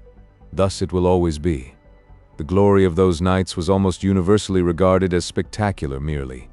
It signified nothing to us. So far as Western Europe went, it was only a small and ignorant section of the lower classes who regarded the comet as a portent of the end of the world. Abroad, where there were peasantries, it was different, but in England the peasantry had already disappeared. Everyone read. The newspaper, in the quiet days before our swift quarrel with Germany rushed to its climax, had absolutely dispelled all possibilities of a panic in this matter. The very tramps upon the highroads, the children in the nursery, had learnt that at the utmost the whole of that shining cloud could weigh but a few score tons. This fact had been shown quite conclusively by the enormous deflections that had at last swung it round squarely at our world. It had passed near 3 of the smallest asteroids without producing the minutest perceptible deflection in their course, while on its own part, it had described a course through nearly 3 degrees. When it struck our Earth, there was to be a magnificent spectacle, no doubt, for those who were on the right side of our planet to see, but beyond that nothing. It was doubtful whether we were on the right side. The meteor would loom larger and larger in the sky, but with the umbra of our Earth eating its heart of brightness out, and at last it would be the whole sky, a sky of luminous green clouds, with a white brightness about the horizon, west and east. Then a pause of not very exactly definite duration, and then, no doubt, a great blaze of shooting stars. They might be of some unwanted color because of the unknown element that line in the green revealed. For a little while the zenith would spout shooting stars. Some, it was hoped, would reach the Earth and be available for analysis. That, science said, would be all. The green clouds would whirl and vanish, and there might be thunderstorms. But through the attenuated wisps of comet shine, the old sky, the old stars would reappear, and all would be as it had been before. And since this was to happen between 1 and 11 in the morning of the approaching Tuesday, I slept at Monkshampton on Saturday night. It would be only partially visible, if visible at all, on our side of the Earth. Perhaps, if it came late, one would see no more than a shooting star low down in the sky. All this we had with the utmost assurances of science. Still, it did not prevent the last nights being the most beautiful and memorable of human experiences. The nights had become very warm, and when next day I had ranged Shaphambury in vain, I was greatly tormented, as that unparalleled glory of the night returned, to think that under its splendid benediction young Verrill and Nettie made love to one another. I walked backward and forward along the seafront, peering into the faces of the young couples who promenaded, with my hand in my pocket ready, and a curious ache in my heart that had no kindred with rage. Until at last all the promenaders had gone home to bed, and I was alone with the star. My train from Wyvern to Shaphambury that morning was a whole hour late. They said it was on account of the movement of troops to meet a possible raid from the Elbe. Section 2. Shaphambury seemed an odd place to me even then, but something was quickening in me at that time to feel the oddness of many accepted things. Now, in the retrospect, I see it as intensely queer. The whole place was strange to my untraveled eyes. The sea, even, was strange. Only twice in my life had I been at the seaside before, and then I had gone by excursion to places on the Welsh coast, whose great cliffs of rock and mountain backgrounds made the effect of the horizon very different from what it is upon the East Anglian seaboard. Here, what they call a cliff was a crumbling bank of whitey brown earth, not 50 feet high. So soon as I arrived, I made a systematic exploration of Shaphambury. To this day, I retain the clearest memories of the plan I shaped out then, and how my inquiries were incommoded by the overpowering desire of everyone to talk of the chances of a German raid before the Channel Fleet got round to us. I slept at a small public house in a Shaphambury back street on Sunday night. I did not get on to Shaphambury from Wyvern until 2 in the afternoon, because of the infrequency of Sunday trains, and I got no clue whatever until late in the afternoon of Monday. As the little local train bumped into sight of the place round the curve of a swelling hill, one saw a series of undulating grassy spaces, amidst which a number of conspicuous notice boards appealed to the eye and cut up the distant sea horizon. Most of these referred to comestibles or to remedies to follow the comestibles, and they were colored with a view to be memorable rather than beautiful. to stand out amidst the gentle grayish tones of the East Coast scenery. The greater number, I may remark, of the advertisements that were so conspicuous a factor in the life of those days, and which rendered our vast tree-pulp newspapers possible, referred to foods, drinks, tobacco, and the drugs that promised a restoration of the equanimity these other articles had destroyed. Wherever one went, one was reminded in glaring letters that, after all, man was little better than a worm, that eyeless, earless thing that burrows and lives uncomplainingly amidst nutritious dirt. An alimentary canal with the subservient appendages thereto. But in addition to such boards, there were also the big black and white boards of various grandiloquently named estates. The individualistic enterprise of that time had led to the plotting out of nearly all the country round the seaside towns into roads and building plots, all but a small portion of the south and east coast was in this condition, and had the promises of those schemes been realized, the entire population of the island might have been accommodated upon the sea frontiers. Nothing of the sort happened, of course. The whole of this uglification of the coastline was done to stimulate a little foolish gambling in plots, and one saw everywhere agents' boards in every state of freshness and decay, ill-made exploitation roads overgrown with grass, and here and there, at a corner, a label, Trafalgar Avenue or Seaview Road. Here and there, too, some small investor. Some shopman with savings had delivered his soul to the local builders and built himself a house, and there it stood, ill-designed, mean-looking, isolated, ill-placed on a cheaply fenced plot, athwart which his domestic washing fluttered in the breeze amidst a bleak desolation of enterprise. Then presently our railway crossed a high road, and a row of mean yellow brick houses, workmen's cottages, and the filthy black sheds that made the allotments of that time a universal eyesore, marked our approach to the more central areas of, I quote the local guidebook, one of the most delightful resorts in the East Anglian poppyland. Then more mean houses. The gaunt ungainliness of the electric force station, it had a huge chimney, because no one understood how to make combustion of coal complete, and then we were in the railway station, and barely 3/4 of a mile from the center of this haunt of health and pleasure. I inspected the town thoroughly before I made my inquiries. The road began badly with a row of cheap, pretentious, insolvent-looking shops, a public house, and a cab stand, but after an interval of little red villas that were partly hidden amidst shrubbery gardens, broke into a confusedly bright but not unpleasing high street, shuttered that afternoon and sabbatically still. Somewhere in the background a church bell jangled, and children in bright, new-looking clothes were going to Sunday school. Thence through a square of stuccoed lodging houses, that seemed a finer and cleaner version of my native square, I came to a garden of asphalt and euonymus, the seafront. I sat down on a cast-iron seat, and surveyed first of all the broad stretches of muddy, sandy beach, with its queer-wheeled bathing machines, painted with the advertisements of somebody's pills, and then at the house fronts that stared out upon these visceral councils. Boarding houses, private hotels, and lodging houses in terraces clustered closely right and left of me, and then came to an end. In one direction, scaffolding marked a building enterprise in progress. In the other, after a waste interval, rose a monstrous bulging red shape, a huge hotel that dwarfed all other things. Northward were low pale cliffs with white denticulations of tents, where the local volunteers, all under arms, lay encamped, and southward, a spreading waste of sandy dunes with occasional bushes and clumps of stunted pine and an advertisement board or so. A hard blue sky hung over all this prospect, the sunshine cast inky shadows, and eastward was a whitish sea. It was Sunday, and the midday meal still held people indoors. A queer world, thought I even then. To you now it must seem impossibly queer, and after an interval I forced myself back to my own affair. How was I to ask? What was I to ask for? I puzzled for a long time over that. At first I was a little tired and indolent, and then presently I had a flow of ideas. My solution was fairly ingenious. I invented the following story. I happened to be taking a holiday in Shaphambury, and I was making use of the opportunity to seek the owner of a valuable feather boa, which had been left behind in the hotel of my uncle at Wyvern by a young lady, traveling with a young gentleman, no doubt a youthful married couple. They had reached Shaphambury somewhen on Thursday. I went over the story many times, and gave my imaginary uncle and his hotel plausible names.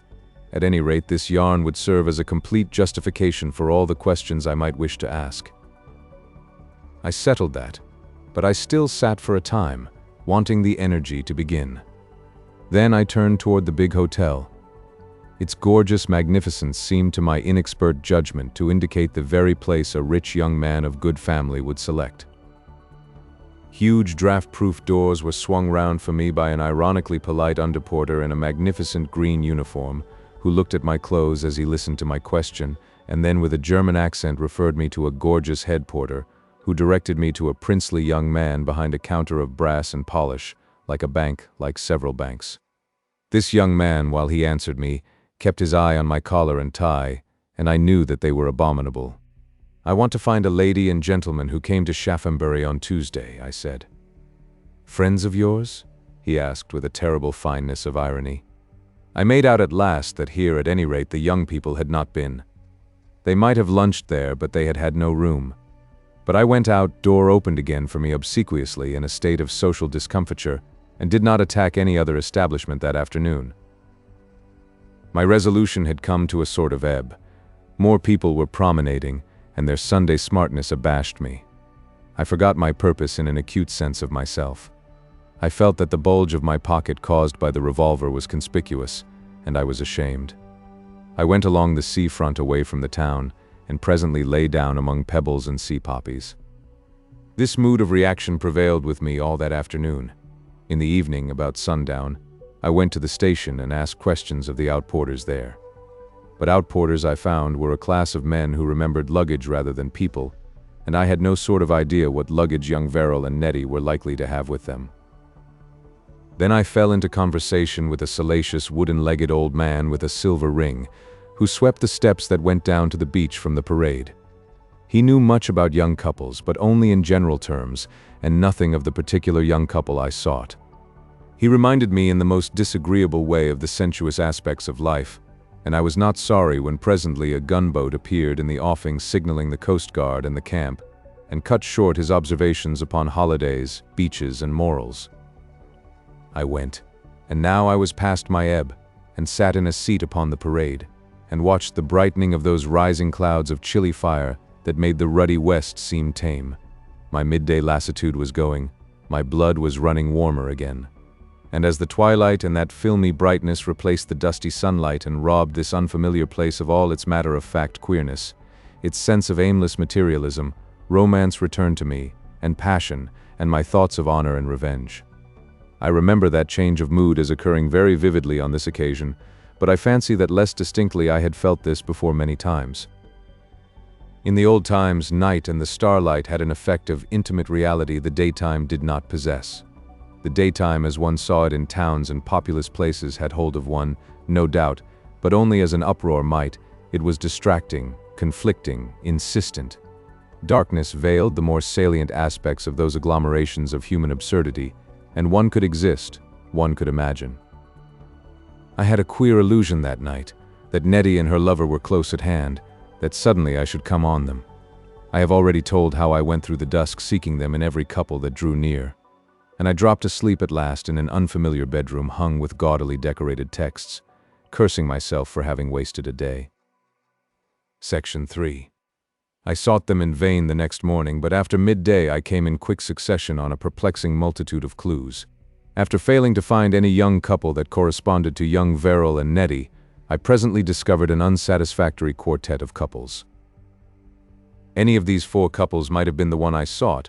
With regard to none of them was there conviction. They had all arrived either on Wednesday or Thursday. 2 couples were still in occupation of their rooms, but neither of these were at home. Late in the afternoon I reduced my list by eliminating a young man in drab, with side whiskers and long cuffs, accompanied by a lady of 30 or more, of consciously ladylike type. I was disgusted at the sight of them. The other 2 young people had gone for a long walk, and though I watched their boarding house until the fiery cloud shone out above, sharing and mingling in an unusually splendid sunset, I missed them. Then I discovered them dining at a separate table in the bow window, with red-shaded candles between them, peering out ever and again at this splendor that was neither night nor day. The girl in her pink evening dress looked very light and pretty to me, pretty enough to enrage me. She had well-shaped arms and white, well-modeled shoulders, and the turn of her cheek and the fair hair about her ears was full of subtle delights, but she was not Nettie, and the happy man with her was that odd degenerate type our old aristocracy produced with such odd frequency, chinless. Large bony nose, small fair head, languid expression, and a neck that had demanded and received a veritable sleeve of collar. I stood outside in the meteor's livid light, hating them and cursing them for having delayed me so long. I stood until it was evident they remarked me, a black shape of envy, silhouetted against the glare. That finished Shaphambury. The question I now had to debate was which of the remaining couples I had to pursue. I walked back to the parade trying to reason my next step out, and muttering to myself, because there was something in that luminous wonderfulness that touched one's brain and made one feel a little lightheaded. One couple had gone to London, the other had gone to the bungalow village at Bone Cliff. Where, I wondered, was Bone Cliff? I came upon my wooden-legged man at the top of his steps. "Hello," said I. He pointed seaward with his pipe. His silver ring shone in the skylight. "Rum," he said. "What is?" I asked. "Searchlights, smoke, ships going north. If it wasn't for this blasted Milky Way gone green up there, we might see." He was too intent to heed my questions for a time. Then he vouchsafed over his shoulder. "No bungalow village? Rather, artists and such. Nice goings-on, mixed bathing, something scandalous. Yes. But where is it?" I said, suddenly exasperated. "There," he said. "What's that flicker? A gun flash, or I'm a lost soul." "You'd hear," I said, long before it was near enough to see a flash. He didn't answer. Only by making it clear I would distract him until he told me what I wanted to know could I get him to turn from his absorbed contemplation of that phantom dance between the sea rim and the shine. Indeed, I gripped his arm and shook him. Then he turned upon me cursing. 7 miles, he said, along this road, and now go to hell with yer." I answered with some foul insult by way of thanks, and so we parted, and I set off towards the bungalow village. I found a policeman standing stargazing, a little way beyond the end of the parade, and verified the wooden-legged man's directions. "It's a lonely road, you know," he called after me. I had an odd intuition that now at last I was on the right track. I left the dark masses of Shaphambury behind me and pushed out into the dim pallor of that night, with the quiet assurance of a traveler who nears his end. The incidents of that long tramp I do not recall in any orderly succession. The one progressive thing is my memory of a growing fatigue. The sea was for the most part smooth and shining like a mirror, a great expanse of reflecting silver, barred by slow, broad undulations. But at one time a little breeze breathed like a faint sigh and ruffled their long bodies into faint scaly ripples that never completely died out again. The way was sometimes sandy, thick with silvery colorless sand, and sometimes chalky and lumpy, with lumps that had shining facets. A black scrub was scattered, sometimes in thickets, sometimes in single bunches among the somnolent hummocks of sand. At one place came grass, and ghostly great sheep looming up among the gray. After a time black pine woods intervened, and made sustained darknesses along the road, woods that frayed out at the edges to weirdly warped and stunted trees. Then isolated pine witches would appear, and make their rigid gestures at me as I passed.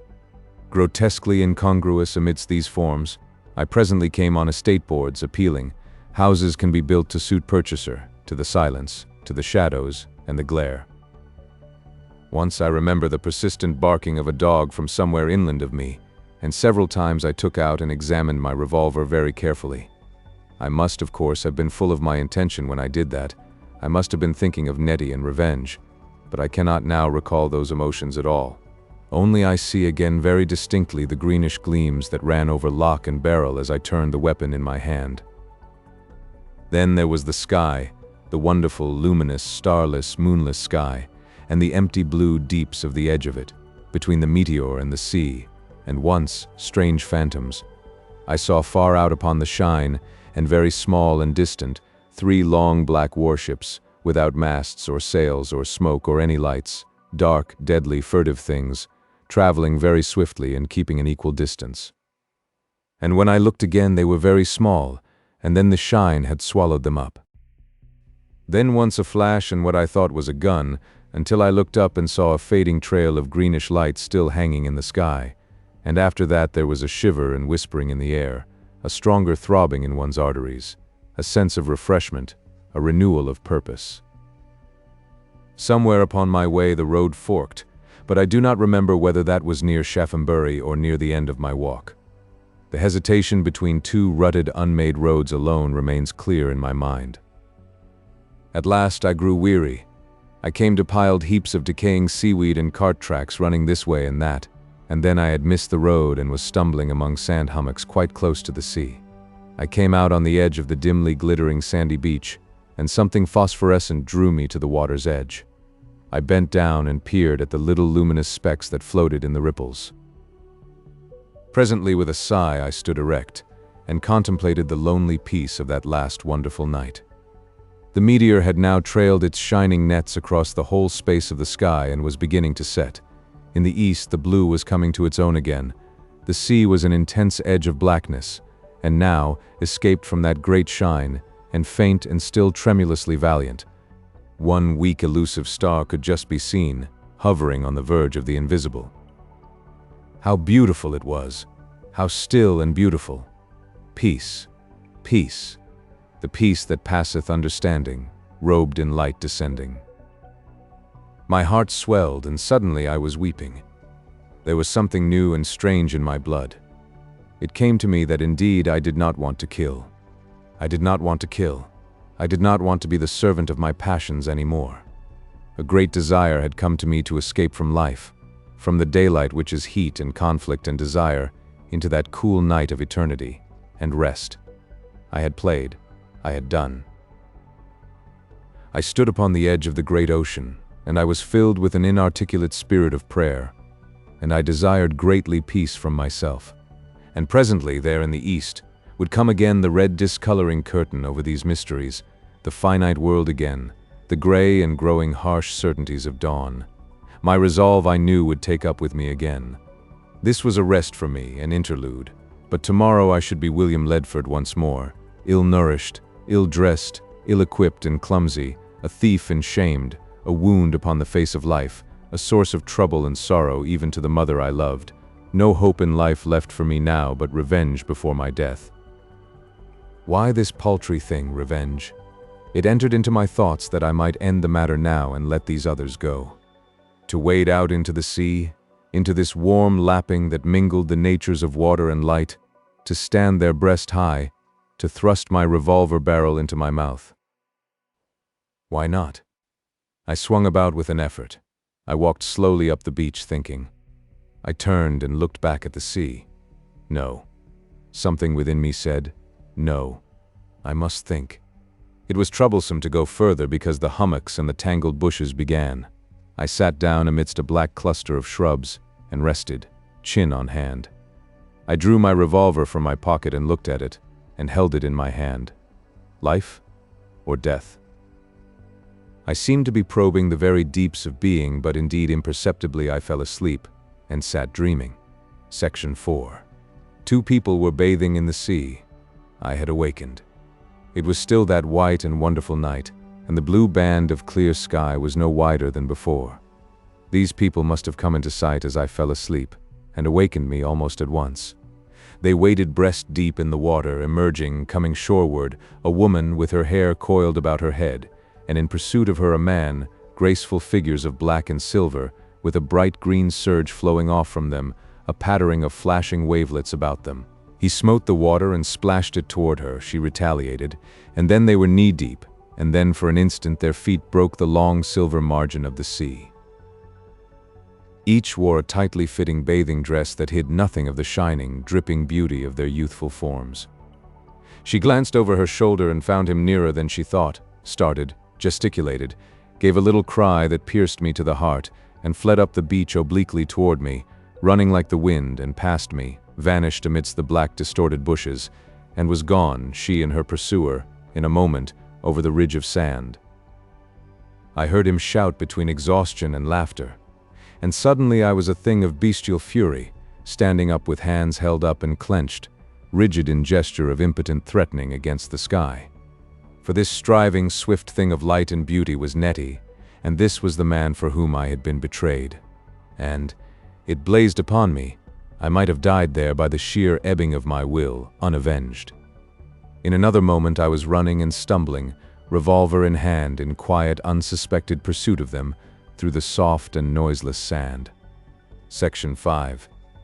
I came up over the little ridge and discovered the bungalow village I had been seeking, nestling in a crescent lap of dunes. A door slammed, the two runners had vanished, and I halted staring. There was a group of 3 bungalows nearer to me than the others. Into one of these 3 they had gone, and I was too late to see which. All had doors and windows carelessly open, and none showed a light. This place upon which I had at last happened was a fruit of the reaction of artistic-minded and carelessly living people against the costly and uncomfortable social stiffness of the more formal seaside resorts of that time. It was, you must understand, the custom of the steam railway companies to sell their carriages after they had been obsolete for a sufficient length of years, and some genius had hit upon the possibility of turning these into little habitable cabins for the summer holiday. The thing had become a fashion with a certain bohemian-spirited class. They added cabin to cabin, and these little improvised homes, gaily painted and with broad verandas and supplementary lentos added to their accommodation, made the brightest contrast conceivable to the dull rigidities of the decorous resorts. Of course, there were many discomforts in such camping that had to be faced cheerfully, and so this broad, sandy beach was sacred to high spirits and the young. Art muslin and banjos, Chinese lanterns and frying are leading notes, I find, in the impression of those who once knew such places well. But so far as I was concerned, this odd settlement of pleasure squatters was a mystery as well as a surprise, enhanced rather than mitigated by an imaginative suggestion or so I had received from the wooden-legged man at Shaphambury. I saw the thing as no gathering of light hearts and gay idleness, but grimly, after the manner of poor men poisoned by the suppression of all their cravings after joy. To the poor man, to the grimy workers, beauty and cleanness were absolutely denied. Out of a life of greasy dirt, of muddied desires, they watched their happier fellows with a bitter envy and foul, tormenting suspicions. Fancy a world in which the common people held love to be a sort of beastliness, own sister to being drunk. There was in the old time always something cruel at the bottom of this business of sexual love. At least that is the impression I have brought with me across the gulf of the great change. To succeed in love seemed such triumph as no other success could give, but to fail was as if one was tainted. I felt no sense of singularity that this thread of savagery should run through these emotions of mine and become now the whole strand of these emotions. I believed, and I think I was right in believing, that the love of all true lovers was a sort of defiance then, that they closed a system in each other's arms and mocked the world without. You loved against the world, and these two loved at me. They had their business with one another, under the threat of a watchful fierceness. A sword, a sharp sword, the keenest edge in life, lay among their roses. Whatever may be true of this for others, for me and my imagination, at any rate, it was altogether true. I was never for dalliance. I was never a jesting lover. I wanted fiercely.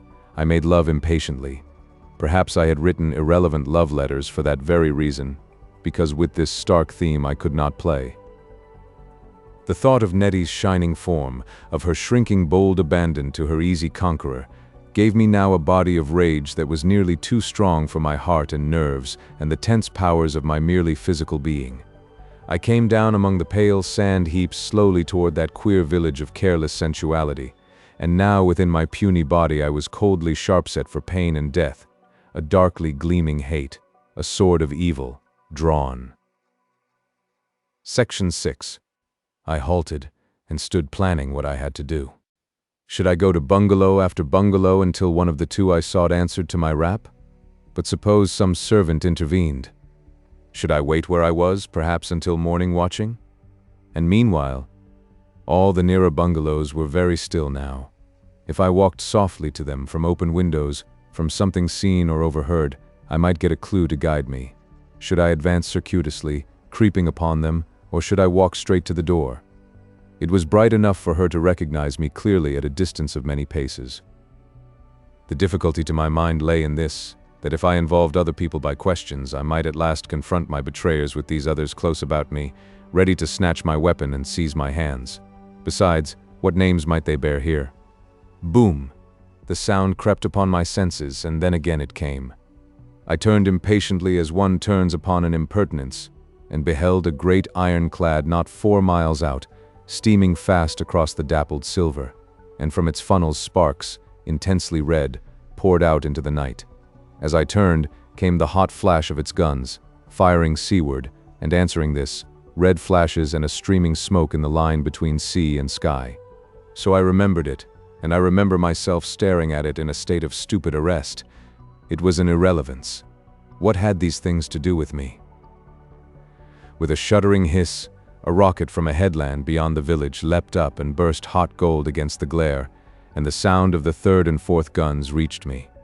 The windows of the dark bungalows, one after another, leapt out, squares of ruddy brightness that flared and flickered and became steadily bright. Dark heads appeared looking seaward, a door opened and sent out a brief lane of yellow to mingle and be lost in the comet's brightness. That brought me back to the business in hand. Boom, boom, and when I looked again at the great ironclad, a little torch-like spurt of flame wavered behind her funnels.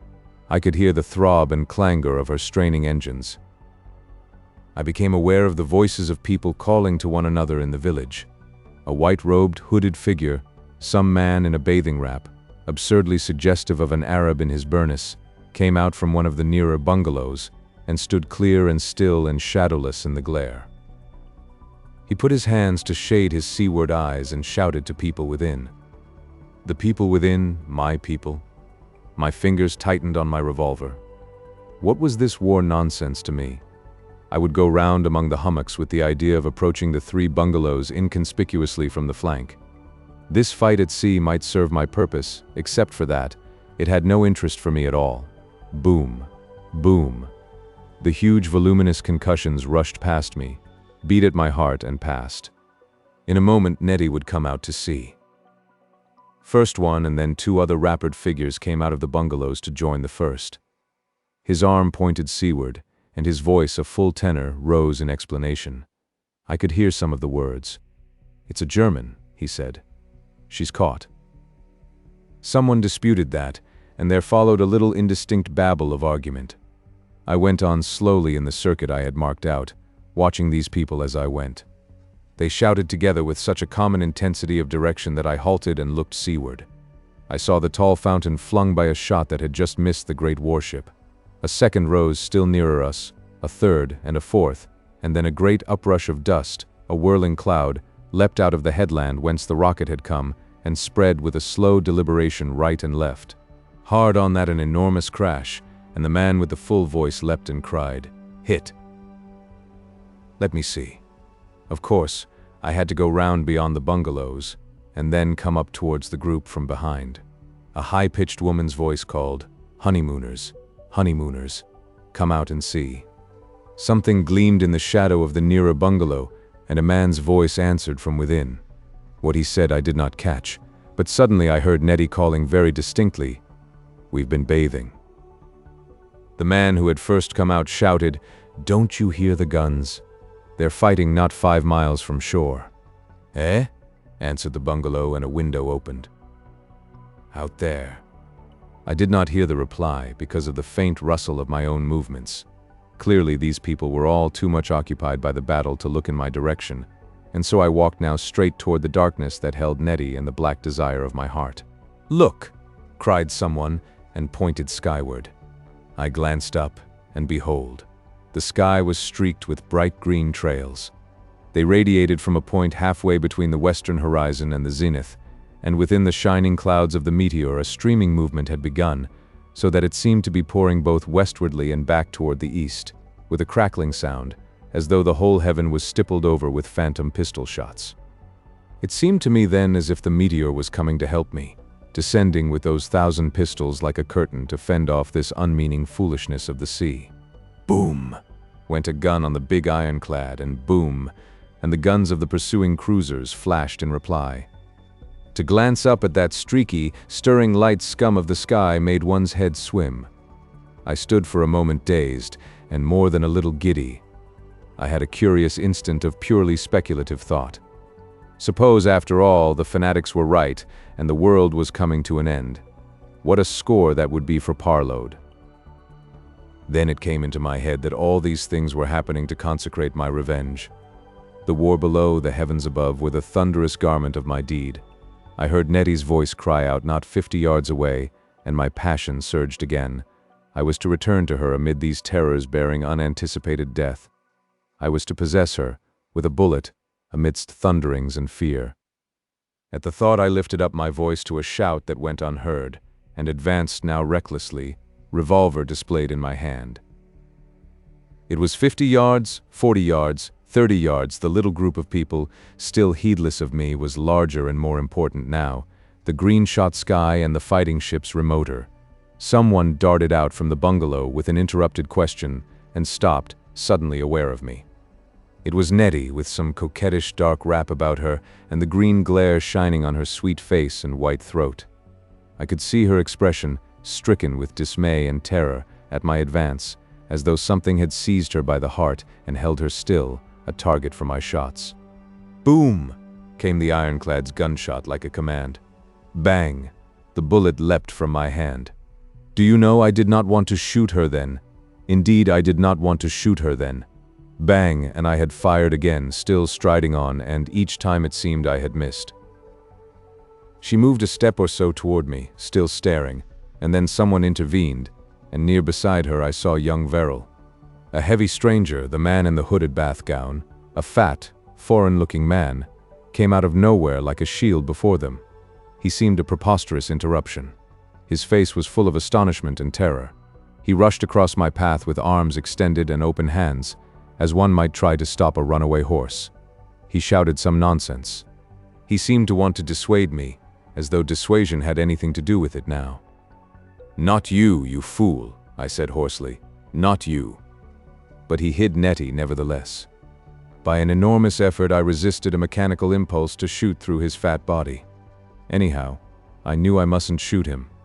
For a moment I was in doubt, then I became very active, turned aside abruptly and dodged his pawing arm to the left, and so found two others irresolutely in my way. I fired a third shot in the air, just over their heads, and ran at them. They hastened left and right.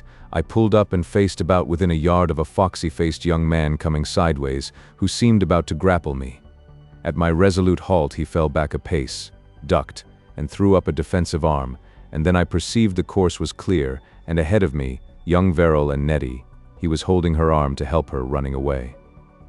"Of course," said I. I fired a fourth ineffectual shot, and then in an access of fury at my misses, started out to run them down and shoot them barrel to backbone. "These people," I said, dismissing all these interferences. "A yard," I panted, speaking aloud to myself. "A yard? Till then, take care, you mustn't shoot again."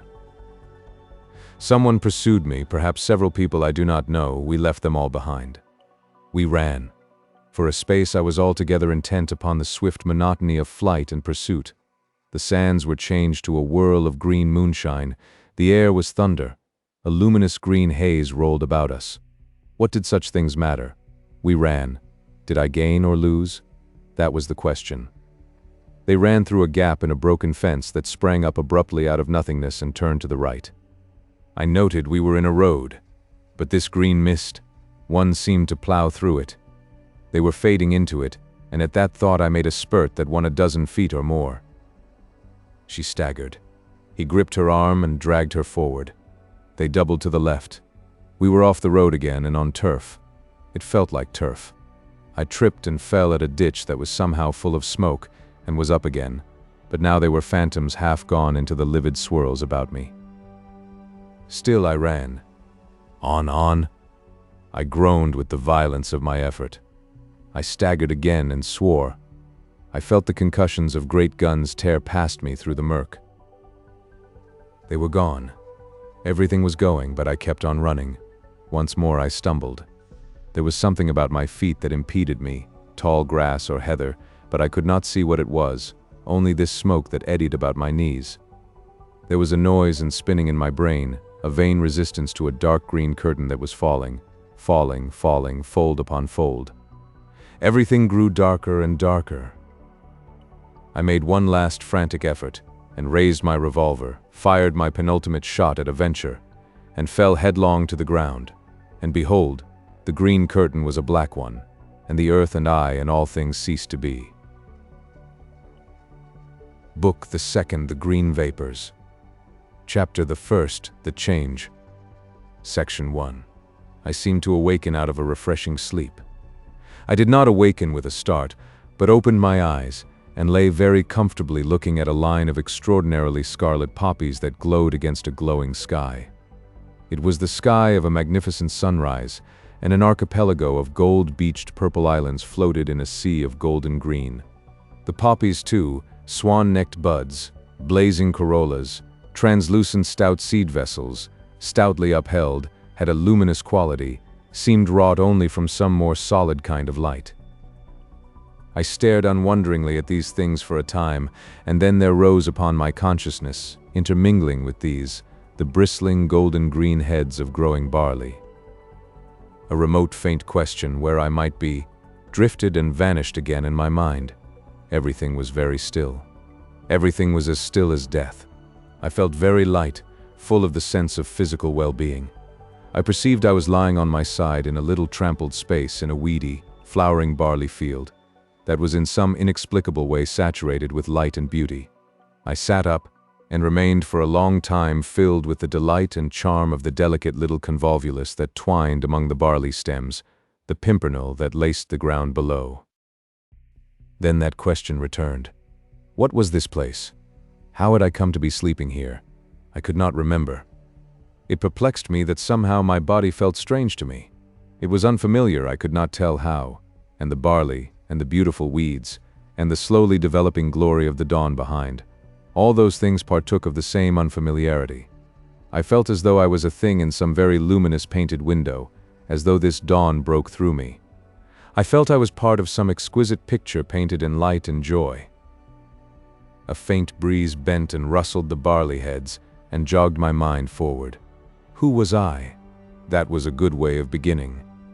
I held up my left hand and arm before me, a grubby hand, a frayed cuff, but with a quality of painted unreality, transfigured as a beggar might have been by Botticelli.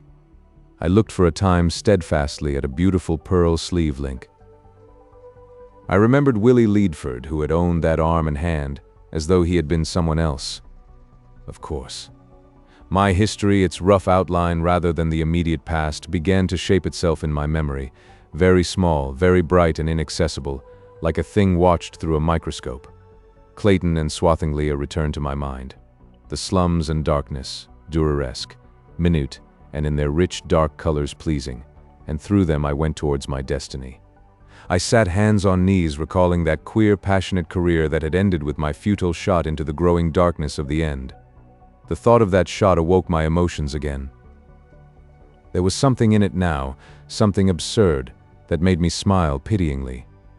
Poor little angry, miserable creature. Poor little angry, miserable world. I sighed for pity, not only pity for myself, but for all the hot hearts, the tormented brains, the straining, striving things of hope and pain, who had found their peace at last beneath the pouring mist and suffocation of the comet. Because certainly that world was over and done. They were all so weak and unhappy, and I was now so strong and so serene. For I felt sure I was dead. No one living could have this perfect assurance of good, this strong and confident peace. I had made an end of the fever called living. I was dead, and it was all right. And these? I felt an inconsistency. These, then, must be the barley fields of God, the still and silent barley fields of God, full of unfading poppy flowers whose seeds bear peace. Section 2. It was queer to find barley fields in heaven, but no doubt there were many surprises in store for me. How still everything was. Peace. The peace that passeth understanding. After all it had come to me. But indeed, everything was very still. No bird sang. Surely I was alone in the world. No bird sang. Yes, and all the distant sounds of life had ceased, the lowing of cattle, the barking of dogs. Something that was like fear beatified came into my heart. It was all right, I knew, but to be alone. I stood up and met the hot summons of the rising sun, hurrying towards me, as it were, with glad tidings over the spikes of the barley. Blinded, I made a step. My foot struck something hard, and I looked down to discover my revolver, a blue-black thing, like a dead snake at my feet. For a moment that puzzled me. Then I clean forgot about it. The wonder of the quiet took possession of my soul. Dawn, and no birds singing. How beautiful was the world. How beautiful, but how still. I walked slowly through the barley towards a line of elder bushes, wayfaring tree and bramble that made the hedge of the field. I noted as I passed along a dead shrew mouse, as it seemed to me, among the halms, then a still toad. I was surprised that this did not leap aside from my footfalls, and I stooped and picked it up. Its body was limp like life, but it made no struggle. The brightness of its eye was veiled. It did not move in my hand. It seems to me now that I stood holding that lifeless little creature for some time. Then very softly I stooped down and replaced it. I was trembling with a nameless emotion. I looked with quickened eyes closely among the barley stems, and behold, now everywhere I saw beetles, flies, and little creatures that did not move, lying as they fell when the vapors overcame them. They seemed no more than painted things. Some were novel creatures to me. I was very unfamiliar with natural things. "My God," I cried, "but is it only I?" And then at my next movement something squealed sharply. I turned about, but I could not see it. Only I saw a little stir in a rut, and heard the diminishing rustle of the unseen creature's flight. And at that I turned to my toad again, and its eye moved and it stirred. And presently, with infirm and hesitating gestures, it stretched its limbs and began to crawl away from me. But wonder, that gentle sister of fear, had me now. I saw a little way ahead a brown and crimson butterfly perched upon a cornflower. I thought at first it was the breeze that stirred it, and then I saw its wings were quivering, and even as I watched it, it started into life and spread itself and fluttered into the air. I watched it fly, a turn this way, a turn that, until suddenly it seemed to vanish. And now, life was returning to this thing and that on every side of me, with slow stretchings and bendings, with twitterings, with a little start and stir. I came slowly, stepping very carefully because of these drugged, feebly awakening things, through the barley to the hedge. It was a very glorious hedge, so that it held my eyes.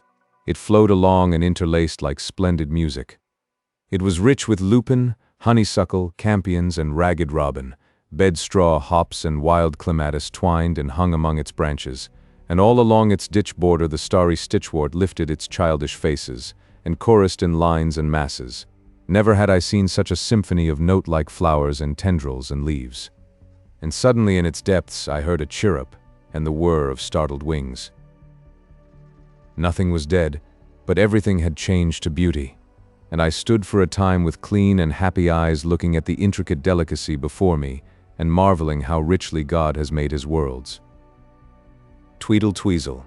A lark had shot the stillness with his shining thread of song, one lark, and then presently another, invisibly in the air, making out of that blue quiet a woven cloth of gold.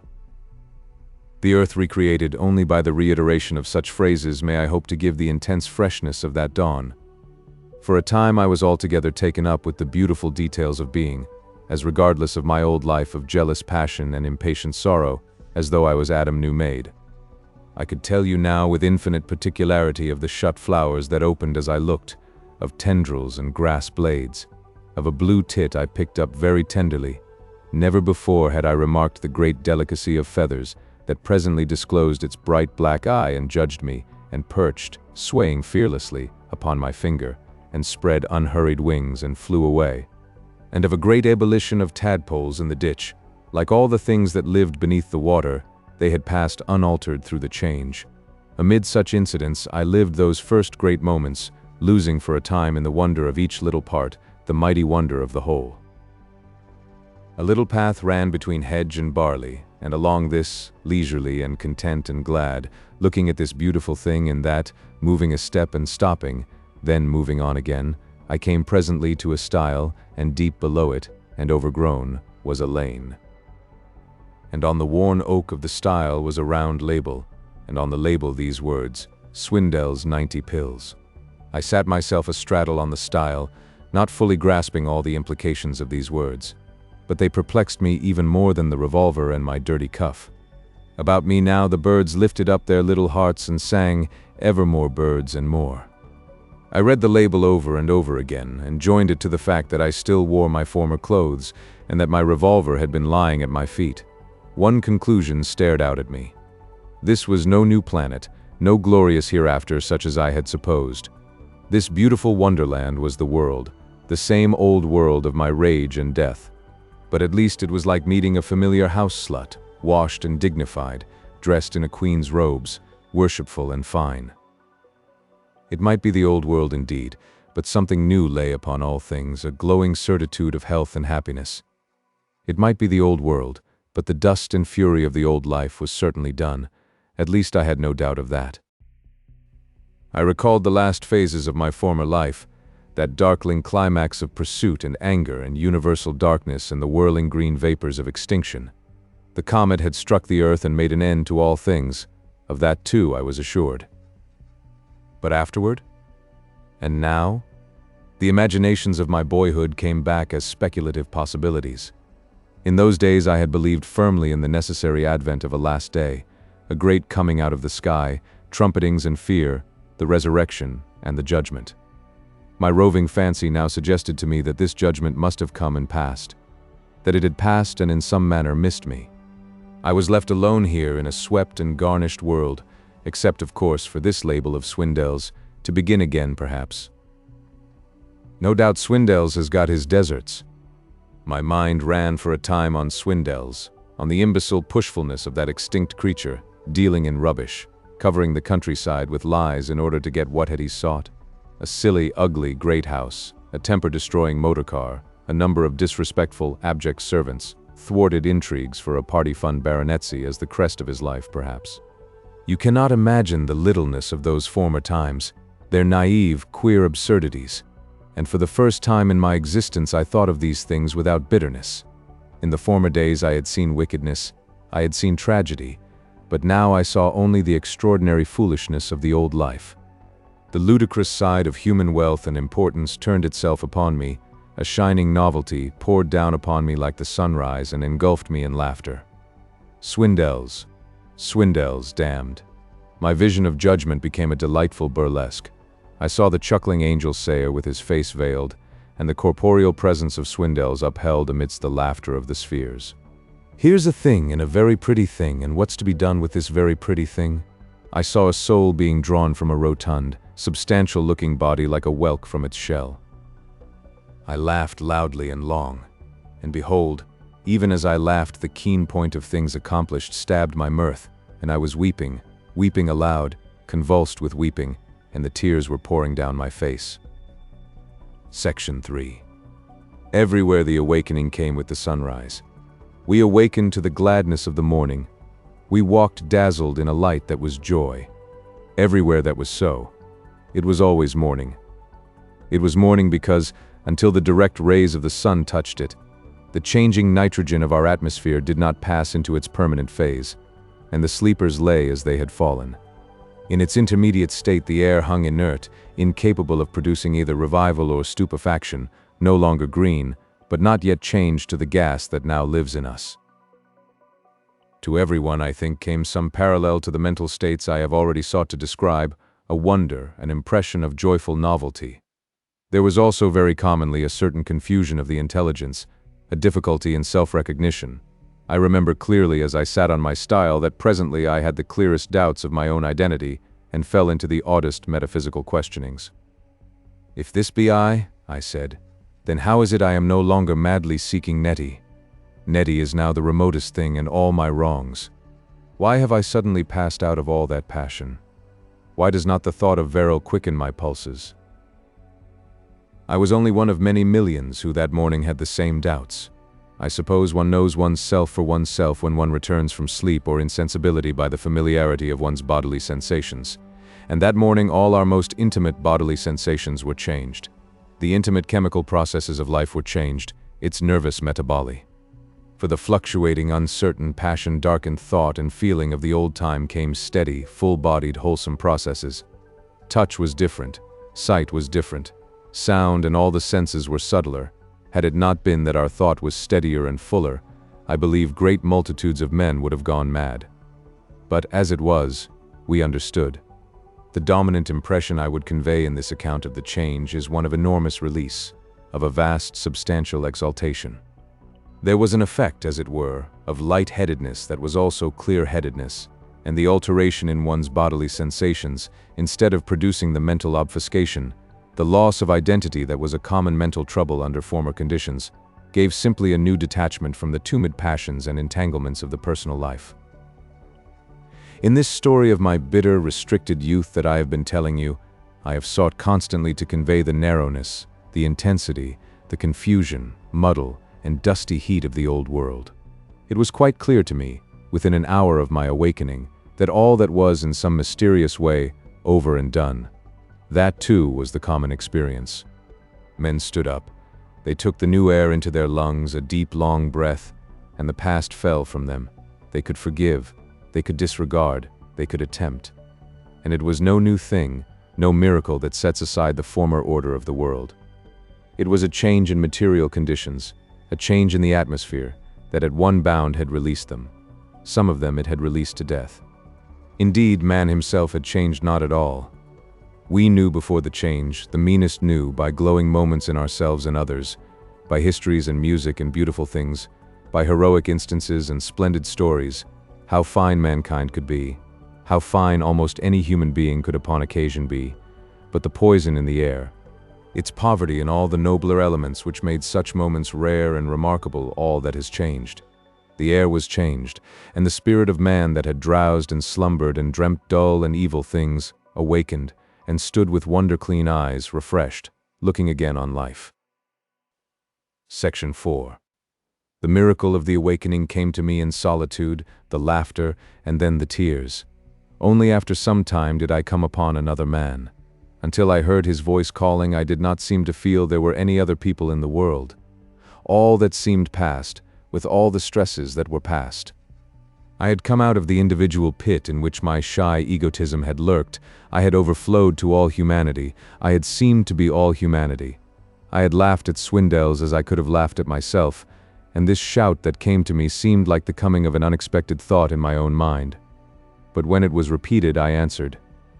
"I am hurt," said the voice, and I descended into the lane forthwith, and so came upon Melmount sitting near the ditch with his back to me.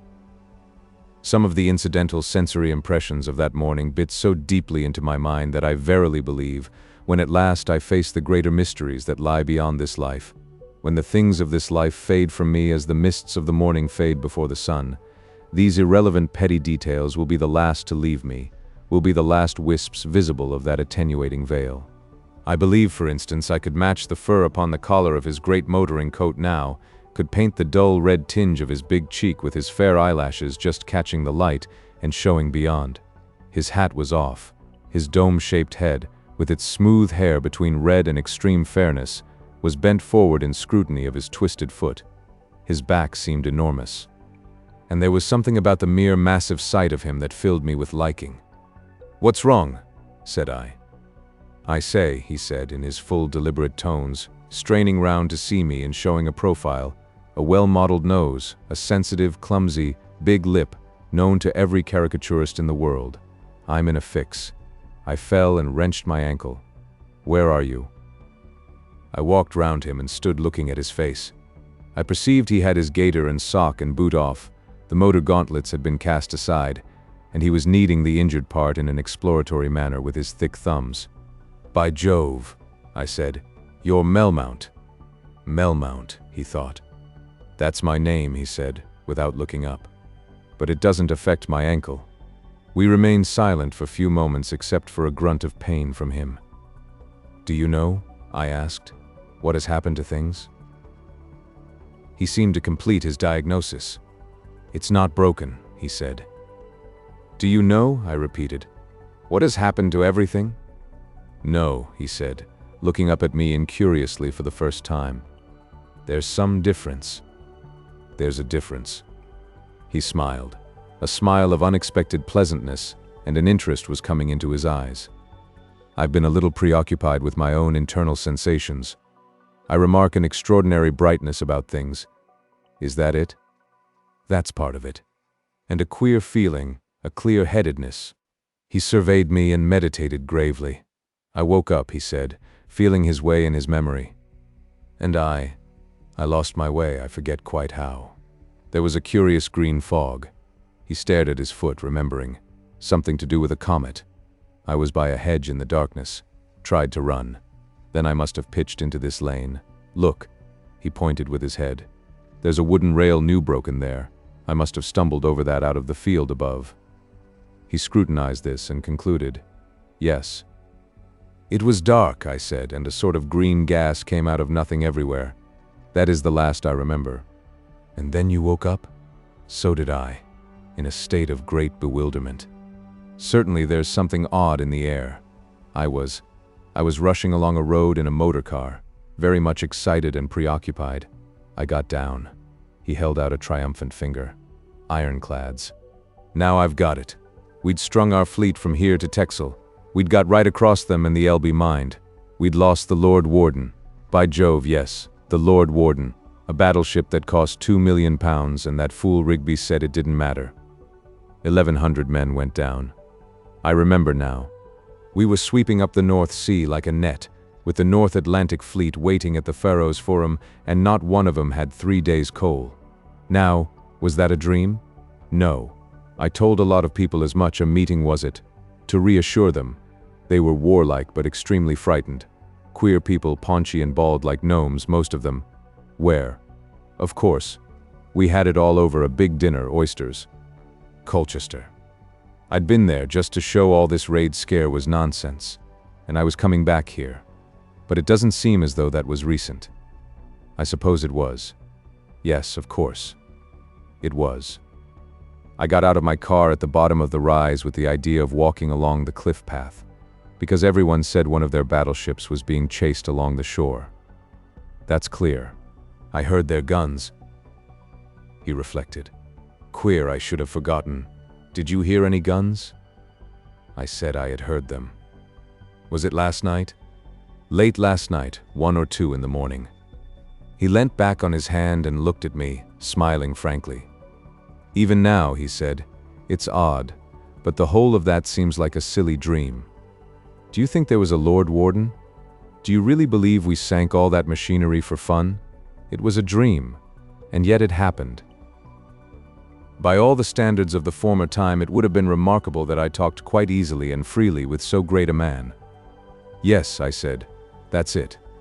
One feels one has awakened from something more than that green gas, as though the other things also weren't quite real. He knitted his brows and felt the calf of his leg thoughtfully. I made a speech at Colchester, he said. I thought he was going to add something more about that, but there lingered a habit of reticence in the man that held him for the moment. It is a very curious thing, he broke away, that this pain should be, on the whole, more interesting than disagreeable. You are in pain? My ankle is. It's either broken or badly sprained, I think sprained.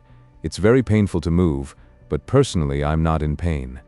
That sort of general sickness that comes with local injury, not a trace of it. He mused and remarked, I was speaking at Colchester and saying things about the war. I begin to see it better.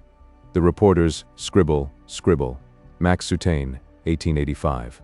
Hubbub. Compliments about the oysters. What was it? About the war. A war that must needs be long and bloody, taking toll from castle and cottage, taking toll. Rhetorical gusto. Was I drunk last night? His eyebrows puckered. He had drawn up his right knee, his elbow rested thereon and his chin on his fist. The deep-set gray eyes beneath his thatch of eyebrows stared at unknown things. My God, he murmured, my God, with a note of disgust. He made a big, brooding figure in the sunlight. He had an effect of more than physical largeness. He made me feel that it became me to wait upon his thinking. I had never met a man of this sort before. I did not know such men existed. It is a curious thing that I cannot now recall any ideas whatever that I had before the change about the personalities of statesmen. But I doubt if ever in those days I thought of them at all as tangible individual human beings, conceivably of some intellectual complexity. I believe that my impression was a straightforward blend of caricature and newspaper leader. I certainly had no respect for them, And now, without servility or any insincerity whatever, as if it were a first fruit of the change, I found myself in the presence of a human being towards whom I perceived myself inferior and subordinate, before whom I stood without servility or any insincerity whatever, in an attitude of respect and attention. My inflamed, my rancid egotism, or was it after all only the chances of life, had never once permitted that before the change. He emerged from his thoughts, still with a faint perplexity in his manner. "That speech I made last night," he said, "was damned mischievous nonsense, you know. Nothing can alter that. Nothing. No. Little fat gnomes in evening dress, gobbling oysters. Gulp." It was a most natural part of the wonder of that morning that he should adopt this incredible note of frankness, and that it should abate nothing from my respect for him. "Yes," he said, "you are right. It's all indisputable fact, and I can't believe it was anything but a dream." Section 5. That memory stands out against the dark past of the world with extraordinary clearness and brightness. The air, I remember, was full of the calling and piping and singing of birds. I have a curious persuasion, too, that there was a distant happy clamor of pealing bells, but that I am half convinced is a mistake. Nevertheless, there was something in the fresh bite of things, in the dewy newness of sensation that set bells rejoicing in one's brain. And that big, fair, pensive man sitting on the ground had beauty even in his clumsy pose, as though indeed some great master of strength and humor had made him. And it is so hard now to convey these things. He spoke to me, a stranger, without reservations, carelessly, as men now speak to men. Before those days, not only did we think badly, but what we thought, 1,000 short-sighted considerations, dignity, objective discipline, discretion, 100 kindred aspects of shabbiness of soul, made us muffle before we told it to our fellow men. "It's all returning now," he said, and told me half soliloquizingly what was in his mind. I wish I could give every word he said to me. He struck out image after image to my nascent intelligence, with swift broken fragments of speech. If I had a precise full memory of that morning, I should give it you, verbatim, minutely. But here, save for the little sharp things that stand out, I find only blurred general impressions. Throughout, I have to make up again his half-forgotten sentences and speeches, and be content with giving you the general effect. But I can see and hear him now as he said, "The dream got worst at the end. The war, a perfectly horrible business. Horrible. And it was just like a nightmare. You couldn't do anything to escape from it. Everyone was driven." His sense of indiscretion was gone. He opened the war out to me as everyone sees it now. Only that morning it was astonishing. He sat there on the ground, absurdly forgetful of his bare and swollen foot, treating me as the humblest accessory and as altogether an equal, talking out to himself the great obsessions of his mind. We could have prevented it. Any of us who chose to speak out could have prevented it. A little decent frankness. What was there to prevent us being frank with one another? Their emperor, his position was a pile of ridiculous assumptions, no doubt, but at bottom he was a sane man. He touched off the emperor in a few pithy words, the German press, the German people, and our own. He put it as we should put it all now, but with a certain heat as of a man half guilty and wholly resentful.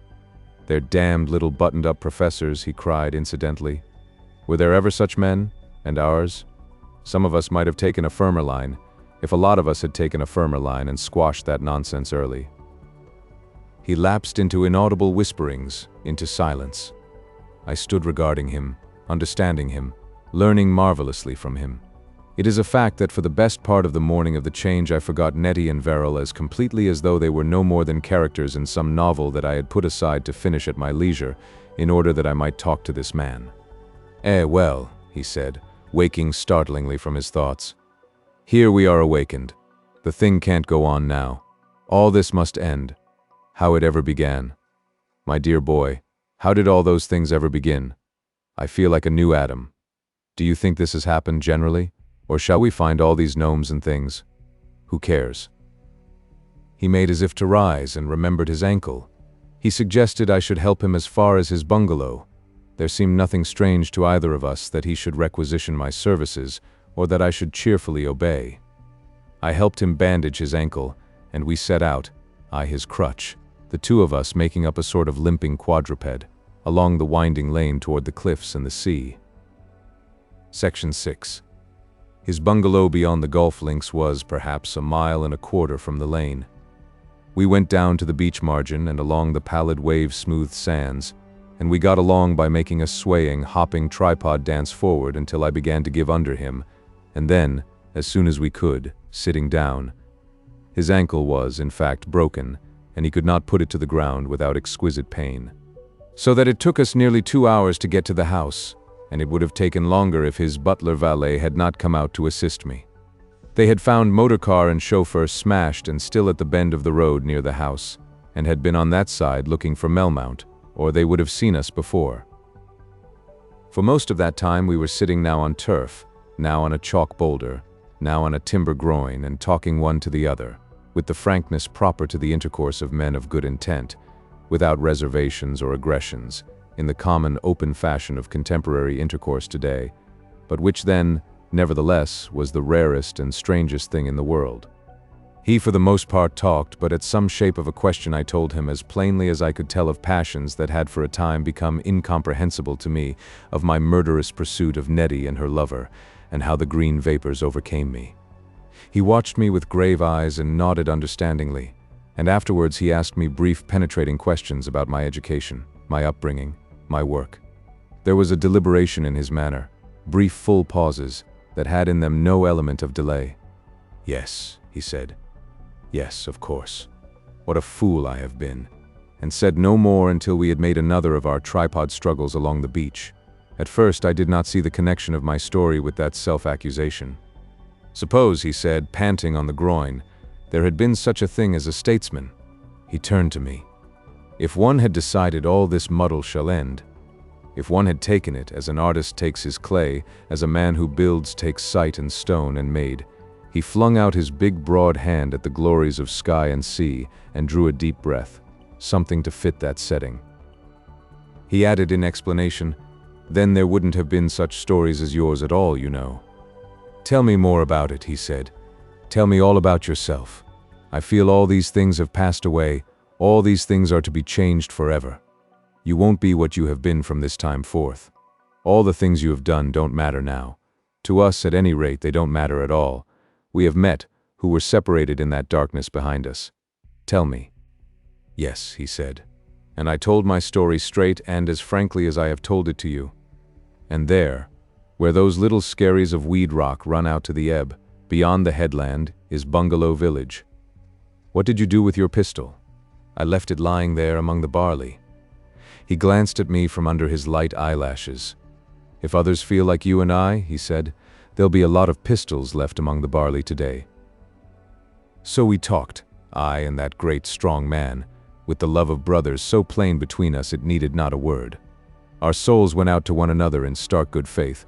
Never before had I had anything but a guarded watchfulness for any fellow man.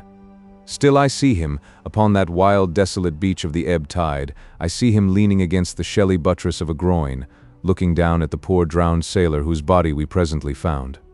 For we found a newly drowned man who had just chanced to miss this great dawn in which we rejoiced. We found him lying in a pool of water, among brown weeds in the dark shadow of the timberings. You must not overrate the horrors of the former days. In those days it was scarcely more common to see death in England than it would be today. This dead man was a sailor from the Rother Adler, the great German battleship that, had we but known it, lay not 4 miles away along the coast amidst ploughed-up mountains of chalk ooze, a torn and battered mass of machinery, wholly submerged at high water, and holding in its interstices 900 drowned brave men, all strong and skillful, all once capable of doing fine things. I remember that poor boy very vividly. He had been drowned during the anesthesia of the green gas. His fair young face was quiet and calm, but the skin of his chest had been crinkled by scalding water, and his right arm was bent queerly back. Even to this needless death and all its tale of cruelty, beauty and dignity had come. Everything flowed together to significance as we stood there, I, the ill-clad, cheaply equipped proletarian, and Melmount in his great fur-trimmed coat. He was hot with walking, but he had not thought to remove it, leaning upon the clumsy groins and pitying this poor victim of the war he had helped to make. "Poor lad," he said. "Poor lad. A child we blunderers sent to death. Do look at the quiet beauty of that face, that body to be flung aside like this. I remember that near this dead man's hand a stranded starfish writhed its slowly feeling limbs, struggling back toward the sea. It left grooved traces in the sand. "There must be no more of this," panted Melmount, leaning on my shoulder. "No more of this." But most I recall Melmount as he talked a little later, sitting upon a great chalk boulder with the sunlight on his big, perspiration-dewed face. He made his resolves. "We must end war," he said in that full whisper of his. "It is stupidity. With so many people able to read and think even as it is, there is no need of anything of the sort. Gods, what have we rulers been at? Drowsing like people in a stifling room, too dull and sleepy and too base toward each other for anyone to get up and open the window. What haven't we been at? A great powerful figure he sits there still in my memory, perplexed and astonished at himself and all things. We must change all this," he repeated, and threw out his broad hands in a powerful gesture against the sea and sky. "We have done so weakly. Heaven alone knows why.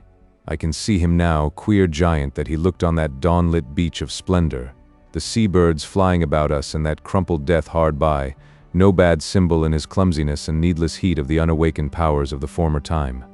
I remember it as an integral part of that picture that far away across the sandy stretches one of those white estate boards I have described, stuck up a little askew amidst the yellow-green turf upon the crest of the low cliffs.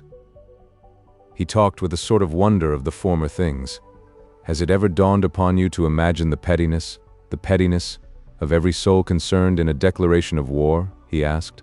He went on, as though speech was necessary to make it credible, to describe Laycock, who first gave the horror words at the Cabinet Council, an undersized Oxford prig with a tenoring voice and a garbage of Greek, the sort of little fool who is brought up on the admiration of his elder sisters. "All the time almost," he said, "I was watching him, thinking what an ass he was to be trusted with men's lives. I might have done better to have thought that of myself. I was doing nothing to prevent it all. The damned little imbecile was up to his neck in the drama of the thing. He liked to trumpet it out. He goggled round at us. 'Then it is war,' he said. Richover shrugged his shoulders. I made some slight protest and gave in. Afterward I dreamt of him. What a lot we were. All a little scared at ourselves, all, as it were, instrumental. And it's fools like that lead to things like this." He jerked his head at that dead man nearby us. "It will be interesting to know what has happened to the world. This green vapor, queer stuff. But I know what has happened to me. It's conversion. I've always known. But this is being a fool talk. I'm going to stop it." He motioned to rise with his clumsy outstretched hands. "Stop what?" said I, stepping forward instinctively to help him. "War," he said in his great whisper, putting his big hand on my shoulder but making no further attempt to arise. "I'm going to put an end to war, to any sort of war, and all these things that must end. The world is beautiful, life is great and splendid. We had only to lift up our eyes and see. Think of the glories through which we have been driving, like a herd of swine in a garden place. The color in life, the sounds, the shapes. We have had our jealousies, our quarrels, our ticklish rights, our invincible prejudices, our vulgar enterprise and sluggish timidities. We have chattered and pecked one another and fouled the world, like daws in the temple, like unclean birds in the holy place of God. All my life has been foolishness and pettiness, gross pleasures and mean discretions, all. I am a meager dark thing in this morning's glow, a penitence, a shame. And but for God's mercy I might have died this night, like that poor lad there, amidst the squalor of my sins. No more of this. No more of this. Whether the whole world has changed or no, matters nothing. We too have seen this dawn." He paused. "I will arise and go unto my father," he began presently, "and will say unto him." His voice died away in an inaudible whisper. His hand tightened painfully on my shoulder and he rose. Chapter the Second, The Awakening. Section 1. So the great day came to me. And even as I had awakened, so in that same dawn the whole world awoke. For the whole world of living things had been overtaken by the same tide of insensibility. In an hour, at the touch of this new gas in the comet, the shiver of catalytic change had passed about the globe. They say it was the nitrogen of the air, the old azote, that in the twinkling of an eye was changed out of itself, and in an hour or so became a respirable gas. differing indeed from oxygen, but helping and sustaining its action, a bath of strength and healing for nerve and brain. I do not know the precise changes that occurred, nor the names our chemists give them. My work has carried me away from such things. Only this I know: I and all men were renewed. I picture to myself this thing happening in space, a planetary moment, the faint smudge, the slender whirl of meteor, drawing nearer to this planet like a ball, like a shaded, rounded ball floating in the void, with its little, nearly impalpable coat of cloud and air, with its dark pools of ocean, its gleaming ridges of land. And as that midge from the void touches it, the transparent gaseous outer shell clouds in an instant green and then slowly clears again. Thereafter, for 3 hours or more, we know the minimum time for the change was almost exactly 3 hours, because all the clocks and watches kept going, everywhere. No man nor beast nor bird nor any living thing that breathes the air stirred at all, but lay still. Everywhere on earth that day, in the ears of everyone who breathed, there had been the same humming in the air, the same rush of green vapors, the crepitation, the streaming down of shooting stars. The Hindu had stayed his morning's work in the fields to stare and marvel and fall. The blue-clothed Chinaman fell head foremost athwart his midday bowl of rice. The Japanese merchant came out from some chaffering in his office amazed, and presently lay there before his door. The evening gazers by the golden gates were overtaken as they waited for the rising of the great star. This had happened in every city of the world, in every lonely valley, in every home and house and shelter and every open place.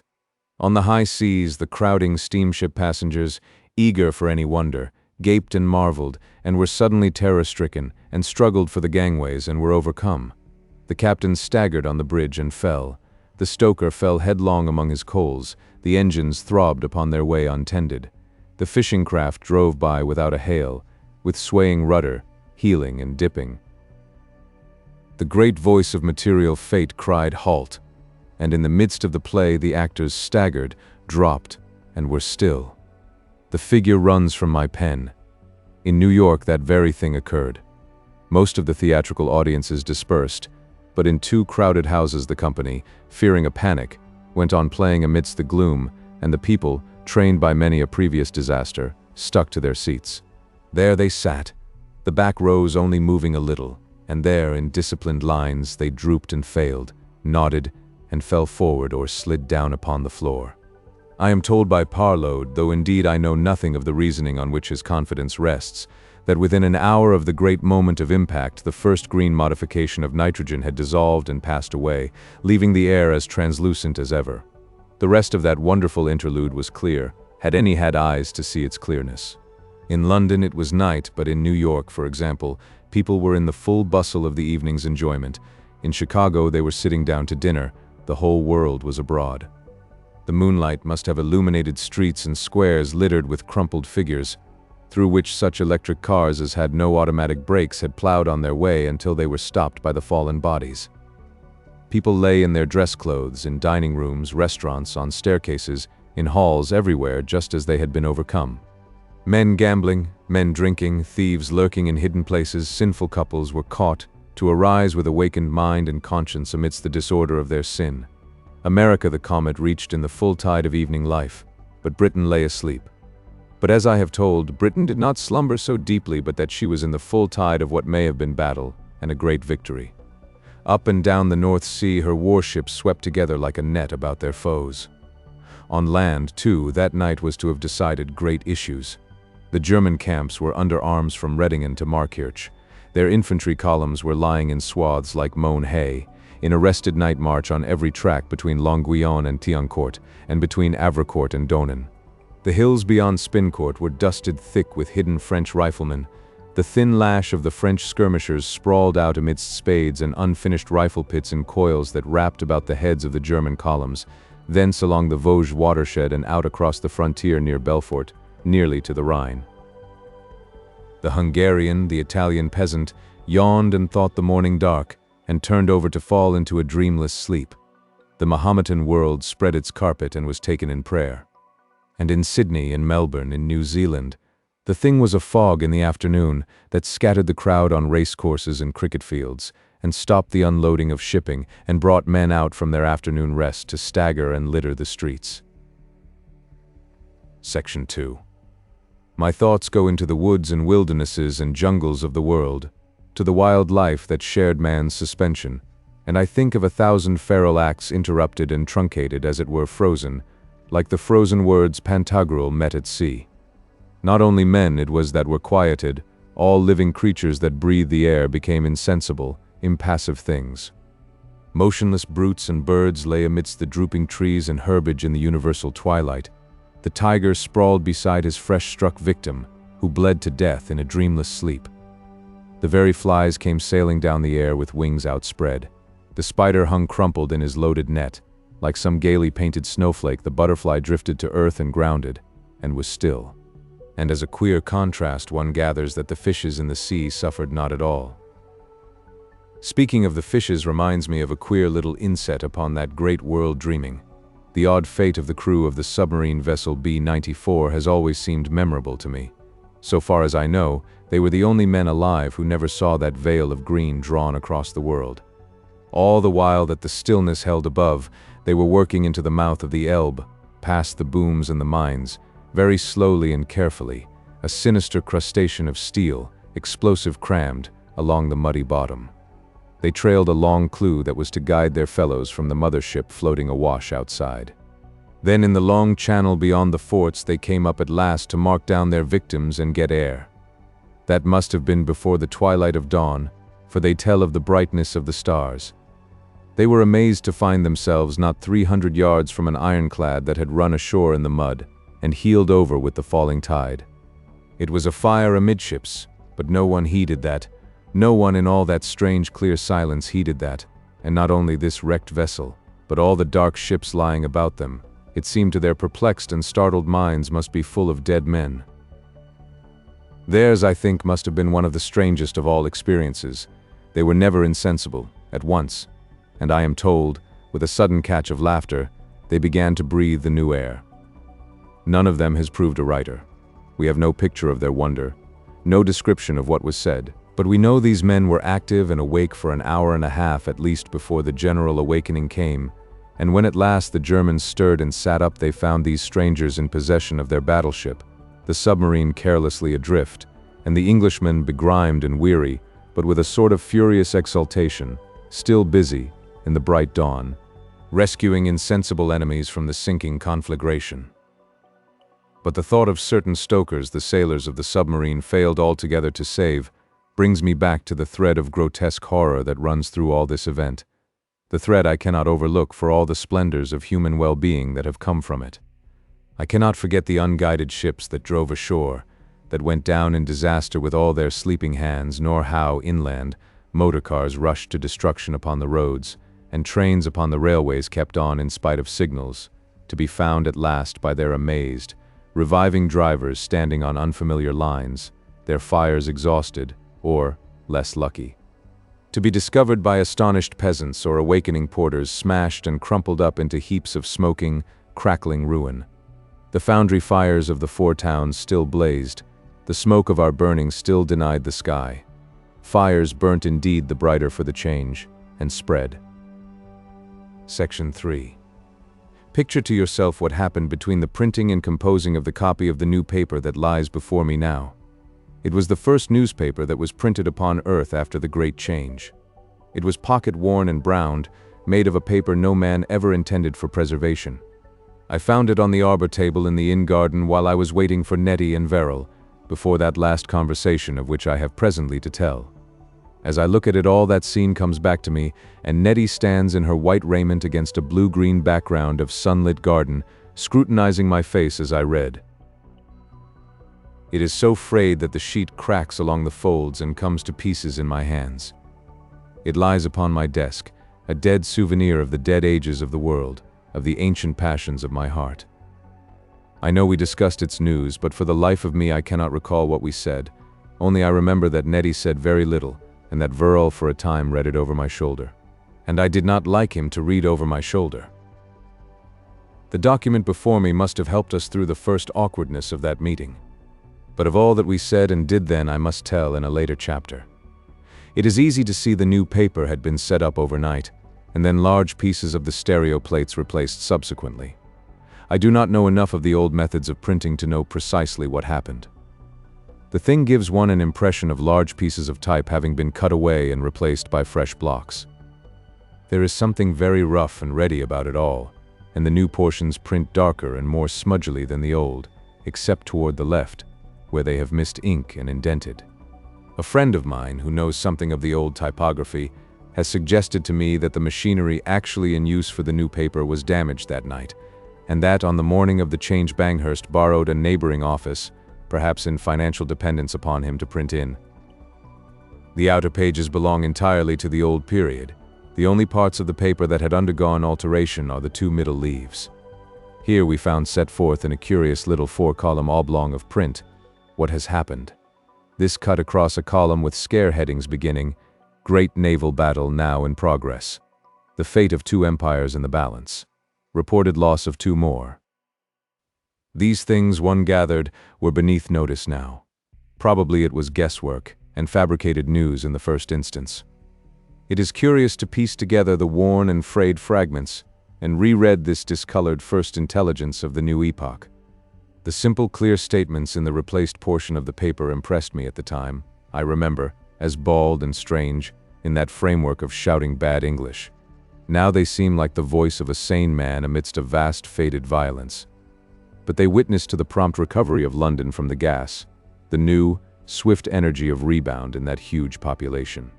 I am surprised now, as I reread, to note how much research, experiment, and induction must have been accomplished in the day that elapsed before the paper was printed. But that is by the way. As I sit and muse over this partly carbonized sheet, that same curious remote vision comes again to me that quickened in my mind that morning. A vision of those newspaper offices I have already described to you going through the crisis.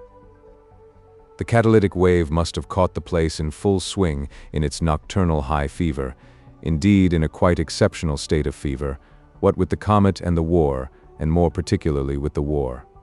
Very probably the change crept into the office imperceptibly, amidst the noise and shouting, and the glare of electric light that made the night atmosphere in that place. Even the green flashes may have passed unobserved there. The preliminary descending trails of green vapor seemed no more than unseasonable drifting wisps of London fog. In those days, London, even in summer, was not safe against dark fogs, and then at the last the change poured in and overtook them. If there was any warning at all for them, it must have been a sudden universal tumult in the street, and then a much more universal quiet. They could have had no other intimation. There was no time to stop the presses before the main development of green vapor had overwhelmed everyone. It must have folded about them, tumbled them to the earth, masked and stilled them. My imagination is always curiously stirred by the thought of that, because I suppose it is the first picture I succeeded in making for myself of what had happened in the towns. It has never quite lost its strangeness for me that when the change came, machinery went on working. I don't precisely know why that should have seemed so strange to me, but it did, and still to a certain extent does. One is so accustomed, I suppose, to regard machinery as an extension of human personality, that the extent of its autonomy the change displayed came as a shock to me. The electric lights, for example, hazy green hallowed nebulas, must have gone on burning at least for a time. Amidst the thickening darkness, the huge presses must have roared on, printing, folding, throwing aside copy after copy of that fabricated battle report with its quarter column of scare headlines, and all the place must have still quivered and throbbed with the familiar roar of the engines. And this though no men ruled there at all anymore. Here and there beneath that thickening fog the crumpled or outstretched forms of men lay still. A wonderful thing that must have seemed had any man had by chance the power of resistance to the vapor, and could he have walked amidst it. And soon the machines must have exhausted their feed of ink and paper, and thumped and banged and rattled emptily amidst the general quiet. Then I suppose the furnaces failed for want of stoking, the steam pressure fell in the pistons, the machinery slackened, the lights burnt dim, and came and went with the ebb of energy from the power station. Who can tell precisely the sequence of these things now? And then, you know, amidst the weakening and terminating noises of men, the green vapor cleared and vanished. In an hour indeed it had gone, and it may be a breeze stirred and blew and went about the earth. The noises of life were all dying away, but some there were that abated nothing, that sounded triumphantly amidst the universal ebb. To a heedless world, the church towers tolled out 2 and then 3. Clocks ticked and chimed everywhere about the earth to deafened ears. And then came the first flush of morning, the first rustlings of the revival. Perhaps in that office the filaments of the lamps were still glowing, the machinery was still pulsing weakly, when the crumpled, booted heaps of cloth became men again and began to stir and stare. The chapel of the printers was, no doubt, shocked to find itself asleep. Amidst that dazzling dawn, the new paper woke to wonder, stood up and blinked at its amazing self. The clocks of the city churches, one pursuing another, struck 4. The staffs, crumpled and disheveled, but with a strange refreshment in their veins, stood about the damaged machinery, marveling and questioning. The editor read his overnight headlines with incredulous laughter. There was much involuntary laughter that morning. Outside, the mailmen patted the necks and rubbed the knees of their awakening horses. Then, slowly and with much conversation and doubt, they set about to produce the paper. Imagine those bemused, perplexed people, carried on by the inertia of their old occupations and doing their best with an enterprise that had suddenly become altogether extraordinary and irrational. They worked amidst questionings, and yet light-heartedly. At every stage there must have been interruptions for discussion. The paper only got down to Menton 5 days late. Section 4. Then let me give you a vivid little impression I received of a certain prosaic person, a grocer, named Wiggins, and how he passed through the change. I heard this man's story in the post office at Menton, when, in the afternoon of the first day, I bethought me to telegraph to my mother. The place was also a grocer's shop, and I found him and the proprietor talking as I went in. They were trade competitors, and Wiggins had just come across the street to break the hostile silence of a score of years. The sparkle of the change was in their eyes. Their slightly flushed cheeks, their more elastic gestures, spoke of new physical influences that had invaded their beings. "It did us no good, all our hatred," Mr. Wiggins said to me, explaining the emotion of their encounter. "It did our customers no good. I've come to tell him that. You bear that in mind, young man, if ever you come to have a shop of your own." It was a sort of stupid bitterness possessed us, and I can't make out we didn't see it before in that light. Not so much downright wickedness, it wasn't as stupidity, a stupid jealousy. Think of it. 2 human beings within a stone's throw, who have not spoken for 20 years, hardening our hearts against each other. "I can't think how we came to such a state, Mr. Wiggins," said the other, packing tea into pound packets out of mere habit as he spoke. "It was wicked pride and obstinacy. We knew it was foolish all the time." I stood affixing the adhesive stamp to my telegram. "Only the other morning," he went on to me, "I was cutting French eggs, selling at a loss to do it. He'd marked down with a great staring ticket to 9 pence a dozen. I saw it as I went past. Here's my answer," he indicated a ticket. 8 pence a dozen, same as sold elsewhere for 9 pence. A whole penny down, bang off. Just a touch above cost, if that, and even then, he leant over the counter to say impressively, "Not the same eggs." "Now, what people in their senses would do things like that," said Mr. Wiggins. I sent my telegram, the proprietor dispatched it for me, and while he did so, I fell exchanging experiences with Mr. Wiggins. He knew no more than I did then the nature of the change that had come over things. He had been alarmed by the green flashes, he said, so much so that after watching for a time from behind his bedroom window blind, he had got up and hastily dressed and made his family get up also, so that they might be ready for the end. He made them put on their Sunday clothes. They all went out into the garden together, their minds divided between admiration at the gloriousness of the spectacle and a great and growing awe. They were dissenters, and very religious people out of business hours, and it seemed to them in those last magnificent moments that, after all, science must be wrong and the fanatics right. With the green vapors came conviction, and they prepared to meet their God. This man, you must understand, was a common-looking man in his shirt sleeves and with an apron about his paunch, and he told his story in an Anglian accent that sounded mean and clipped to my Staffordshire ears. He told his story without a thought of pride, and as it were incidentally, and yet he gave me a vision of something heroic. These people did not run hither and thither as many people did. These 4 simple common people stood beyond their back door in their garden pathway between the gooseberry bushes, with the terrors of their God and his judgments closing in upon them, swiftly and wonderfully, and there they began to sing. There they stood, father and mother and 2 daughters, chanting out stoutly, but no doubt a little flatly after the manner of their kind. In Zion's hope abiding, my soul in triumph sings, until one by one they fell and lay still. The postmaster had heard them in the gathering darkness, in Zion's hope abiding. It was the most extraordinary thing in the world to hear this flushed and happy-eyed man telling that story of his recent death. It did not seem at all possible to have happened in the last 12 hours. It was minute and remote, these people who went singing through the darkling to their God. It was like a scene shown to me, very small and very distinctly painted, in a locket. But that effect was not confined to this particular thing. A vast number of things that had happened before the coming of the comet had undergone the same transfiguring reduction. Other people, too, I have learnt since, had the same illusion, a sense of enlargement. It seems to me even now that the little dark creature who had stormed across England in pursuit of Nettie and her lover must have been about an inch high, that all that previous life of ours had been an ill-lit marionette show acted in the twilight. Section 5. The figure of my mother comes always into my conception of the change. I remember how one day she confessed herself. She had been very sleepless that night, she said, and took the reports of the falling stars for shooting. There had been rioting in Clayton and all through Swathinglea all day, and so she got out of bed to look. She had a dim sense that I was in all such troubles. But she was not looking when the change came. "When I saw the stars a-raining down, dear," she said, "and thought of you out in it, I thought there'd be no harm in saying a prayer for you, dear.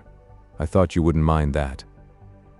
And so I got another of my pictures, The Green Vapors Come and Go, and there by her patched coverlet that dear old woman kneels and droops, still clasping her poor gnarled hands in the attitude of prayer. Prayer to it, for me.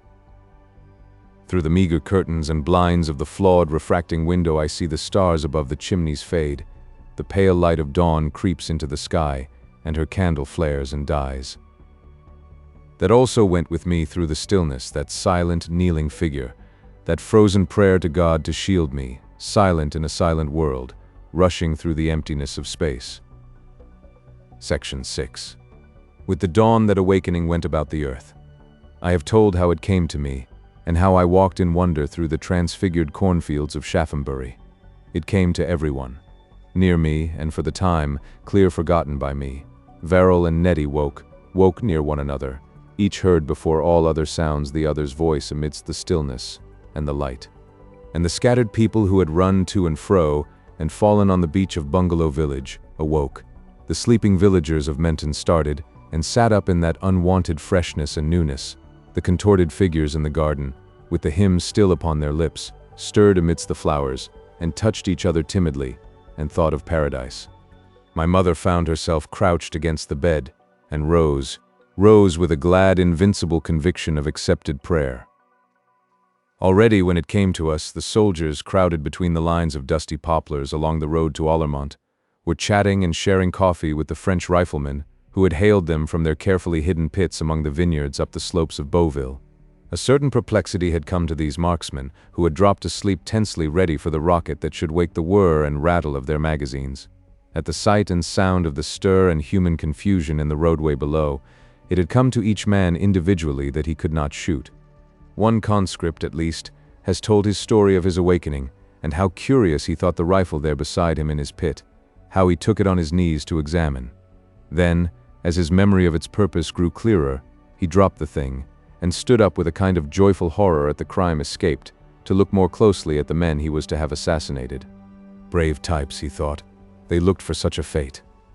The summoning rocket never flew. Below, the men did not fall into ranks again, but sat by the roadside, or stood in groups talking, discussing with a novel incredulity the ostensible causes of the war.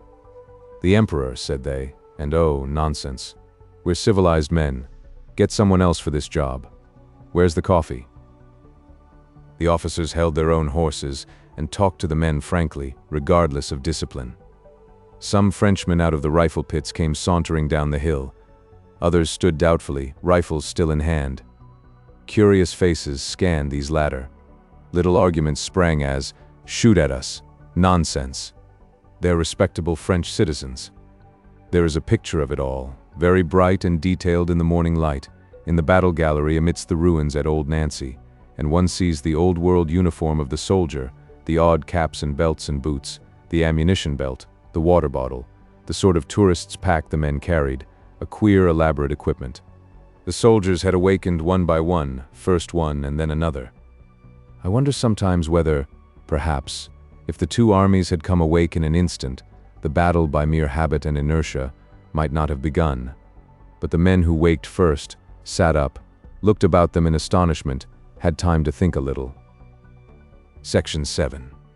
Everywhere there was laughter, everywhere tears. Men and women in the common life, finding themselves suddenly lit and exalted, capable of doing what had hitherto been impossible, incapable of doing what had hitherto been irresistible, happy, hopeful, unselfishly energetic, rejected altogether the supposition that this was merely a change in the blood and material texture of life. They denied the bodies God had given them, as once the Upper Nile savages struck out their canine teeth, because these made them like the beasts. They declared that this was the coming of a spirit, and nothing else would satisfy their need for explanations, and in a sense the spirit came. The great revival sprang directly from the change, the last, the deepest, widest, and most enduring of all the vast inundations of religious emotion that go by that name. But indeed it differed essentially from its innumerable predecessors.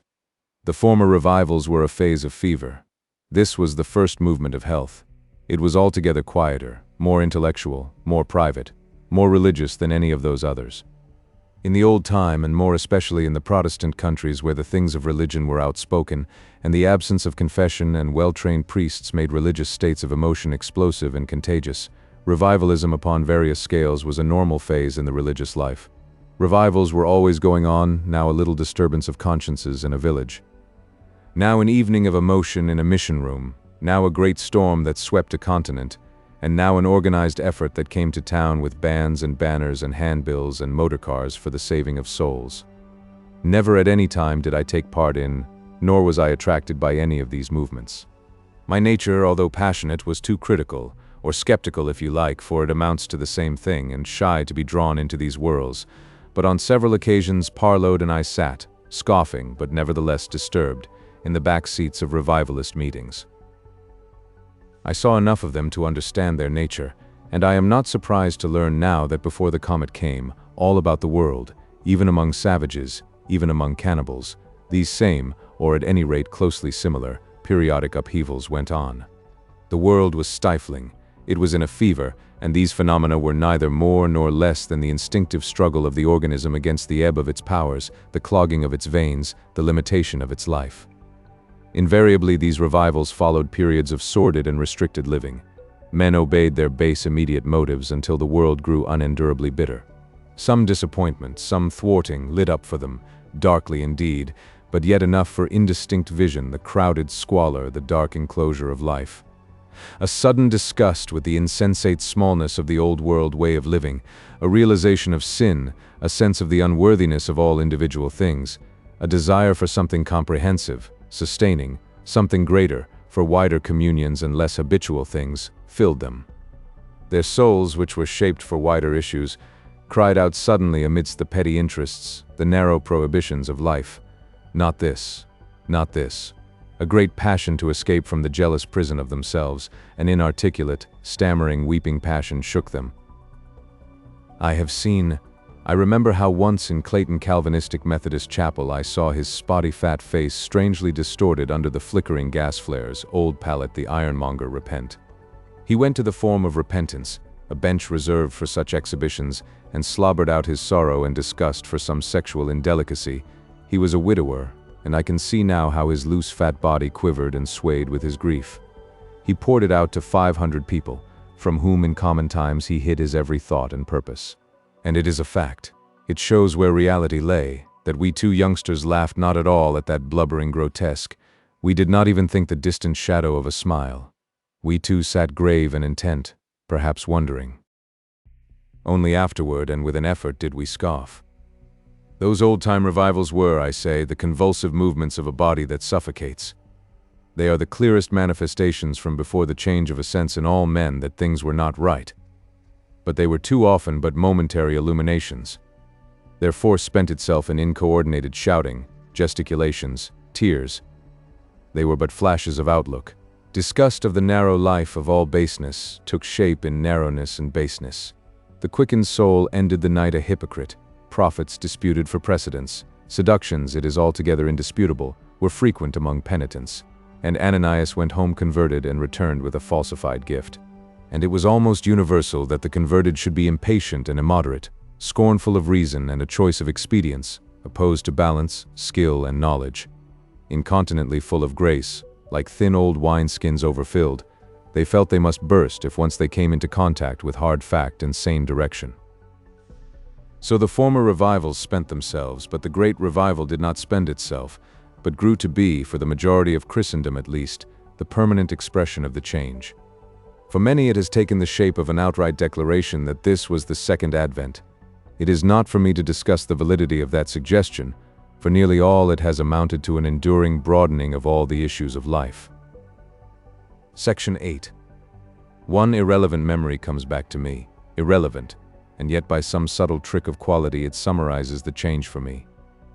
It is the memory of a woman's very beautiful face, a woman with a flushed face and tear-bright eyes who went by me without speaking, wrapped in some secret purpose.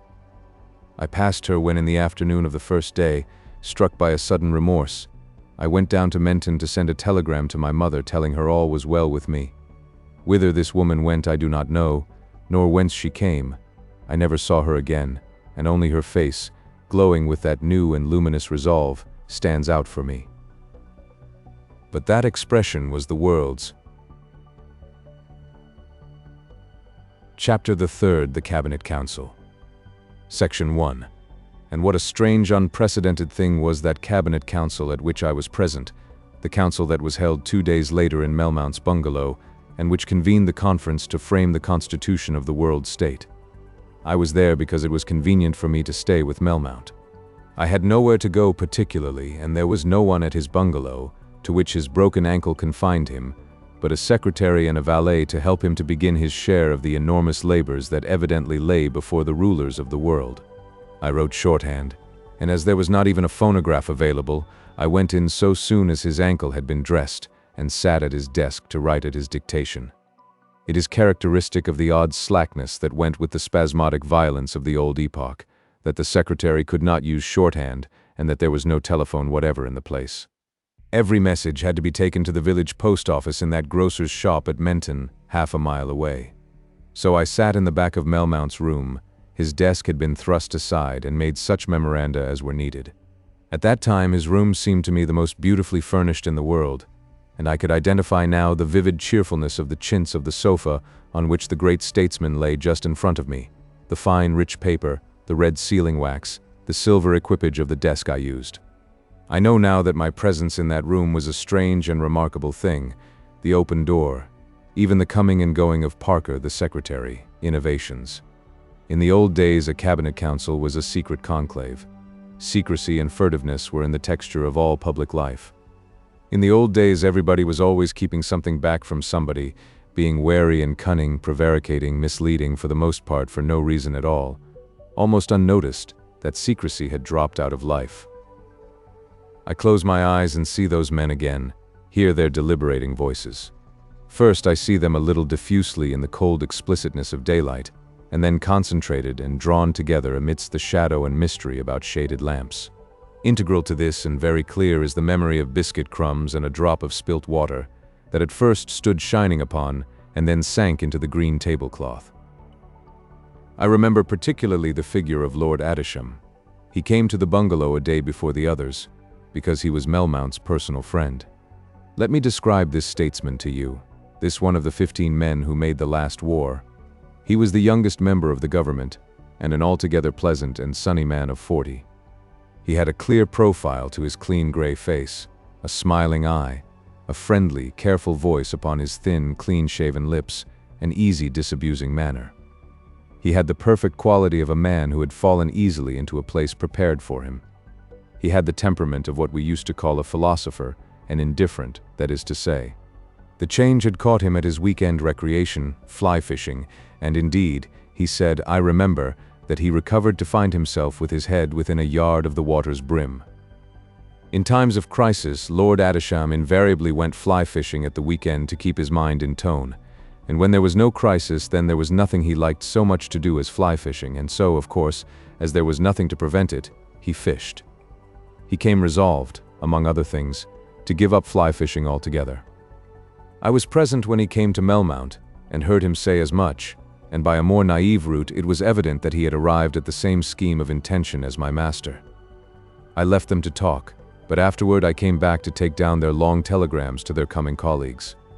He was, no doubt, as profoundly affected as Melmount by the change, but his tricks of civility and irony and acceptable humor had survived the change, and he expressed his altered attitude, his expanded emotions, in a quaint modification of the old-time man-of-the-world style, with excessive moderation, with a trained horror of the enthusiasm that swayed him.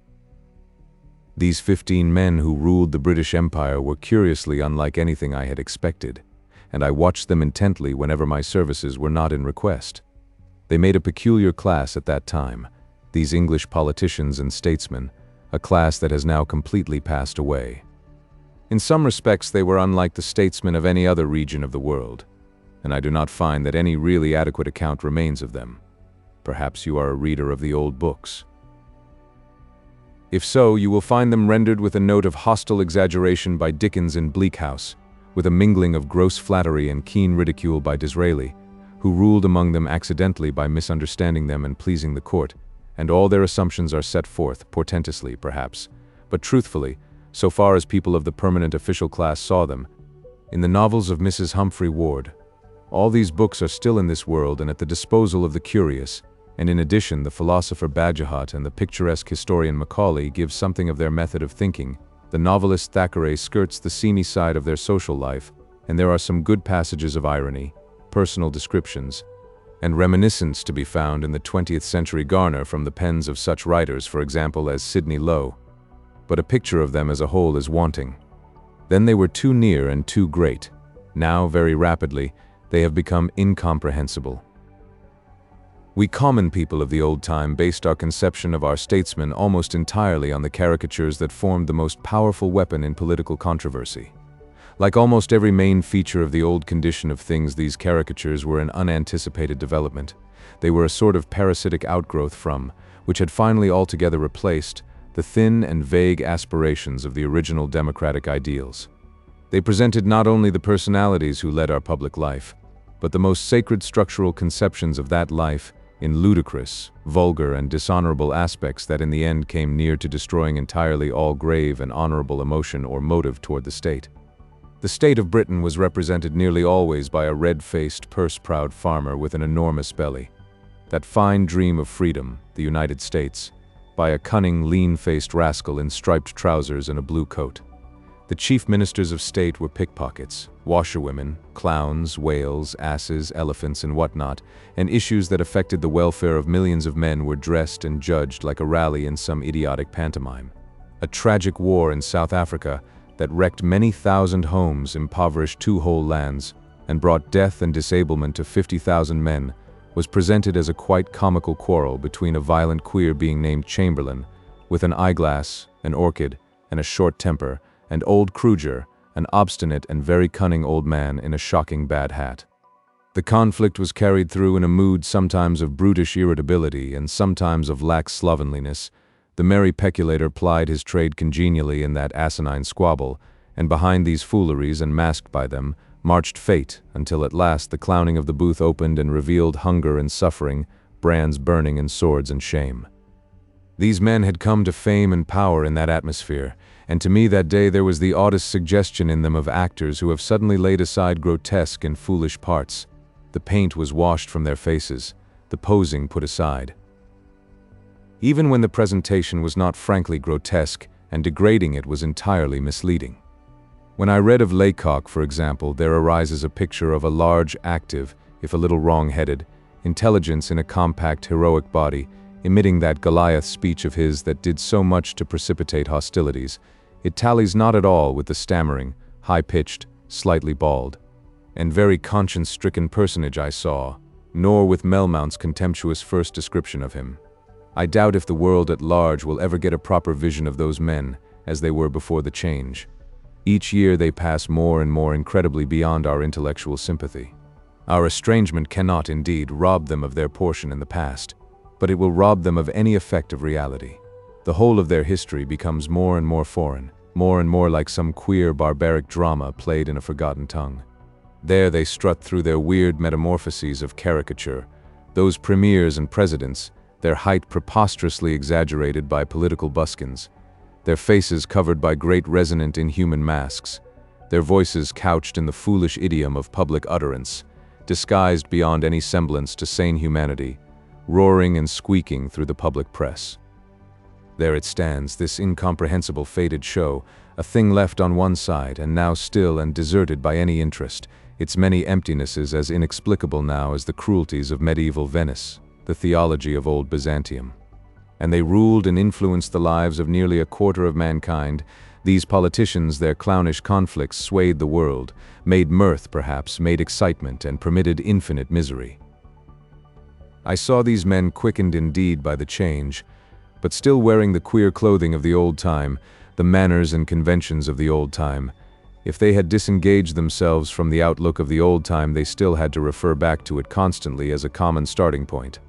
My refreshed intelligence was equal to that, so that I think I did indeed see them. There was Gorrell Browning, the Chancellor of the Duchy. I remember him as a big, round-faced man, the essential vanity and foolishness of whose expression, whose habit of voluminous, platitudinous speech, triumphed absurdly once or twice over the roused spirit within. He struggled with it, he burlesqued himself, and laughed. Suddenly he said simply, intensely, it was a moment for everyone of clean, clear pain, "I have been a vain and self-indulgent and presumptuous old man. I am of little use here. I have given myself to politics and intrigues, and life is gone from me." Then for a long time he sat still. There was Carton, the Lord Chancellor, a white-faced man with understanding. He had a heavy, shaven face that might have stood among the busts of the Caesars, a slow, elaborating voice, with self-indulgent, slightly oblique, and triumphant lips, and a momentary, voluntary, humorous twinkle. "We have to forgive," he said. "We have to forgive, even ourselves." These two were at the top corner of the table, so that I saw their faces well. Madgett, the Home Secretary, a smaller man with wrinkled eyebrows and a frozen smile on his thin, wry mouth, came next to Carton. He contributed little to the discussion save intelligent comments, and when the electric lights above glowed out, the shadows deepened queerly in his eye sockets and gave him the quizzical expression of an ironical goblin. Next him was that great peer, the Earl of Richover, whose self-indulgent indolence had accepted the role of a 20th-century British Roman patrician of culture, who had divided his time almost equally between his jockeys, politics, and the composition of literary studies in the key of his role. "We have done nothing worth doing," he said. "As for me, I have cut a figure." He reflected, no doubt on his ample patrician years, on the fine great houses that had been his setting, the teeming race courses that had roared his name, the enthusiastic meetings he had fed with fine hopes, the futile Olympian beginnings. "I have been a fool," he said compactly. They heard him in a sympathetic and respectful silence. Gurker, the Chancellor of the Exchequer, was partially occulted, so far as I was concerned, by the back of Lord Adisham. Ever and again Gurker protruded into the discussion, swaying forward, a deep, throaty voice, a big nose, a coarse mouth with a drooping, everted lower lip, eyes peering amidst folds and wrinkles. He made his confession for his race. "We Jews," he said, "have gone through the system of this world, creating nothing, consolidating many things, destroying much. Our racial self-conceit has been monstrous. We seem to have used our ample coarse intellectuality for no other purpose than to develop and master and maintain the convention of property, to turn life into a sort of mercantile chess and spend our winnings grossly. We have had no sense of service to mankind. Beauty, which is Godhead, we made it a possession." These men and these sayings particularly remain in my memory. Perhaps, indeed, I wrote them down at the time, but that I do not now remember. How Sir Digby Privet, Revel, Markheimer, and the others sat I do not now recall. They came in as voices, interruptions, imperfectly assigned comments. One got a queer impression that except perhaps for Gurker or Revel, these men had not particularly wanted the power they held, had desired to do nothing very much in the positions they had secured. They had found themselves in the cabinet, and until this moment of illumination they had not been ashamed, but they had made no ungentlemanly fuss about the matter. 8 of that 15 came from the same school, had gone through an entirely parallel education, some Greek linguistics, some elementary mathematics, some emasculated science, a little history, a little reading in the silent or timidly orthodox English literature of the 17th, 18th, and 19th centuries. All 8 had imbibed the same dull gentlemanly tradition of behavior, essentially boyish, unimaginative, with neither keen swords nor art in it, a tradition apt to slobber into sentiment at a crisis and make a great virtue of a simple duty rather clumsily done. None of these 8 had made any real experiments with life. They had lived in blinkers. They had been passed from nurse to governess, from governess to preparatory school, from Eton to Oxford, from Oxford to the politico-social routine. Even their vices and lapses had been according to certain conceptions of good form. They had all gone to the races surreptitiously from Eton, had all cut up to town from Oxford to see life. Music hall life had all come to heel again. Now suddenly they discovered their limitations. "What are we to do?" asked Melmount. "We have awakened this empire in our hands. I know this will seem the most fabulous of all the things I have to tell of the old order, but indeed I saw it with my eyes, I heard it with my ears. It is a fact that this group of men who constituted the government of 1/5 of the habitable land of the earth, who ruled over 1 million of armed men, who had such navies as mankind had never seen before, whose empire of nations, tongues, peoples still dazzles in these greater days, had no common idea whatever of what they meant to do with the world. They had been a government for 3 long years, and before the change came to them it had never even occurred to them that it was necessary to have a common idea. There was no common idea at all. That great empire was no more than a thing adrift, an aimless thing that ate and drank and slept and bore arms, and was inordinately proud of itself because it had chanced to happen. It had no plan, no intention, it meant nothing at all. And the other great empires adrift, perilously adrift like marine mines, were in the self-same case. Absurd as a British Cabinet Council must seem to you now, it was no whit more absurd than the controlling ganglion, autocratic council, president's committee, or what not, of each of its blind rivals. Section 2. I remember as one thing that struck me very forcibly at the time, the absence of any discussion, any difference of opinion, about the broad principles of our present state. These men had lived hitherto in a system of conventions and acquired motives, loyalty to a party, loyalty to various secret agreements and understandings, loyalty to the crown. They had all been capable of the keenest attention to precedents, all capable of the most complete suppression of subversive doubts and inquiries, all had their religious emotions under perfect control. They had seen protected by invisible but impenetrable barriers from all the heady and destructive speculations, the socialistic, republican, and communistic theories that one may still trace through the literature of the last days of the Comet. But now it was as if the very moment of the awakening those barriers and defenses had vanished, as if the green vapors had washed through their minds and dissolved and swept away 100 once rigid boundaries and obstacles. They had admitted and assimilated at once all that was good in the ill-dressed propagandas that had clamored so vehemently and vainly at the doors of their minds in the former days. It was exactly like the awakening from an absurd and limiting dream. They had come out together naturally and inevitably upon the broad daylight platform of obvious and reasonable agreement, upon which we and all the order of our world now stand. Let me try to give the chief things that had vanished from their minds.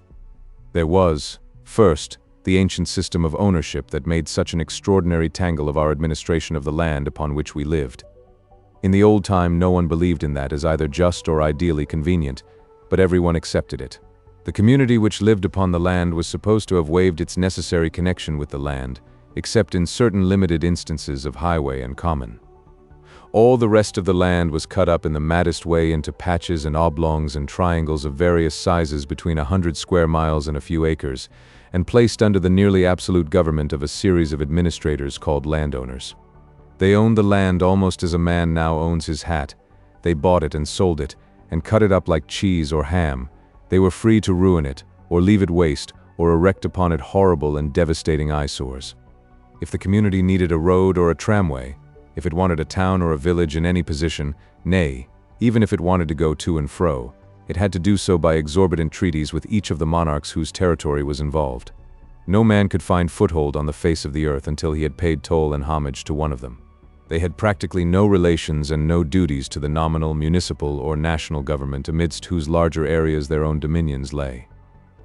This sounds, I know, like a lunatic's dream, but mankind was that lunatic, and not only in the old countries of Europe and Asia, where this system had arisen out of the rational delegation of local control to territorial magnates, who had in the universal baseness of those times at last altogether evaded and escaped their duties, did it obtain. But the new countries, as we called them then, the United States of America, the Cape Colony, Australia, and New Zealand, spent much of the 19th century in the frantic giving away of land forever to any casual person who would take it. Was there coal? Was there petroleum or gold? Was there rich soil or harborage? Or the site for a fine city? These obsessed and witless governments cried out for scramblers, and a stream of shabby, tricky, and violent adventurers set out to found a new section of the landed aristocracy of the world. After a brief century of hope and pride, the great Republic of the United States of America, the hope as it was deemed of mankind, became for the most part a drifting crowd of landless men, landlords and railway lords, food lords, for the land is food, and mineral lords ruled its life, gave it universities as one gave coins to a mendicant, and spent its resources upon such vain, tawdry, and foolish luxuries as the world had never seen before. Here was a thing none of these statesmen before the change would have regarded as anything but the natural order of the world, which not one of them now regarded as anything but the mad and vanished illusion of a period of dementia. And as it was with the question of the land, so was it also with 100 other systems and institutions and complicated and disingenuous factors in the life of man. They spoke of trade, and I realized for the first time there could be buying and selling that was no loss to any man. They spoke of industrial organization, and one saw it under captains who sought no base advantages. The haze of old associations, of personal entanglements and habitual recognitions had been dispelled from every stage and process of the social training of men. Things long hidden appeared discovered with an amazing clearness and nakedness. These men who had awakened laughed dissolvent laughs, and the old muddle of schools and colleges, books and traditions, the old fumbling, half-figurative, half-formal teaching of the churches, the complex of weakening and confusing suggestions and hints, amidst which the pride and honor of adolescence doubted and stumbled and fell, became nothing but a curious and pleasantly faded memory. "There must be a common training of the young," said Richover, "a frank initiation. We have not so much educated them as hidden things from them and set traps. And it might have been so easy, it can all be done so easily. That hangs in my memory as the refrain of that council. It can all be done so easily, but when they said it then, it came to my ears with a quality of enormous refreshment and power. It can all be done so easily, given frankness, given courage. Time was when these platitudes had the freshness and wonder of a gospel. In this enlarged outlook, the war with the Germans, that mythical, heroic, armed female, Germany, had vanished from men's imaginations, was a mere exhausted episode. A truce had already been arranged by Melmount, and these ministers, after some marveling reminiscences, set aside the matter of peace as a mere question of particular arrangements. The whole scheme of the world's government had become fluid and provisional in their minds, in small details as in great, the unanalyzable tangle of wards and vestries, districts and municipalities, counties, states, boards and nations, the interlacing, overlapping and conflicting authorities, the felt of little interests and claims in which an innumerable and insatiable multitude of lawyers, agents, managers, bosses, organizers lived like fleas in a dirty old coat. The web of the conflicts, jealousies, heated patchings up and jobbings apart, of the old order, they flung it all on one side. "What are the new needs?" said Melmount. "This muddle is too rotten to handle. We're beginning again. Well, let us begin afresh." Section 3. Let us begin afresh. This piece of obvious common sense seemed then to me instinct with courage, the noblest of words. My heart went out to him as he spoke. It was, indeed, that day as vague as it was valiant. We did not at all see the forms of what we were thus beginning. All that we saw was the clear inevitableness that the old order should end.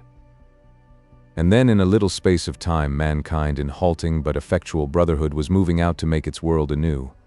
Those early years, those first and second decades of the new epoch, were in their daily detail a time of rejoicing toil. One saw chiefly one's own share in that, and little of the whole.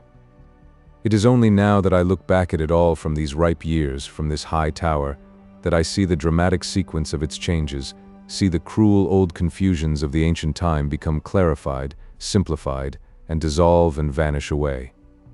Where is that old world now? Where is London, that somber city of smoke and drifting darkness, full of the deep roar and haunting music of disorder, with its oily, shining, mud-rimmed, barge-crowded river, its black pinnacles and blackened dome, its sad wildernesses of smut-grayed houses, its myriads of draggled prostitutes, its millions of hurrying clerks? The very leaves upon its trees were foul with greasy black defilements. Where is lime-white Paris, with its green and disciplined foliage, its hard, unflinching tastefulness, its smartly organized viciousness, and the myriads of workers, noisily shod, streaming over the bridges in the gray, cold light of dawn? Where is New York, the high city of clangor and infuriated energy, wind-swept and competition-swept, its huge buildings jostling one another and straining ever upward for a place in the sky, the fallen pitilessly overshadowed? Where are its lurking corners of heavy and costly luxury, the shameful bludgeoning bribing vice of its ill-ruled underways, and all the gaunt extravagant ugliness of its strenuous life? And where now is Philadelphia, with its innumerable small and isolated homes, and Chicago with its interminable blood-stained stockyards, its polyglot underworld of furious discontent? All these vast cities have given way and gone, even as my native potteries and the Black Country have gone, and the lives that were caught, crippled, starved, and maimed amidst their labyrinths, their forgotten and neglected maladjustments, and their vast, inhuman, ill-conceived industrial machinery have escaped to life. Those cities of growth and accident are altogether gone. Never a chimney smokes about our world today, and the sound of the weeping of children who toiled and hungered, the dull despair of overburdened women, the noise of brute quarrels in alleys, all shameful pleasures and all the ugly grossness of wealthy pride have gone with them, with the utter change in our lives. As I look back into the past, I see a vast exultant dust of housebreaking and removal rise up into the clear air that followed the hour of the green vapors. I live again the year of tents, the year of scaffolding, and like the triumph of a piece of music, the great cities of our new days arise. Come Caerleon and Armidon, the twin cities of Lower England, with the winding summer city of the Thames between, and I see the gaunt dirt of old Edinburgh die to rise again white and tall beneath the shadow of her ancient hill. And Dublin, too, reshaped, returning enriched, fair, spacious, the city of rich laughter and warm hearts, gleaming gaily in a shaft of sunlight through the soft, warm rain. I see the great cities America has planned and made, the Golden City, with ever-ripening fruit along its broad, warm ways, and the bell-glad city of 1,000 spires. I see again, as I have seen, the city of theaters and meeting places, the city of the sunlight bite, and the new city that is still called Utah, and dominated by its observatory dome and the plain and dignified lines of the university facade upon the cliff, Martena Bar, the great white winter city of the upland snows. And the lesser places too, the townships, the quiet resting places, villages half forest with a brawl of streams down their streets, villages laced with avenues of cedar, villages of garden, of roses and wonderful flowers and the perpetual humming of bees. And through all the world go our children, our sons the old world would have made into servile clerks and shopmen, plow drudges and servants, our daughters who were erst anemic drudges, prostitutes, sluts, anxiety-racked mothers or sere, repining failures. They go about this world glad and brave, learning, living, doing, happy and rejoicing, brave and free. I think of them wandering in the clear quiet of the ruins of Rome, among the tombs of Egypt or the temples of Athens, of their coming to Mainington and its strange happiness, to Orba and the wonder of its white and slender tower. But who can tell of the fullness and pleasure of life? Who can number all our new cities in the world? Cities made by the loving hands of men for living men, cities men weep to enter. So fair they are, so gracious and so kind. Some vision surely of these things must have been vouchsafed me as I sat there behind Melmount's couch. But now my knowledge of accomplished things has mingled with and effaced my expectations. Something indeed I must have foreseen, or else why was my heart so glad? Book the Third, The New World. Chapter The First Love After the Change. Section 1. So far I have said nothing of Nettie. I have departed widely from my individual story. I have tried to give you the effect of the change in relation to the general framework of human life, its effect of swift, magnificent dawn, of an overpowering letting in and inundation of light, and the spirit of living. In my memory, all my life before the change has the quality of a dark passage, with the dimmest side gleams of beauty that come and go. The rest is dull pain and darkness. Then suddenly the walls, the bitter confines, are smitten and vanish, and I walk, blinded, perplexed, and yet rejoicing, in this sweet, beautiful world, in its fair, incessant variety, its satisfaction, its opportunities, exultant in this glorious gift of life. Had I the power of music, I would make a world-wide motif swell and amplify, gather to itself this theme and that, and rise at last to sheer ecstasy of triumph and rejoicing. It should be all sound, all pride, all the hope of outsetting in the morning brightness, all the glee of unexpected happenings, all the gladness of painful efforts suddenly come to its reward. It should be like blossoms new opened and the happy play of children, like tearful, happy mothers holding their firstborn, like cities building to the sound of music, and great ships, all hung with flags and wine bespattered, gliding down through cheering multitudes to their first meeting with the sea.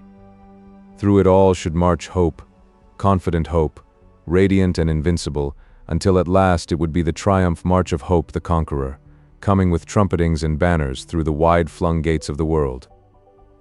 And then out of that luminous haze of gladness comes Nettie, transfigured. So she came again to me, amazing, a thing incredibly forgotten. She comes back, and Verrill is in her company. She comes back into my memories now, just as she came back then, rather quaintly at first not seen very clearly, a little distorted by intervening things, seen with a doubt, as I saw her through the slightly discolored panes of crinkled glass in the window of the Menton post office and grocer's shop.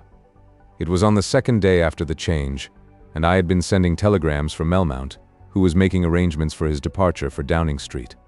I saw the two of them at first as small, flawed figures. The glass made them seem curved, and it enhanced and altered their gestures and paces. I felt it became me to say peace to them, and I went out, to the jangling of the doorbell.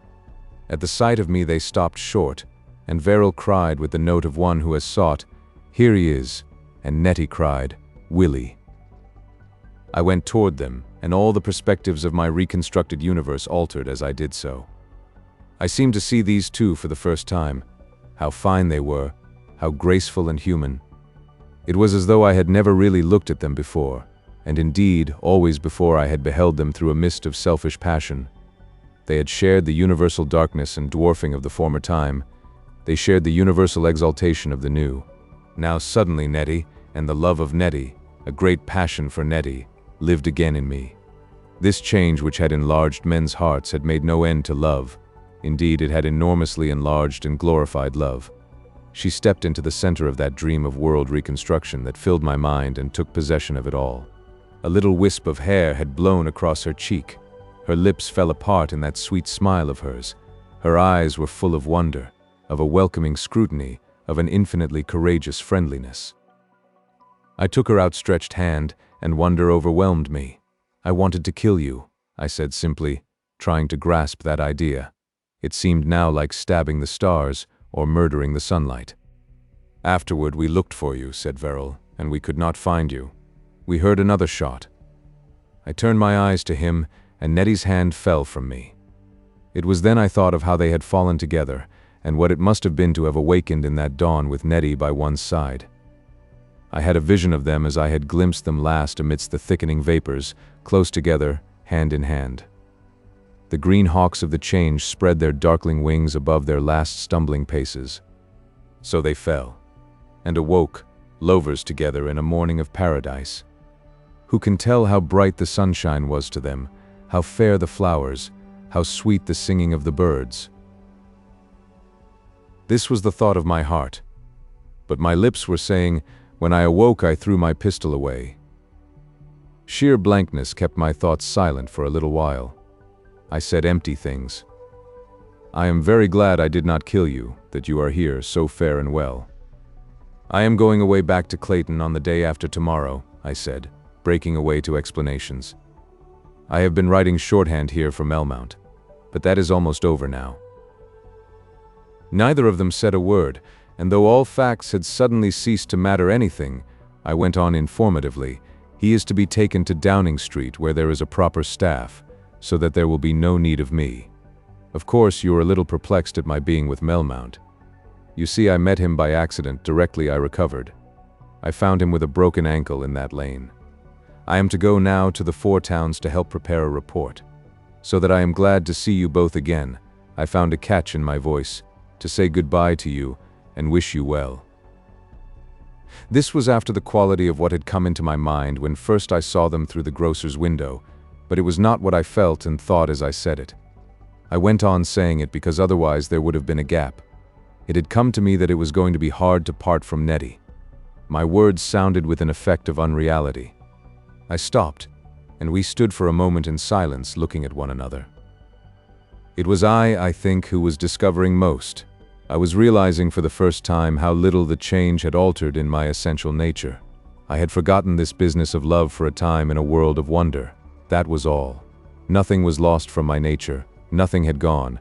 Only the power of thought and restraint had been wonderfully increased and new interests had been forced upon me. The green vapors had passed. Our minds were swept and garnished, but we were ourselves still, though living in a new and finer air. My affinities were unchanged. Nettie's personal charm for me was only quickened by the enhancement of my perceptions.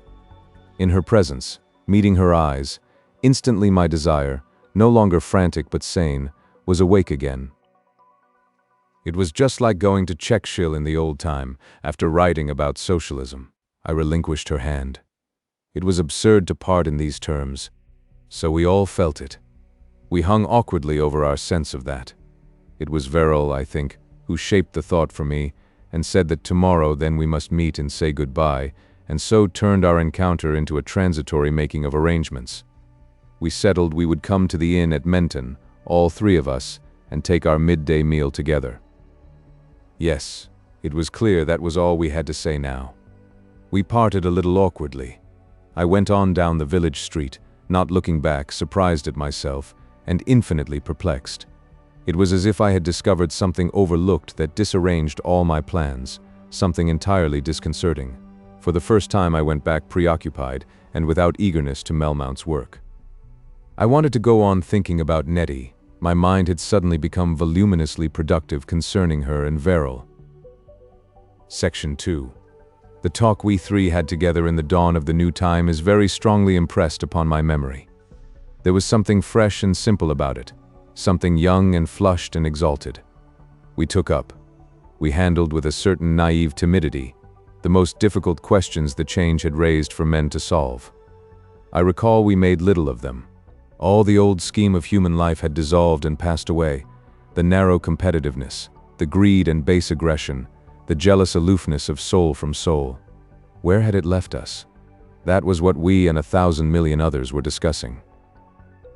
It chances that this last meeting with Nettie is inseparably associated, I don't know why, with the landlady of the Menton Inn. The Menton Inn was one of the rare pleasant corners of the old order. It was an inn of an unusual prosperity, much frequented by visitors from Shaphambury, and given to the serving of lunches and teas. It had a broad, mossy bowling green, and round about it were creeper-covered arbors amidst beds of snapdragon, and hollyhock, and blue delphinium, and many such tall, familiar summer flowers. These stood out against a background of laurels and holly, and above these again rose the gables of the inn and its signpost, a white horse George slaying the dragon against copper beeches under the sky. While I waited for Nettie and Verrill in this agreeable trysting place, I talked to the landlady, a broad-shouldered, smiling, freckled woman, about the morning of the change. That motherly, abundant, red-haired figure of health was buoyantly sure that everything in the world was now to be changed for the better. That confidence, and something in her voice, made me love her as I talked to her. "Now we're awake," she said. "All sorts of things will be put right that hadn't any sense in them." "Why?" "Oh, I'm sure of it." Her kind blue eyes met mine in an infinitude of friendliness, her lips in her pauses shaped in a pretty faint smile. Old tradition was strong in us. All English inns in those days charged the unexpected, and I asked what our lunch was to cost. "Pay or not," she said, "and what you like. It's holiday these days. I suppose we'll still have paying and charging, however we manage it." But it won't be the worry it has been that I feel sure. It's the part I never had no fancy for. Many a time I peeped through the bushes worrying to think what was just and right to me and mine, and what would send 'em away satisfied. It isn't the money I care for. There'll be mighty changes, be sure of that, but here I'll stay, and make people happy, them that go by on the roads. It's a pleasant place here when people are merry. It's only when they're jealous, or mean, or tired, or eat up beyond any stomach's digesting, or when they got the drink in 'em that Satan comes into this garden. Many's the happy face I've seen here, and many that come again like friends, but nothing to equal what's going to be, now things are being set right. She smiled, that bounteous woman, with the joy of life and hope. You shall have an omelet, she said. You and your friends, such an omelet like they'll have 'em in heaven. I feel there's cooking in me these days like I've never cooked before. I'm rejoiced to have it to do. It was just then that Nettie and Verrall appeared under a rustic archway of crimson roses that led out from the inn. Nettie wore white and a sun hat, and Verrall was a figure of gray. Here are my friends, I said. But for all the magic of the change, something passed athwart the sunlight in my soul like the passing of the shadow of a cloud. A pretty couple, said the landlady as they crossed the velvet green toward us. They were indeed a pretty couple, but that did not greatly gladden me. No, I winced a little at that. Section 3. This old newspaper, this first reissue of the new paper, desiccated last relic of a vanished age, is like the little piece of identification the superstitious of the old days, those queer religionists who brought a certain black-clad Mrs. Piper to the help of Christ, used to put into the hand of a clairvoyant. At the crisp touch of it I look across a gulf of 50 years and see again the three of us sitting about that table in the arbor. And I smell again the smell of the sweet briar that filled the air about us, and hear in our long pauses the abundant murmuring of bees among the heliotrope of the borders. It is the dawn of the new time, but we bear, all three of us, the marks and liveries of the old. I see myself, a dark, ill-dressed youth, with the bruised Lord Redcar gave me still blue and yellow beneath my jaw, and young Verrill sits cornerwise to me, better grown, better dressed, fair and quiet, 2 years my senior indeed, but looking no older than I because of his light complexion, and opposite me is Nettie, with dark eyes upon my face. Graver and more beautiful than I had ever seen her in the former time. Her dress is still that white one she had worn when I came upon her in the park, and still about her dainty neck she wears her string of pearls and that little coin of gold. She is so much the same. She is so changed. A girl then and now a woman, and all my agony and all the marvel of the change between. Over the end of the green table about which we sit, a spotless cloth is spread. It bears a pleasant lunch spread out with a simple equipage. Behind me is the liberal sunshine of the green and various garden. I see it all. Again I sit there, eating awkwardly. This paper lies upon the table, and Verrill talks of the change. You can't imagine, he says in his sure, fine accents, how much the change has destroyed of me. I still don't feel awake. Men of my sort are so tremendously made. I never suspected it before. He leans over the table toward me with an evident desire to make himself perfectly understood. I find myself like some creature that is taken out of its shell, soft and new. I was trained to dress in a certain way, to behave in a certain way, to think in a certain way. I see now it's all wrong and narrow, most of it anyhow, a system of class shibboleths. We were decent to each other in order to be a gang to the rest of the world. Gentlemen indeed, but it's perplexing. I can hear his voice saying that now, and see the lift of his eyebrows and his pleasant smile. He paused. He had wanted to say that, but it was not the thing we had to say. I leant forward a little and took hold of my glass very tightly. You two, I said, will marry? They looked at one another. Nettie spoke very softly. I did not mean to marry when I came away, she said. I know, I answered. I looked up with a sense of effort and met Verrill's eyes. He answered me. I think we two have joined our lives. But the thing that took us was a sort of madness. I nodded. All passion, I said, is madness. Then I fell into a doubting of those words. Why did we do these things? He said, turning to her suddenly. Her hands were clasped under her chin, her eyes downcast. We had to, she said, with her old trick of inadequate expression. Then she seemed to open out suddenly. "Willie," she cried with a sudden directness, with her eyes appealing to me, "I didn't mean to treat you badly, indeed I didn't. I kept thinking of you and of father and mother all the time. Only it didn't seem to move me. It didn't move me not one bit from the way I had chosen." "Chosen?" I said. "Something seemed to have hold of me," she admitted. "It's all so unaccountable." She gave a little gesture of despair. Veryl's fingers played on the cloth for a space. Then he turned his face to me again. Something said, "Take her." Everything. It was a raging desire for her. I don't know.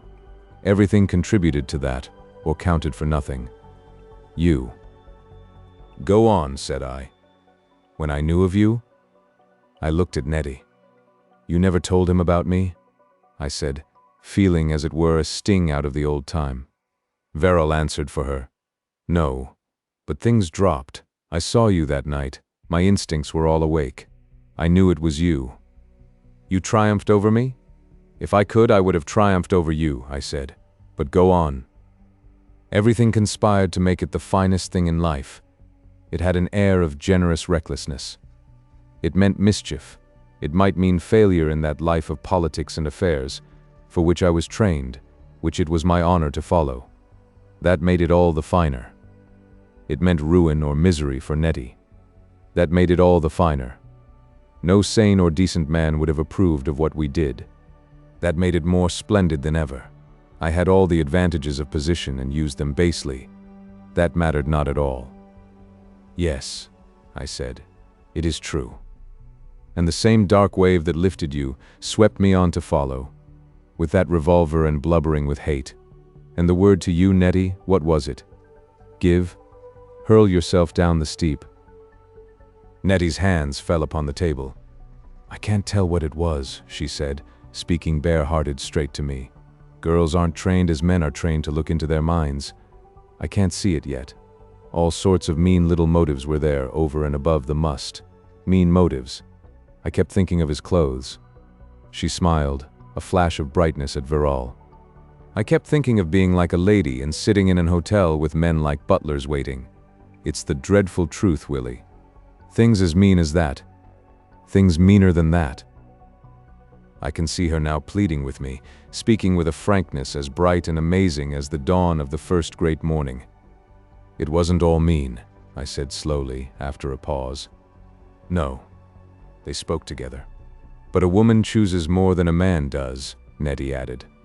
"I saw it all in little bright pictures. Do you know that jacket? There's something, you won't mind my telling you? But you won't now."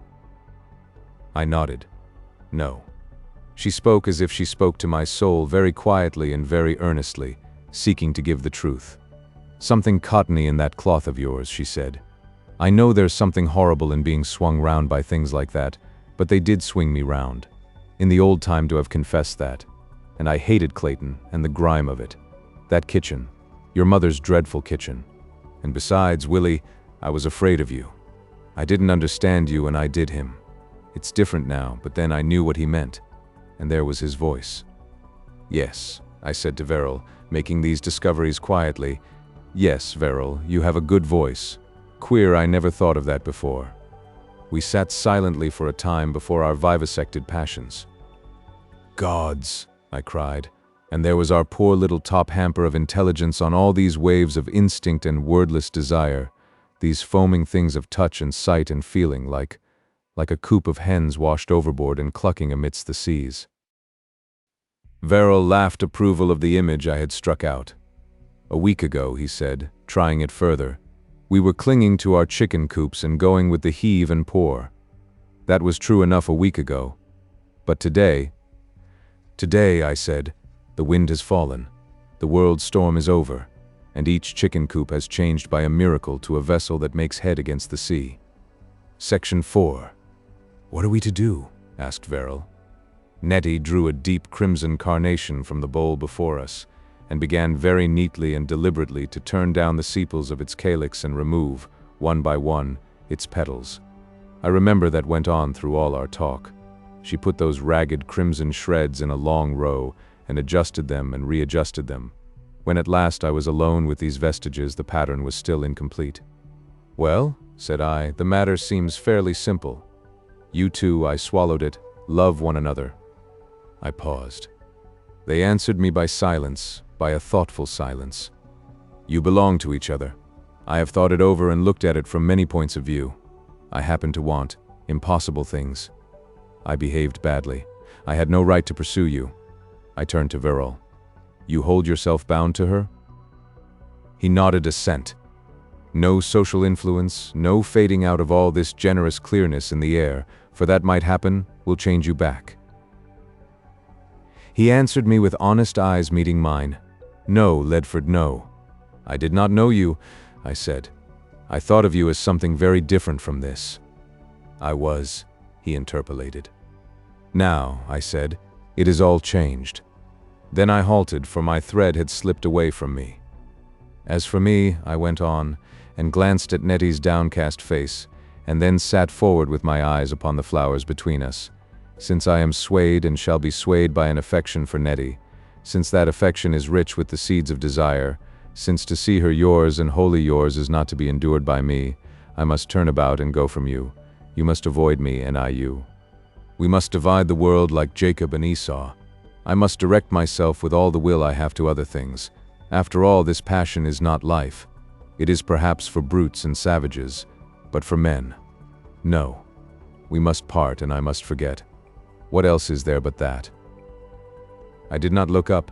I sat very tense with the red petals printing an indelible memory in my brain, but I felt the assent of Veril's pose. There were some moments of silence. Then Nettie spoke, but she said, and ceased. I waited for a little while. I sighed and leant back in my chair. "It is perfectly simple," I smiled, "now that we have cool heads." "But is it simple?" asked Nettie, and slashed my discourse out of being. I looked up and found her with her eyes on Veril. "You see," she said, "I like Willie. It's hard to say what one feels, but I don't want him to go away like that." "But then," objected Veril. "How?" "No," said Nettie, and swept her half-arranged carnation petals back into a heap of confusion. She began to arrange them very quickly into one long straight line. "It's so difficult. I've never before in all my life tried to get to the bottom of my mind. For one thing, I've not treated Willie properly. He counted on me. I know he did. I was his hope. I was a promised delight, something to crown life, better than anything he had ever had, and a secret pride. He lived upon me. I knew when we two began to meet together, you and I, it was a sort of treachery to him." "Treachery?" I said. "You were only feeling your way through all these perplexities. You thought it treachery. I don't now. I did. In a sense, I think so still, for you had need of me." I made a slight protest at this doctrine and fell thinking. "And even when he was trying to kill us," she said to her lover, "I felt for him down in the bottom of my mind. I can understand all the horrible things, the humiliation he went through." "Yes," I said, "but I don't see." "I don't see. I'm only trying to see. But you know, Willie, you are a part of my life. I have known you longer than I have known Edward. I know you better. Indeed, I know you with all my heart. You think all your talk was thrown away upon me, that I never understood that side of you, or your ambitions or anything. I did. More than I thought at the time. Now it is all clear to me. What I had to understand in you was something deeper than Edward brought me. I have it now. You are a part of my life, and I don't want to cut all that off from me now I have comprehended it, and throw it away. But you love Veril. Love is such a queer thing. Is there one love? I mean, only one love?" She turned to Veril. "I know I love you. I can speak out about that now. Before this morning I couldn't have done. It's just as though my mind had got out of a scented prison. But what is it? This love for you. It's a mass of fancies, things about you, ways you look, ways you have. It's the senses and the senses of certain beauties. Flattery too, things you said, hopes and deceptions for myself. And all that had rolled up together and taken to itself the wild help of those deep emotions that slumbered in my body, it seemed everything. But it wasn't. How can I describe it? It was like having a very bright lamp with a thick shade, everything else in the room was hidden. But you take the shade off and there they are. It is the same light, still there. Only it lights every one. Her voice ceased. For a while no one spoke, and Nettie, with a quick movement, swept the petals into the shape of a pyramid. Figures of speech always distract me, and it ran through my mind like some puzzling refrain. It is still the same light. No woman believes these things, she asserted abruptly. What things? No woman ever has believed them. You have to choose a man, said Verrill, apprehending her before I did. We're brought up to that. We're told it's in books, in stories, in the way people look, in the way they behave. One day there will come a man. He will be everything, no one else will be anything. Leave everything else. Live in him. And a man, too, is taught that of some woman, said Verrill. Only men don't believe it. They have more obstinate minds. Men have never behaved as though they believed it. One need not be old to know that. By nature they don't believe it. But a woman believes nothing by nature. She goes into a mold, hiding her secret thoughts almost from herself. She used to, I said. You haven't, said Verrill. Anyhow, I've come out. It's this Comet, and Willie. And because I never really believed in the mold at all, even if I thought I did. It's stupid to send Willie off, shamed, cast out, never to see him again, when I like him as much as I do. It is cruel, it is wicked and ugly, to prance over him as if he was a defeated enemy, and pretend I'm going to be happy just the same. There's no sense in a rule of life that prescribes that. It's selfish, it's brutish, it's like something that has no sense. There was a sob in her voice. Willie, I won't. I sat lowering. I mused with my eyes upon her quick fingers. It is brutish, I said at last, with a careful, unemotional deliberation. Nevertheless, it is in the nature of things. No. You see, after all, we are still half brutes, Nettie, and men, as you say, are more obstinate than women. The Comet hasn't altered that, it's only made it clearer. We have come into being through a tumult of blind forces. I come back to what I said just now. We have found our poor reasonable minds, our wills to live well, ourselves, adrift on a wash of instincts, passions, instinctive prejudices, half-animal stupidities. Here we are like people clinging to something, like people awakening upon a raft. We come back at last to my question, said Verrill, softly. What are we to do? Part, I said. You see, Nettie, these bodies of ours are not the bodies of angels. They are the same bodies. I have read somewhere that in our bodies you can find evidence of the lowliest ancestry. That about our inward ears, I think it is, and about our teeth, there remains still something of the fish. That there are bones that recall little, what is it? Marsupial forebears and 100 traces of the ape. Even your beautiful body, Nettie, carries this taint. No, hear me out. I leant forward earnestly. Our emotions, our passions, our desires, the substance of them, like the substance of our bodies, is an animal, a competing thing, as well as a desiring thing. You speak to us now a mind to minds. One can do that when one has had exercise and when one has eaten, when one is not doing anything, but when one turns to live, one turns again to matter. Yes, said Nettie, slowly following me, but you control it. Only through a measure of obedience. There is no magic in the business to conquer matter. We must divide the enemy and take matter as an ally. Nowadays it is indeed true. By faith a man can remove mountains. He can say to a mountain, be thou removed and be thou cast into the sea. But he does it because he helps and trusts his brother men, because he has the wit and patience and courage to win over to his side iron, steel, obedience, dynamite, cranes, trucks, the money of other people. To conquer my desire for you, I must not perpetually thwart it by your presence. I must go away so that I may not see you. I must take up other interests, thrust myself into struggles and discussions. And forget? Said Nettie. Not forget, I said, but anyhow, cease to brood upon you. She hung on that for some moments. No, she said, demolished her last pattern and looked up at Verrill as he stirred. Verrill leant forward on the table, elbows upon it, and the fingers of his two hands intertwined. You know, he said, I haven't thought much of these things. At school and the university, one doesn't. It was part of the system to prevent it. They'll alter all that, no doubt. We seem, he thought, to be skating about over questions that one came to at last in Greek with variorum readings in Plato, but which it never occurred to anyone to translate out of a dead language into living realities. He halted and answered some unspoken question from his own mind with, "No. I think with Nettie that, as he put it, it is in the nature of things for men to be exclusive. Minds are free things and go about the world, but only one man can possess a woman. You must dismiss rivals. We are made for the struggle for existence. We are the struggle for existence.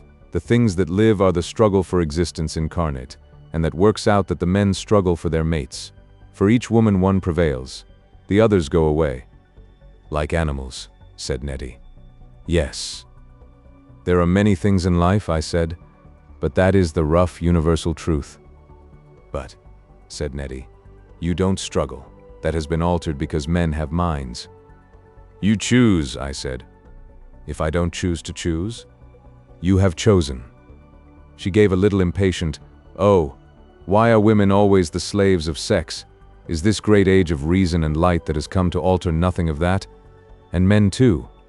I think it is all stupid. I do not believe this is the right solution of the thing, or anything but the bad habits of the time that was. Instinct. You don't let your instincts rule you in a lot of other things. Here am I between you. Here is Edward. I love him because he is gay and pleasant, and because I like him. Here is Willie, a part of me, my first secret, my oldest friend. Why must I not have both? Am I not a mind that you must think of me as nothing but a woman? Imagine me always as a thing to struggle for?" She paused, then she made her distressful proposition to me. "Let us three keep together," she said. "Let us not part. To part is hate, Willie. Why should we not anyhow keep friends, meet and talk?" "Talk?" I said. "About this sort of thing?" I looked across at Verrill and met his eyes, and we studied one another. It was the clean, straight scrutiny of honest antagonism. No, I decided. Between us, nothing of that sort can be. "Ever," said Nettie. "Never," I said, convinced. I made an effort within myself. "We cannot tamper with the law and customs of these things," I said. "These passions are too close to one's essential self.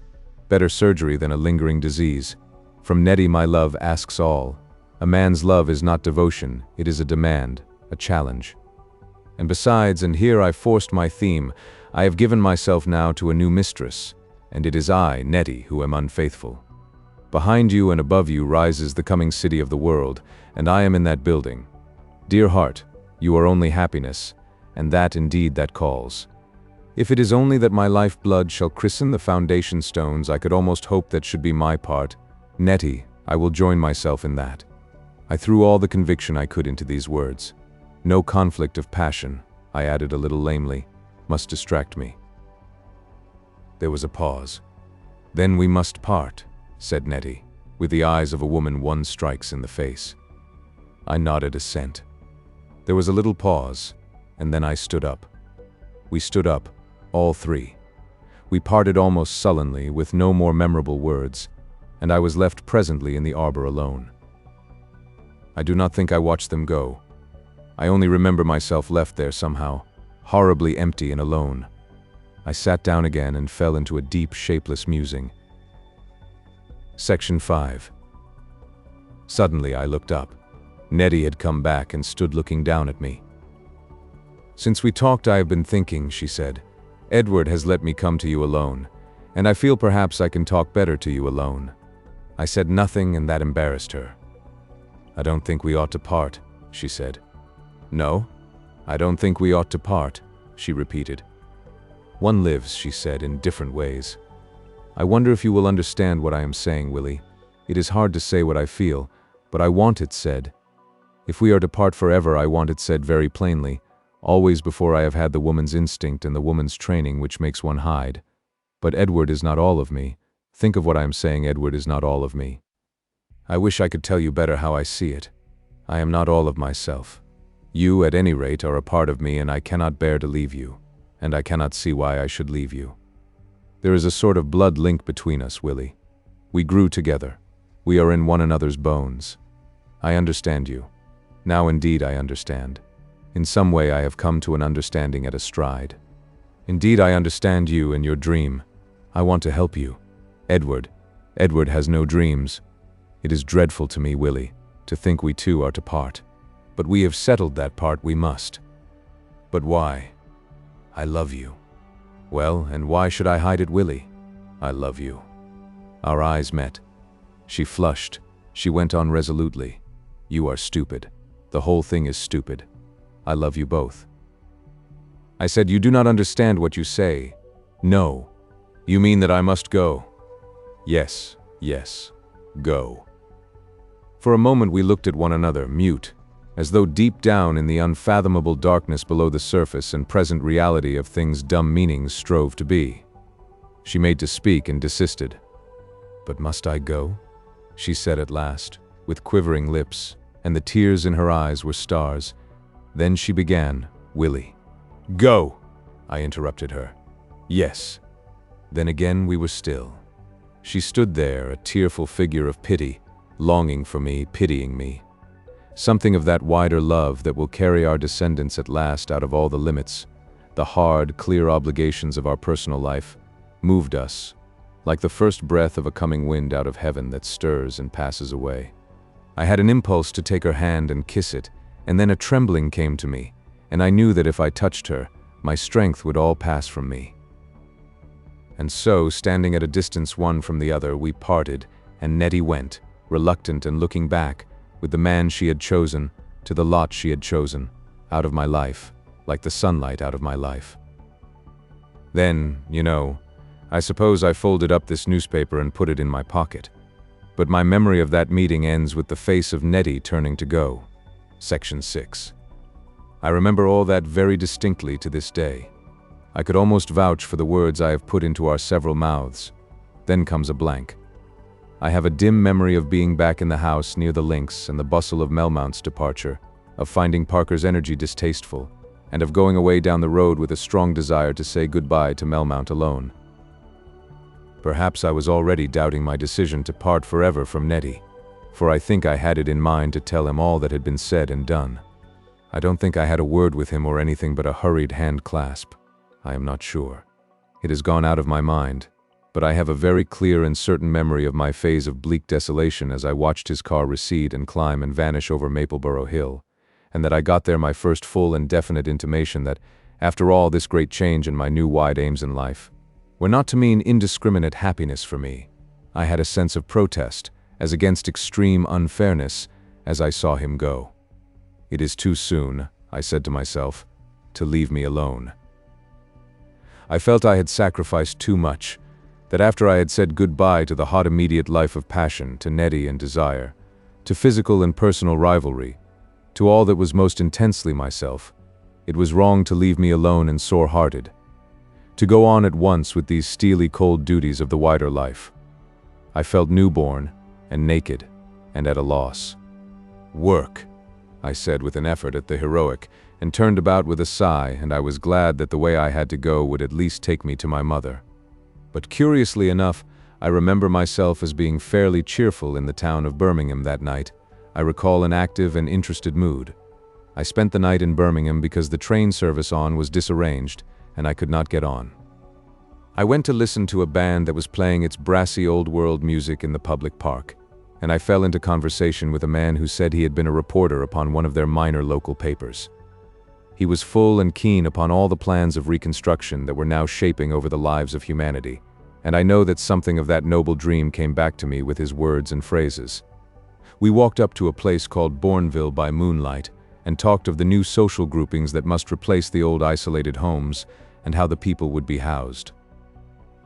This Bourneville was germane to that matter. It had been an attempt on the part of a private firm of manufacturers to improve the housing of their workers. To our ideas today it would seem the feeblest of benevolent efforts, but at the time it was extraordinary and famous, and people came long journeys to see its trim cottages with baths sunk under the kitchen floors, of all conceivable places, and other brilliant inventions. No one seemed to see the danger to liberty in that aggressive age that might arise through making workpeople tenants and debtors of their employer, though an act called the Truck Act had long ago intervened to prevent minor developments in the same direction.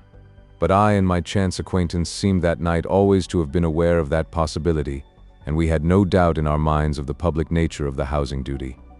Our interest lay rather in the possibility of common nurseries and kitchens and public rooms that should economize toil and give people space and freedom.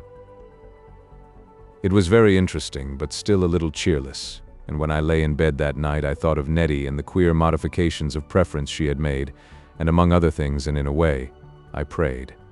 I prayed that night, let me confess it, to an image I had set up in my heart, an image that still serves with me as a symbol for things inconceivable, to a master artificer, the unseen captain of all who go about the building of the world, the making of mankind.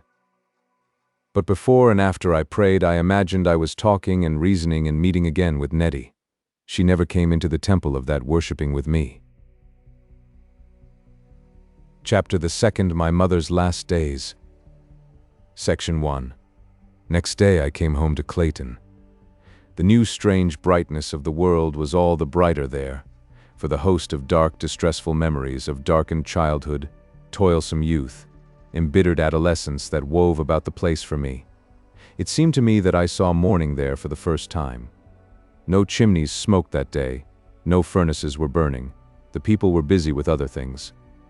The clear, strong sun, the sparkle in the dustless air, made a strange gaiety in the narrow streets. I passed a number of smiling people coming home from the public breakfasts that were given in the town hall until better things could be arranged, and happened on Parlogue among them. "You were right about that Comet," I sang out at the sight of him, and he came toward me and clasped my hand. "What are people doing here?" said I. "They're sending us food from outside," he said, "and we're going to level all these slums and shift into tents onto the moors." And he began to tell me of many things that were being arranged. The Midland Land Committees had got to work with remarkable celerity and directness of purpose, and the redistribution of population was already in its broad outlines planned. He was working at an improvised college of engineering. Until schemes of work were made out, almost everyone was going to school again to get as much technical training as they could against the demands of the huge enterprise of reconstruction that was now beginning. He walked with me to my door, and there I met old Pettigrew coming down the steps. He looked dusty and tired, but his eye was brighter than it used to be, and he carried in a rather unaccustomed manner a workman's tool basket. "How's the rheumatism, Mr. Pettigrew?" I asked. "Dietary," said old Pettigrew, "can work wonders." He looked me in the eye. "These houses," he said, "will have to come down, I suppose, and our notions of property must undergo very considerable revision in the light of reason. But meanwhile I've been doing something to patch that disgraceful roof of mine. To think that I could have dodged and evaded." He raised a deprecatory hand, drew down the loose corners of his ample mouth, and shook his old head. "The past is past, Mr. Pettigrew. Your poor dear mother, so good and honest a woman, so simple and kind and forgiving. To think of it. My dear young man," he said it manfully, "I'm ashamed." "The whole world blushed at dawn the other day, Mr. Pettigrew," I said, "and did it very prettily. That's over now. God knows who is not ashamed of all that came before last Tuesday." I held out a forgiving hand, naively forgetful that in this place I was a thief, and he took it and went his way, shaking his head and repeating he was ashamed, but I think a little comforted. The door opened and my poor old mother's face, marvelously cleaned, appeared. "Ah, Willie boy, you. I ran up the steps to her, for I feared she might fall. How she clung to me in the passage, the dear woman. But first she shut the front door. The old habit of respect for my unaccountable temper still swayed her. "Ah, dearie," she said, "ah, dearie, but you were sorely tried," and kept her face close to my shoulder, lest she should offend me by the sight of the tears that welled within her. She made a sort of gulping noise and was quiet for a while, holding me very tightly to her heart with her worn, long hands. She thanked me presently for my telegram, and I put my arm about her and drew her into the living room.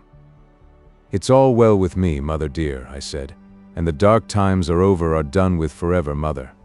Whereupon she had courage and gave way and sobbed aloud, none chiding her.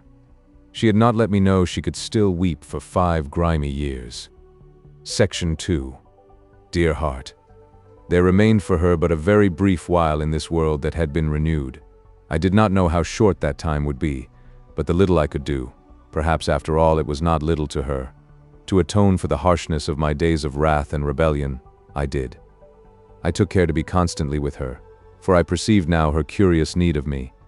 It was not that we had ideas to exchange or pleasures to share, but she liked to see me at table, to watch me working, to have me go to and fro. There was no toil for her any more in the world, but only such light services as are easy and pleasant for a worn and weary old woman to do, and I think she was happy even at her end. She kept to her queer old 18th century version of religion too, without a change. She had worn this particular amulet so long it was a part of her. Yet the change was evident even in that persistence. I said to her one day, "But do you still believe in that hell of flame, dear mother?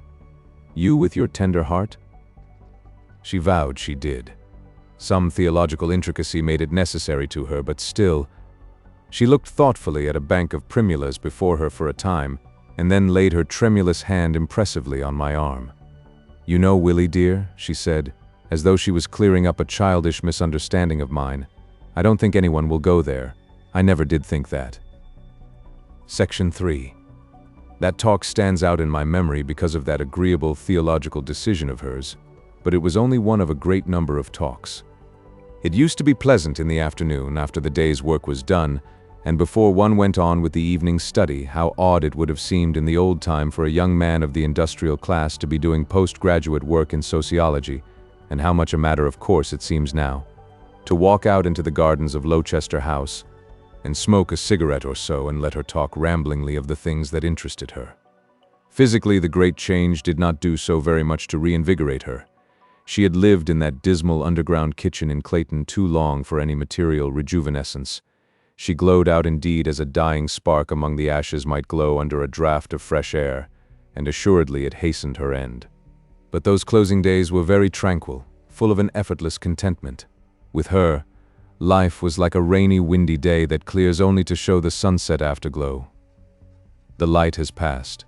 She acquired no new habits amid the comforts of the new life, did no new things, but only found a happier light upon the old. She lived with a number of other old ladies belonging to our commune in the upper rooms of Lowchester House. Those upper apartments were simple and ample, fine and well done in the Georgian style, and they had been organized to give the maximum of comfort and conveniences and to economize the need of skilled attendants. We had taken over the various great houses, as they used to be called, to make communal dining rooms and so forth. Their kitchens were conveniently large and pleasant places for the old people of over 60 whose time of ease had come, and for such like public uses. We had done this not only with Lord Redcar's house, but also with Checkshill House, where old Mrs. Verrill made a dignified and capable hostess, and indeed with most of the fine residences in the beautiful wide country between the Four Towns district and the Welsh mountains. About these great houses there had usually been good outbuildings, laundries, married servants' quarters, stabling dairies and the like, suitably masked by trees. We turned these into homes, and to them we added first tents and wood chalets, and afterward quadrangular residential buildings. In order to be near my mother, I had 2 small rooms in the new collegiate buildings, which our commune was almost the first to possess, and they were very convenient for the station of the high-speed electric railway that took me down to our daily conferences and my secretarial and statistical work in Clayton. Ours had been one of the first modern communes to get in order. We were greatly helped by the energy of Lord Redcar, who had a fine feeling for the picturesque associations of his ancestral home. The detour that took our line through the beeches and bracken and bluebells of the West Wood and saved the pleasant open wildness of the park was one of his suggestions. And we had many reasons to be proud of our surroundings. Nearly all the other communes that sprang up all over the pleasant parkland round the industrial valley of the Four Towns, as the workers moved out, came to us to study the architecture of the residential squares and quadrangles with which we had replaced the back streets between the great houses and the ecclesiastical residences about the cathedral, and the way in which we had adapted all these buildings to our new social needs. Some claimed to have improved on us, but they could not emulate the rhododendron garden out beyond our shrubberies.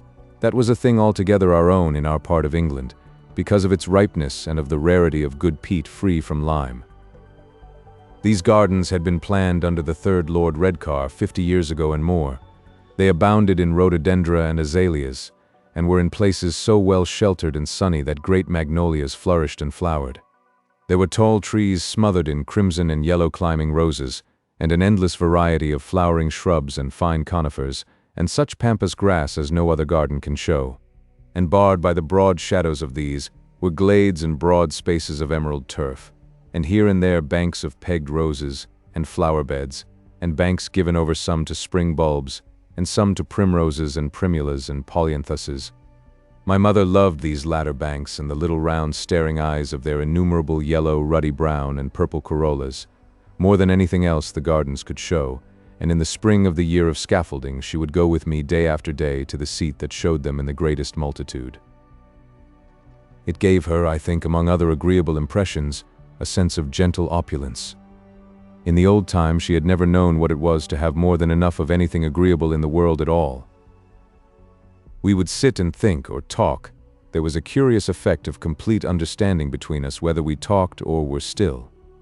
"Heaven," she said to me one day, "heaven is a garden." I was moved to tease her a little. "There's jewels, you know, walls and gates of jewels and singing. For such as like them," said my mother firmly, and thought for a while. "There'll be things for all of us, o' course. But for me it couldn't be heaven, dear, unless it was a garden, a nice sunny garden. And feelings such as we're fond of are close and handy by. You of your happier generation cannot realize the wonderfulness of those early days in the new epoch, the sense of security, the extraordinary effects of contrast. In the morning, except in high summer, I was up before dawn, and breakfasted upon the swift, smooth train, and perhaps saw the sunrise as I rushed out of the little tunnel that pierced Clayton Crest, and so to work like a man. Now that we had got all the homes and schools and all the softness of life away from our coal and iron ore and clay, now that 1,000 obstructive rights and timidities had been swept aside, we could let ourselves go. We merged this enterprise with that, cut across this or that anciently obstructive piece of private land, joined and separated, effected gigantic consolidations and gigantic economies, and the valley, no longer a pit of squalid human tragedies and meanly conflicting industries, grew into a sort of beauty of its own, a savage, inhuman beauty of force and machinery and flames. One was a Titan in that Etna. Then back one came at midday to bathe and change in the train, and so to the leisurely gossiping lunch in the club dining room in Lowchester House, and the refreshment of these green and sunlit afternoon tranquillities. Sometimes in her profounder moments my mother doubted whether all this last phase of her life was not a dream. A dream, I used to say, a dream indeed, but a dream that is one step nearer awakening than that nightmare of the former days. She found great comfort and assurance in my altered clothes. She liked the new fashions of dress, she alleged. It was not simply altered clothes. I did grow 2 inches, broaden some inches round my chest, and increase in weight 3 stones before I was 23. I wore a soft brown cloth, and she would caress my sleeve and admire it greatly. She had the woman's sense of texture very strong in her. Sometimes she would muse upon the past, rubbing together her poor rough hands. They never got softened, one over the other. She told me much I had not heard before about my father and her own early life. It was like finding flat and faded flowers in a book still faintly sweet, to realize that once my mother had been loved with passion, that my remote father had once shed hot tears of tenderness in her arms. And she would sometimes even speak tentatively in those narrow, old-world phrases that her lips could rob of all their bitter narrowness, of Nettie. "She wasn't worthy of you, dear," she would say abruptly, leaving me to guess the person she intended. "No man is worthy of a woman's love," I answered. "No woman is worthy of a man's. I love her, dear mother, and that you cannot alter. There's others," she would muse. "Not for me," I said. "No. I didn't fire a shot that time. I burnt my magazine. I can't begin again, mother. Not from the beginning." She sighed and said no more then. At another time she said, I think her words were, "You'll be lonely when I'm gone, dear." "You'll not think of going then," I said. Dear, but man and maid should come together." I said nothing to that. "You brood overmuch on Nettie, dear. If I could see you married to some sweet girl of a woman, some good, kind girl." "Dear mother, I'm married enough. Perhaps someday, who knows, I can wait. But to have nothing to do with women. I have my friends. Don't you trouble, mother. There's plentiful work for a man in this world, though the heart of love is cast out from him. Nettie was life and beauty for me, is. Will be. Don't think I've lost too much, Mother. Because in my heart I told myself the end had still to come. And once she sprang a question on me suddenly that surprised me. "Where are they now?" she asked. "Who?" "Nettie and him." She had pierced to the marrow of my thoughts. "I don't know," I said shortly. Her shriveled hand just fluttered into touch of mine. "It's better so," she said, as if pleading. "Indeed, it is better so." There was something in her quivering old voice that for a moment took me back across an epoch, to the protests of the former time, to those counsels of submission, those appeals not to offend it, that had always stirred an angry spirit of rebellion within me. "That is the thing I doubt," I said, and abruptly I felt I could talk no more to her of Nettie. I got up and walked away from her, and came back after a while, to speak of other things, with a bunch of daffodils for her in my hand. But I did not always spend my afternoons with her. There were days when my crushed hunger for Nettie rose again, and then I had to be alone. I walked, or bicycled, and presently I found a new interest and relief in learning to ride. For the horse was already very swiftly reaping the benefit to the change. Hardly anywhere was the inhumanity of horse traction to be found after the first year of the new epoch. Everywhere lugging and dragging and straining was done by machines, and the horse had become a beautiful instrument for the pleasure and carriage of youth. I rode both in the saddle and, what is finer, naked and barebacked.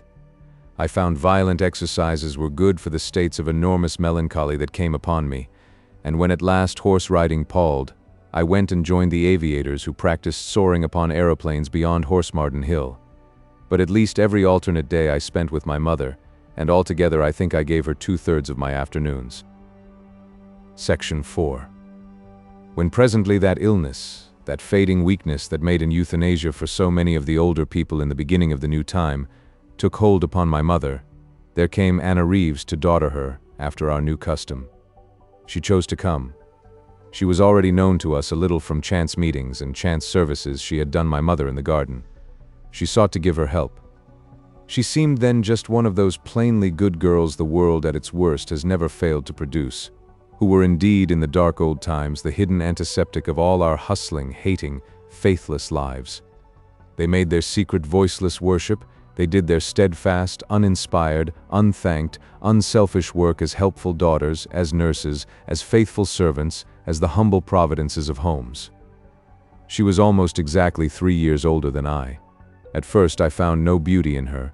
She was short but rather sturdy and ruddy, with red-tinged hair and fair hairy brows and red-brown eyes. But her freckled hands, I found, were full of apt help. Her voice carried good cheer. At first she was no more than a blue-clad, white-aproned benevolence that moved in the shadows behind the bed on which my old mother lay and sank restfully to death. She would come forward to anticipate some little need, to proffer some simple comfort, and always then my mother smiled on her. In a little while I discovered the beauty of that helpful poise of her woman's body. I discovered the grace of untiring goodness, the sweetness of a tender pity, and the great riches of her voice, of her few reassuring words and phrases. I noted and remembered very clearly how once my mother's lean old hand patted the firm gold-flecked strength of hers, as it went by upon its duties with the coverlet. "She is a good girl to me," said my mother one day. "A good girl, like a daughter should be.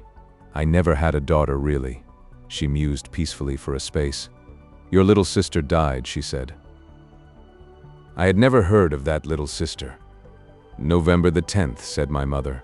29 months and 3 days. I cried.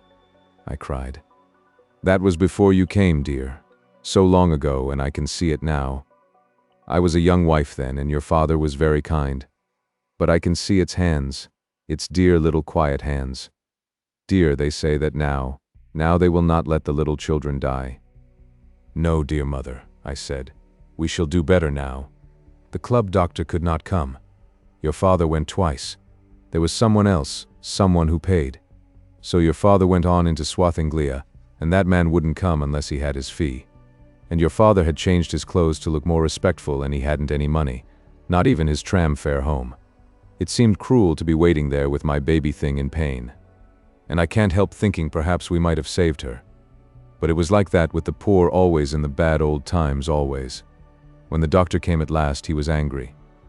'Why wasn't I called before?' he said. and he took no pains. He was angry because someone hadn't explained. I begged him, but it was too late. She said these things very quietly with drooping eyelids, like one who describes a dream. "We are going to manage all these things better now," I said, feeling a strange resentment at this pitiful little story her faded, matter-of-fact voice was telling me. "She talked," my mother went on. "She talked for her age wonderfully. Hippopotamus." "Eh?" I said. "Hippopotamus, dear, quite plainly one day when her father was showing her pictures. And her little prayers. 'Now I lay me down to sleep.' I made her little socks. Knitted they was, dear, and the heel most difficult." Her eyes were closed now. She spoke no longer to me but to herself. She whispered other vague things, little sentences, ghosts of long-dead moments. Her words grew less distinct. Presently she was asleep and I got up and went out of the room, but my mind was queerly obsessed by the thought of that little life that had been glad and hopeful, only to pass so inexplicably out of hope again into nonentity, this sister of whom I had never heard before.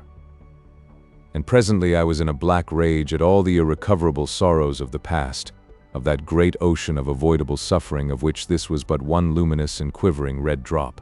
I walked in the garden, and the garden was too small for me. I went out to wander on the moors.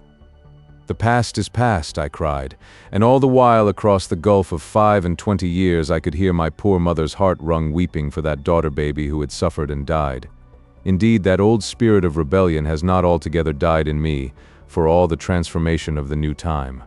I quieted down at last to a thin and austere comfort in thinking that the whole is not told to us, that it cannot perhaps be told to such minds as ours, and anyhow, and what was far more sustaining, that now we have strength and courage and this new gift of wise love, whatever cruel and sad things marred the past, none of these sorrowful things that made the very warp and woof of the old life, need now go on happening. We could foresee, we could prevent and save. "The past is past," I said, between sighing and resolve, as I came into view again on my homeward way of the 100 sunset-lit windows of old Lowchester House. "Those sorrows are sorrows no more." But I could not altogether cheat that common sadness of the new time, that memory and insoluble riddle of the countless lives that had stumbled and failed in pain and darkness before our air grew clear. Chapter the 3rd, Beltane and New Year's Eve. Section 1. In the end, my mother died rather suddenly, and her death came as a shock to me. Diagnosis was still very inadequate at that time.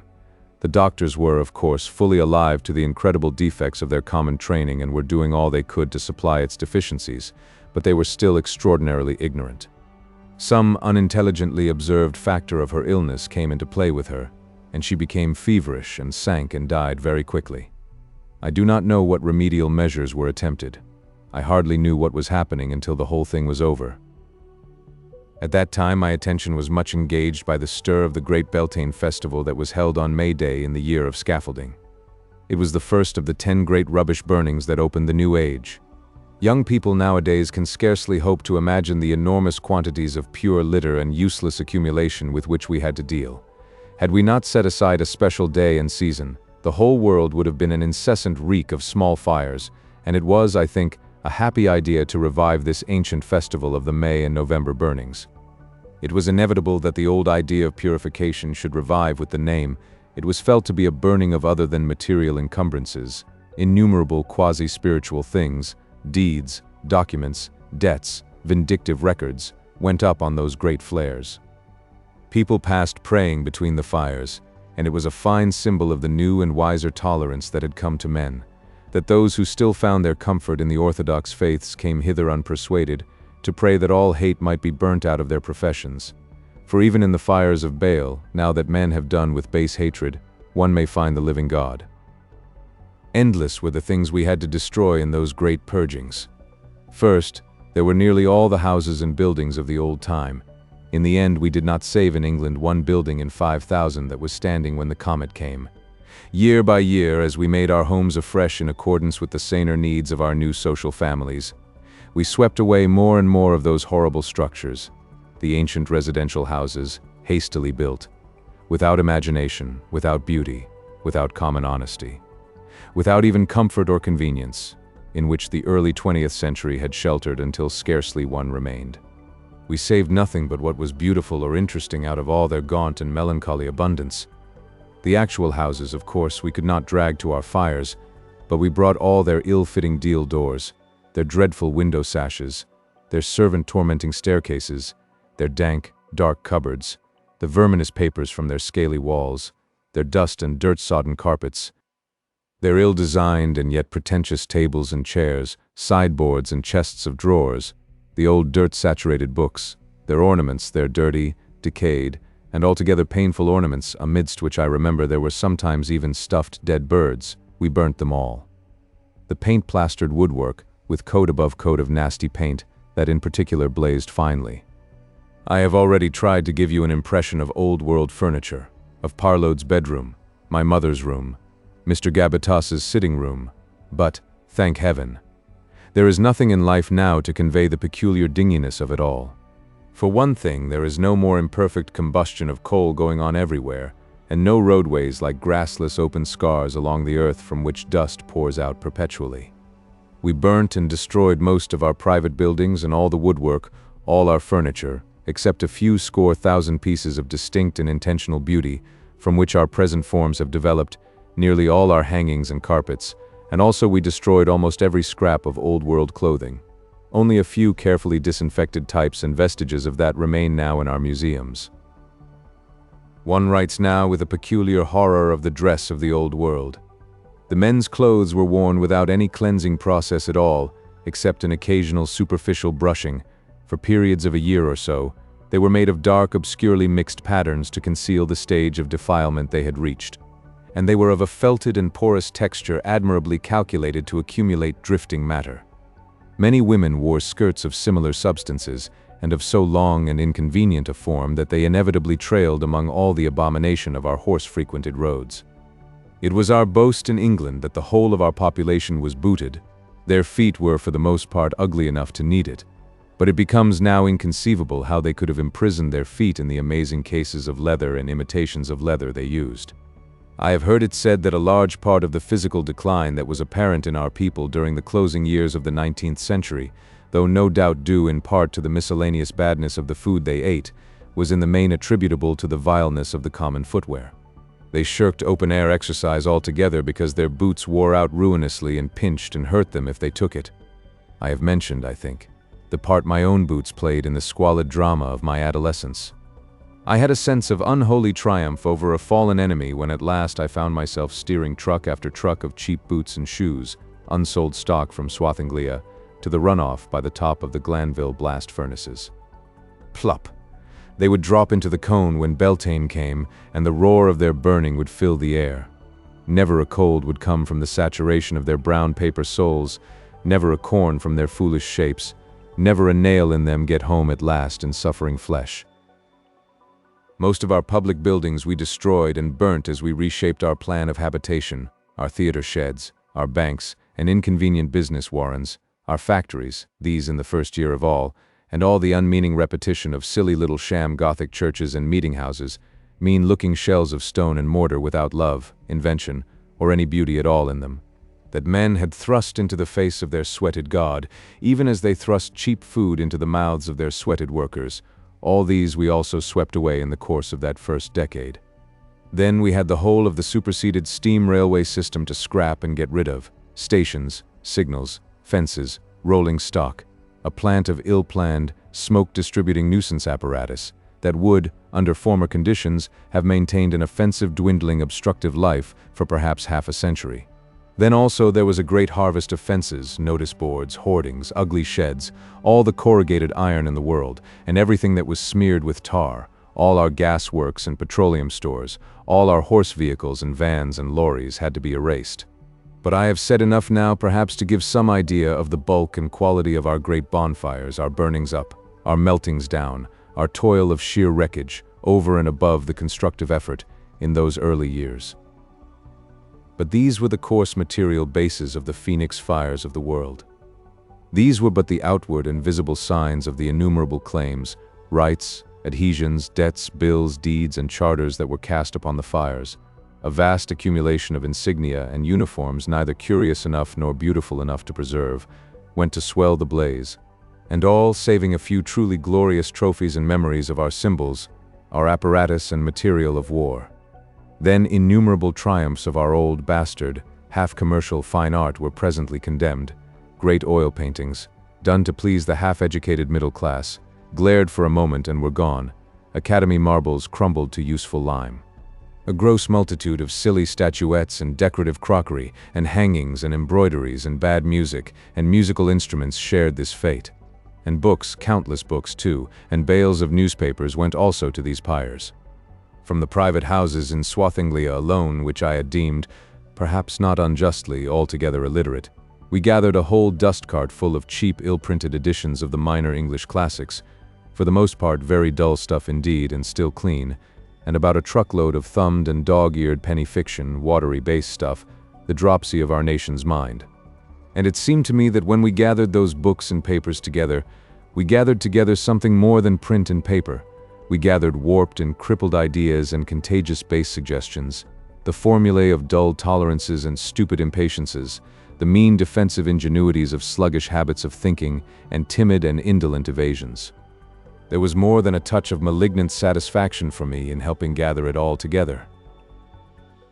I was so busy, I say, with my share in this dustman's work that I did not notice, as I should otherwise have done, the little indications of change in my mother's state. Indeed, I thought her a little stronger. She was slightly flushed, slightly more talkative. On Beltane Eve, and our Lowchester rummage being finished, I went along the valley to the far end of Swathinglea to help sort the stock of the detached group of potbanks there.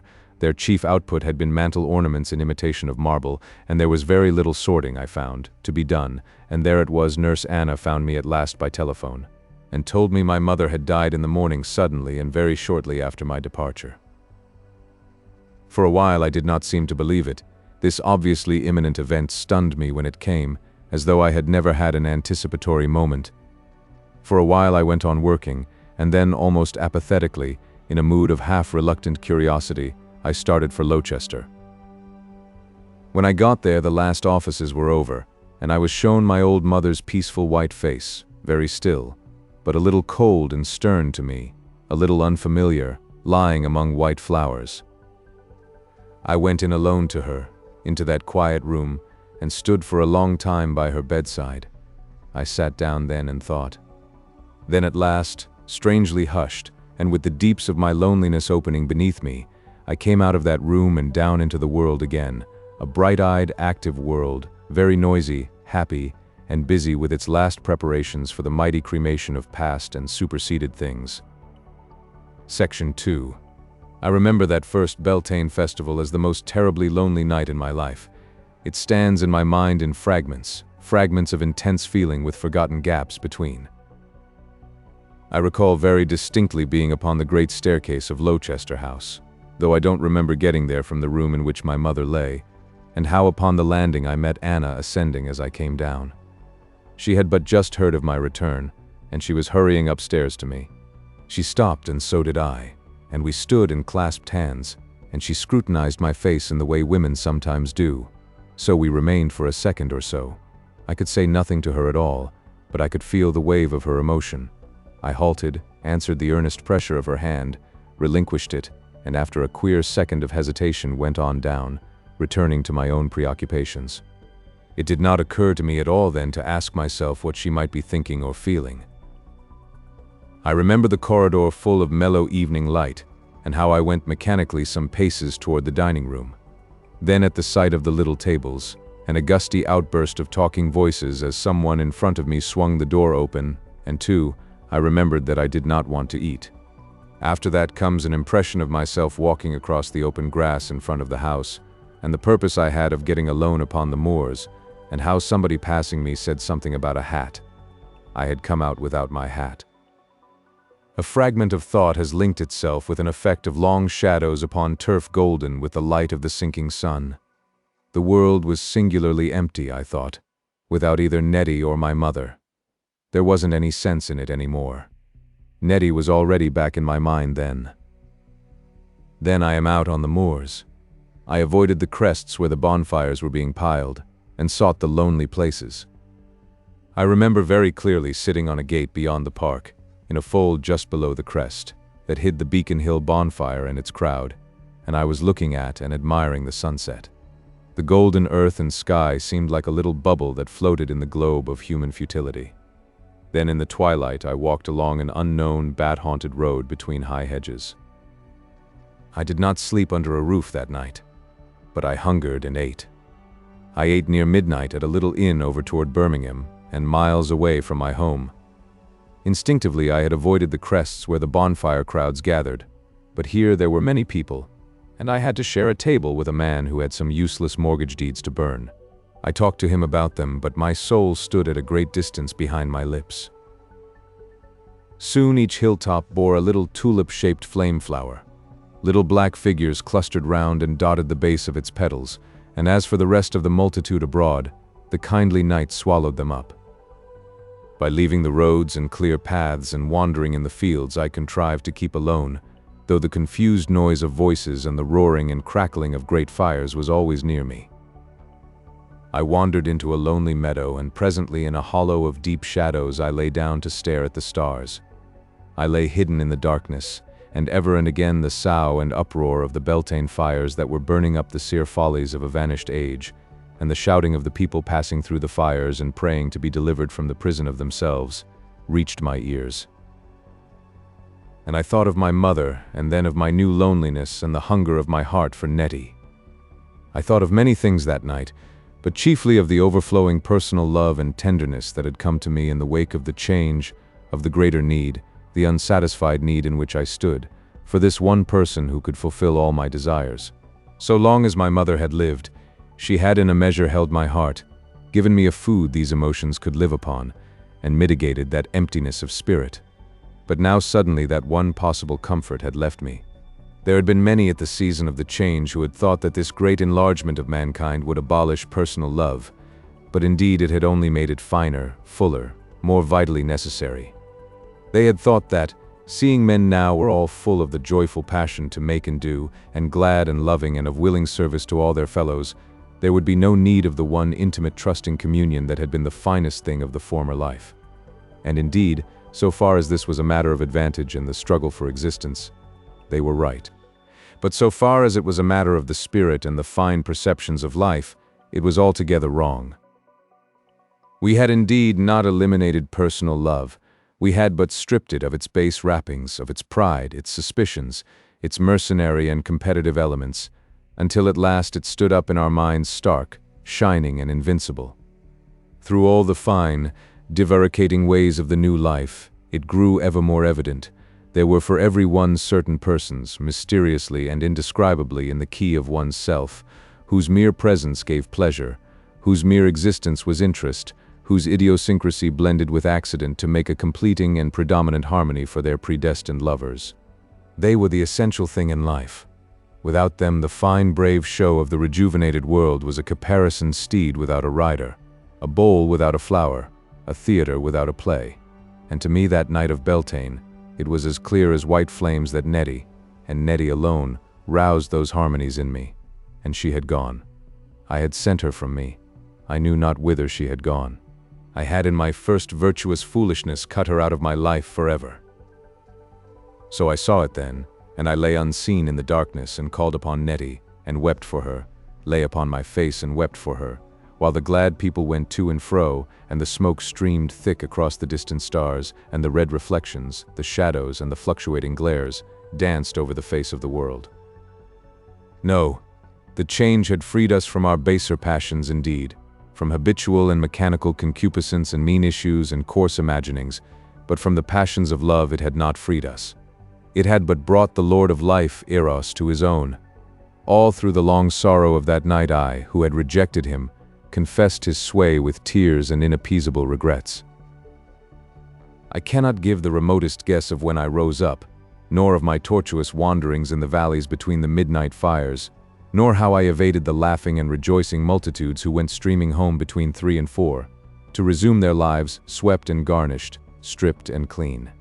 But at dawn, when the ashes of the world's gladness were ceasing to glow, It was a bleak dawn that made me shiver in my thin summer clothes. I came across a field to a little copse full of dim blue hyacinths. A queer sense of familiarity arrested my steps, and I stood puzzled. Then I was moved to go a dozen paces from the path, and at once a singularly misshapen tree hitched itself into a notch in my memory. This was the place. Here I had stood. There I had placed my old kite, and shot with my revolver, learning to use it, against the day when I should encounter Veril. Kite and revolver had gone now, and all my hot and narrow past.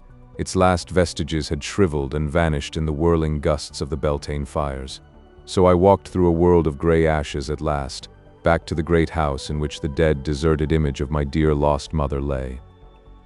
Section 3. I came back to Lowchester House very tired, very wretched, exhausted by my fruitless longing for Nettie. I had no thought of what lay before me. A miserable attraction drew me into the great house to look again on the stillness that had been my mother's face, and as I came into that room, Anna, who had been sitting by the open window, rose to meet me. She had the air of one who waits. She too was pale with watching. All night she had watched between the dead within and the Beltane fires abroad, and longed for my coming. I stood mute between her and the bedside. "Willie," she whispered, and eyes and body seemed incarnate pity. An unseen presence drew us together. My mother's face became resolute, commanding. I turned to Anna as a child may turn to its nurse. I put my hands about her strong shoulders. She folded me to her, and my heart gave way. I buried my face in her breast and clung to her weakly, and burst into a passion of weeping. She held me with hungry arms. She whispered to me, "There, there," as one whispers comfort to a child. Suddenly she was kissing me. She kissed me with a hungry intensity of passion, on my cheeks, on my lips. She kissed me on my lips with lips that were salt with tears, and I returned her kisses. Then abruptly we desisted and stood apart, looking at one another. Section 4. It seems to me as if the intense memory of Nettie vanished utterly out of my mind at the touch of Anna's lips. I loved Anna. We went to the council of our group, commune it was then called, and she was given me in marriage, and within a year she had borne me a son. We saw much of one another, and talked ourselves very close together. My faithful friend she became, and has been always, and for a time we were passionate lovers.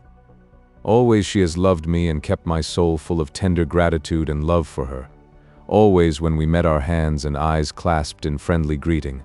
All through our lives from that hour we have been each other's secure help and refuge, each other's ungrudging fastness of help and sweetly frank and open speech.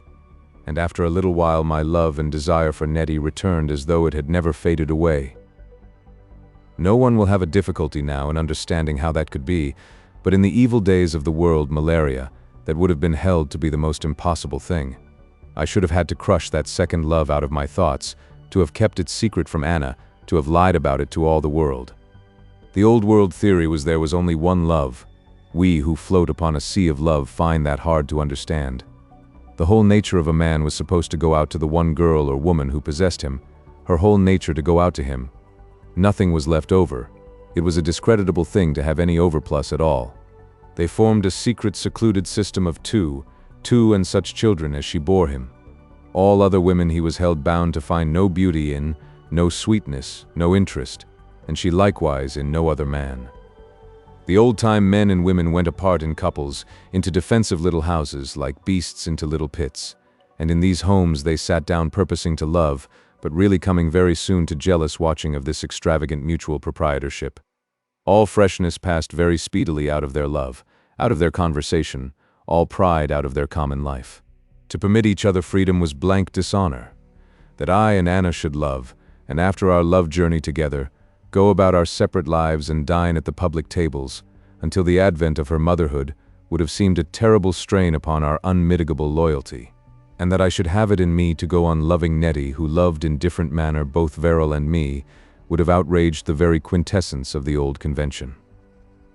In the old days love was a cruel proprietary thing, but now Anna could let Nettie live in the world of my mind as freely as a rose will suffer the presence of white lilies.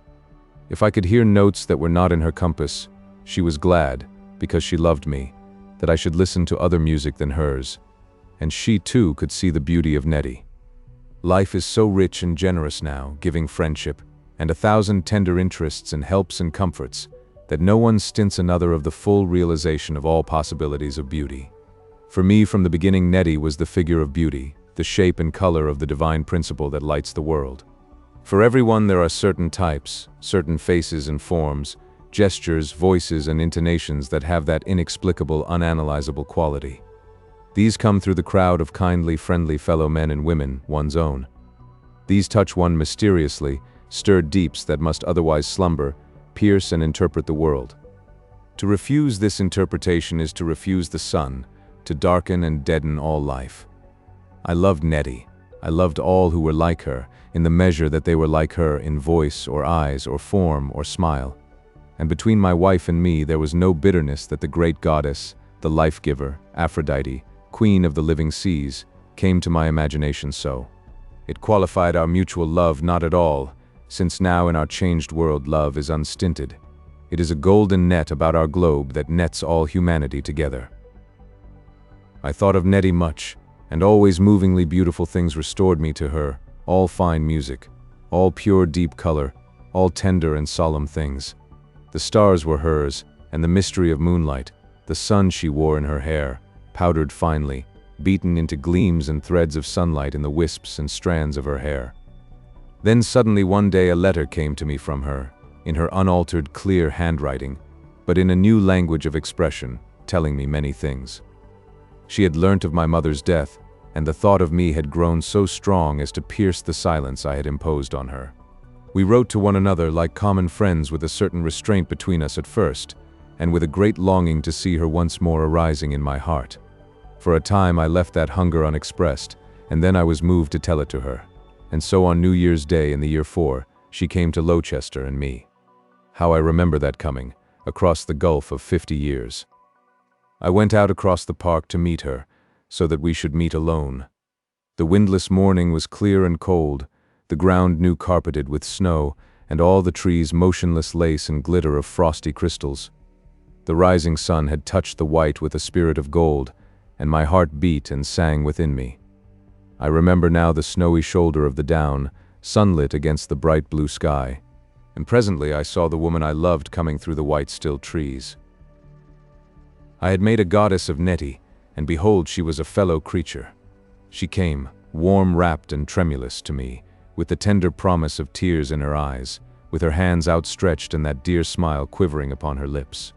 She stepped out of the dream I had made of her, a thing of needs and regrets and human kindliness. Her hands as I took them were a little cold. The goddess shone through her indeed, glowed in all her body. She was a worshipful temple of love for me, yes. But I could feel, like a thing new discovered, the texture and sinews of her living, her dear personal and mortal hands. The epilogue, the window of the tower. This was as much as this pleasant-looking, gray-haired man had written. I had been lost in his story throughout the earlier portions of it, forgetful of the writer and his gracious room, and the high tower in which he was sitting. But gradually, as I drew near the end, the sense of strangeness returned to me. It was more and more evident to me that this was a different humanity from any I had known, unreal, having different customs, different beliefs, different interpretations, different emotions. It was no mere change in conditions and institutions the comet had wrought. It had made a change of heart and mind. In a manner it had dehumanized the world, robbed it of its spites, its little intense jealousies, its inconsistencies, its humor. At the end, and particularly after the death of his mother, I felt his story had slipped away from my sympathies altogether. Those Beltane fires had burnt something in him that worked living still and unsubdued in me, that rebelled in particular at that return of Nettie. I became a little inattentive. I no longer felt with him, nor gathered a sense of complete understanding from his phrases. His Lord Eros, indeed. He and these transfigured people, they were beautiful and noble people, like the people one sees in great pictures, like the gods of noble sculpture, but they had no nearer fellowship than these to men. As the change was realized, with every stage of realization, the gulf widened, and it was harder to follow his words. I put down the last fascicle of all, and met his friendly eyes. It was hard to dislike him. I felt a subtle embarrassment in putting the question that perplexed me, and yet it seemed so material to me I had to put it. "And did you?" I asked. "Were you lovers?" His eyebrows rose. "Of course. But your wife?" It was manifest he did not understand me. I hesitated still more. I was perplexed by a conviction of baseness. "But," I began, "you remained lovers?" "Yes." I had grave doubts if I understood him, or he me. I made a still more courageous attempt. And had Nettie no other lovers? A beautiful woman like that. I know not how many loved beauty in her, nor what she found in others. But we four from that time were very close, you understand. We were friends, helpers, personal lovers in a world of lovers. 4. There was Verral. Then suddenly it came to me that the thoughts that stirred in my mind were sinister and base, that the queer suspicions, the coarseness and coarse jealousies of my old world were over and done for these more finely living souls. "You made," I said, trying to be liberal-minded, "a home together." A home. He looked at me, and I know not why I glanced down at my feet. What a clumsy, ill-made thing a boot is, and how hard and colorless seemed my clothing. How harshly I stood out amidst these fine, perfected things. I had a moment of rebellious detestation. I wanted to get out of all this. After all, it wasn't my style. I wanted intensely to say something that would bring him down a peg, make sure, as it were, of my suspicions by launching an offensive accusation. I looked up and he was standing. "I forgot," he said. "You are pretending the old world is still going on. A home." He put out his hand, and quite noiselessly the great window widened down to us, and the splendid nearer prospect of that dreamland city was before me. There for one clear moment I saw it, its galleries and open spaces, its trees of golden fruit and crystal waters, its music and rejoicing, love and beauty, without ceasing flowing through its varied and intricate streets. And the nearer people I saw now directly and plainly, and no longer in the distorted mirror that hung overhead. They really did not justify my suspicions, and yet, they were such people as one sees on earth, save that they were changed. How can I express that change? As a woman is changed in the eyes of her lover, as a woman is changed by the love of a lover. They were exalted. I stood up beside him and looked out. I was a little flushed, my ears a little reddened by the inconvenience of my curiosities and by my uneasy sense of profound moral differences. He was taller than I. "This is our home," he said, smiling and with thoughtful eyes on me. The end.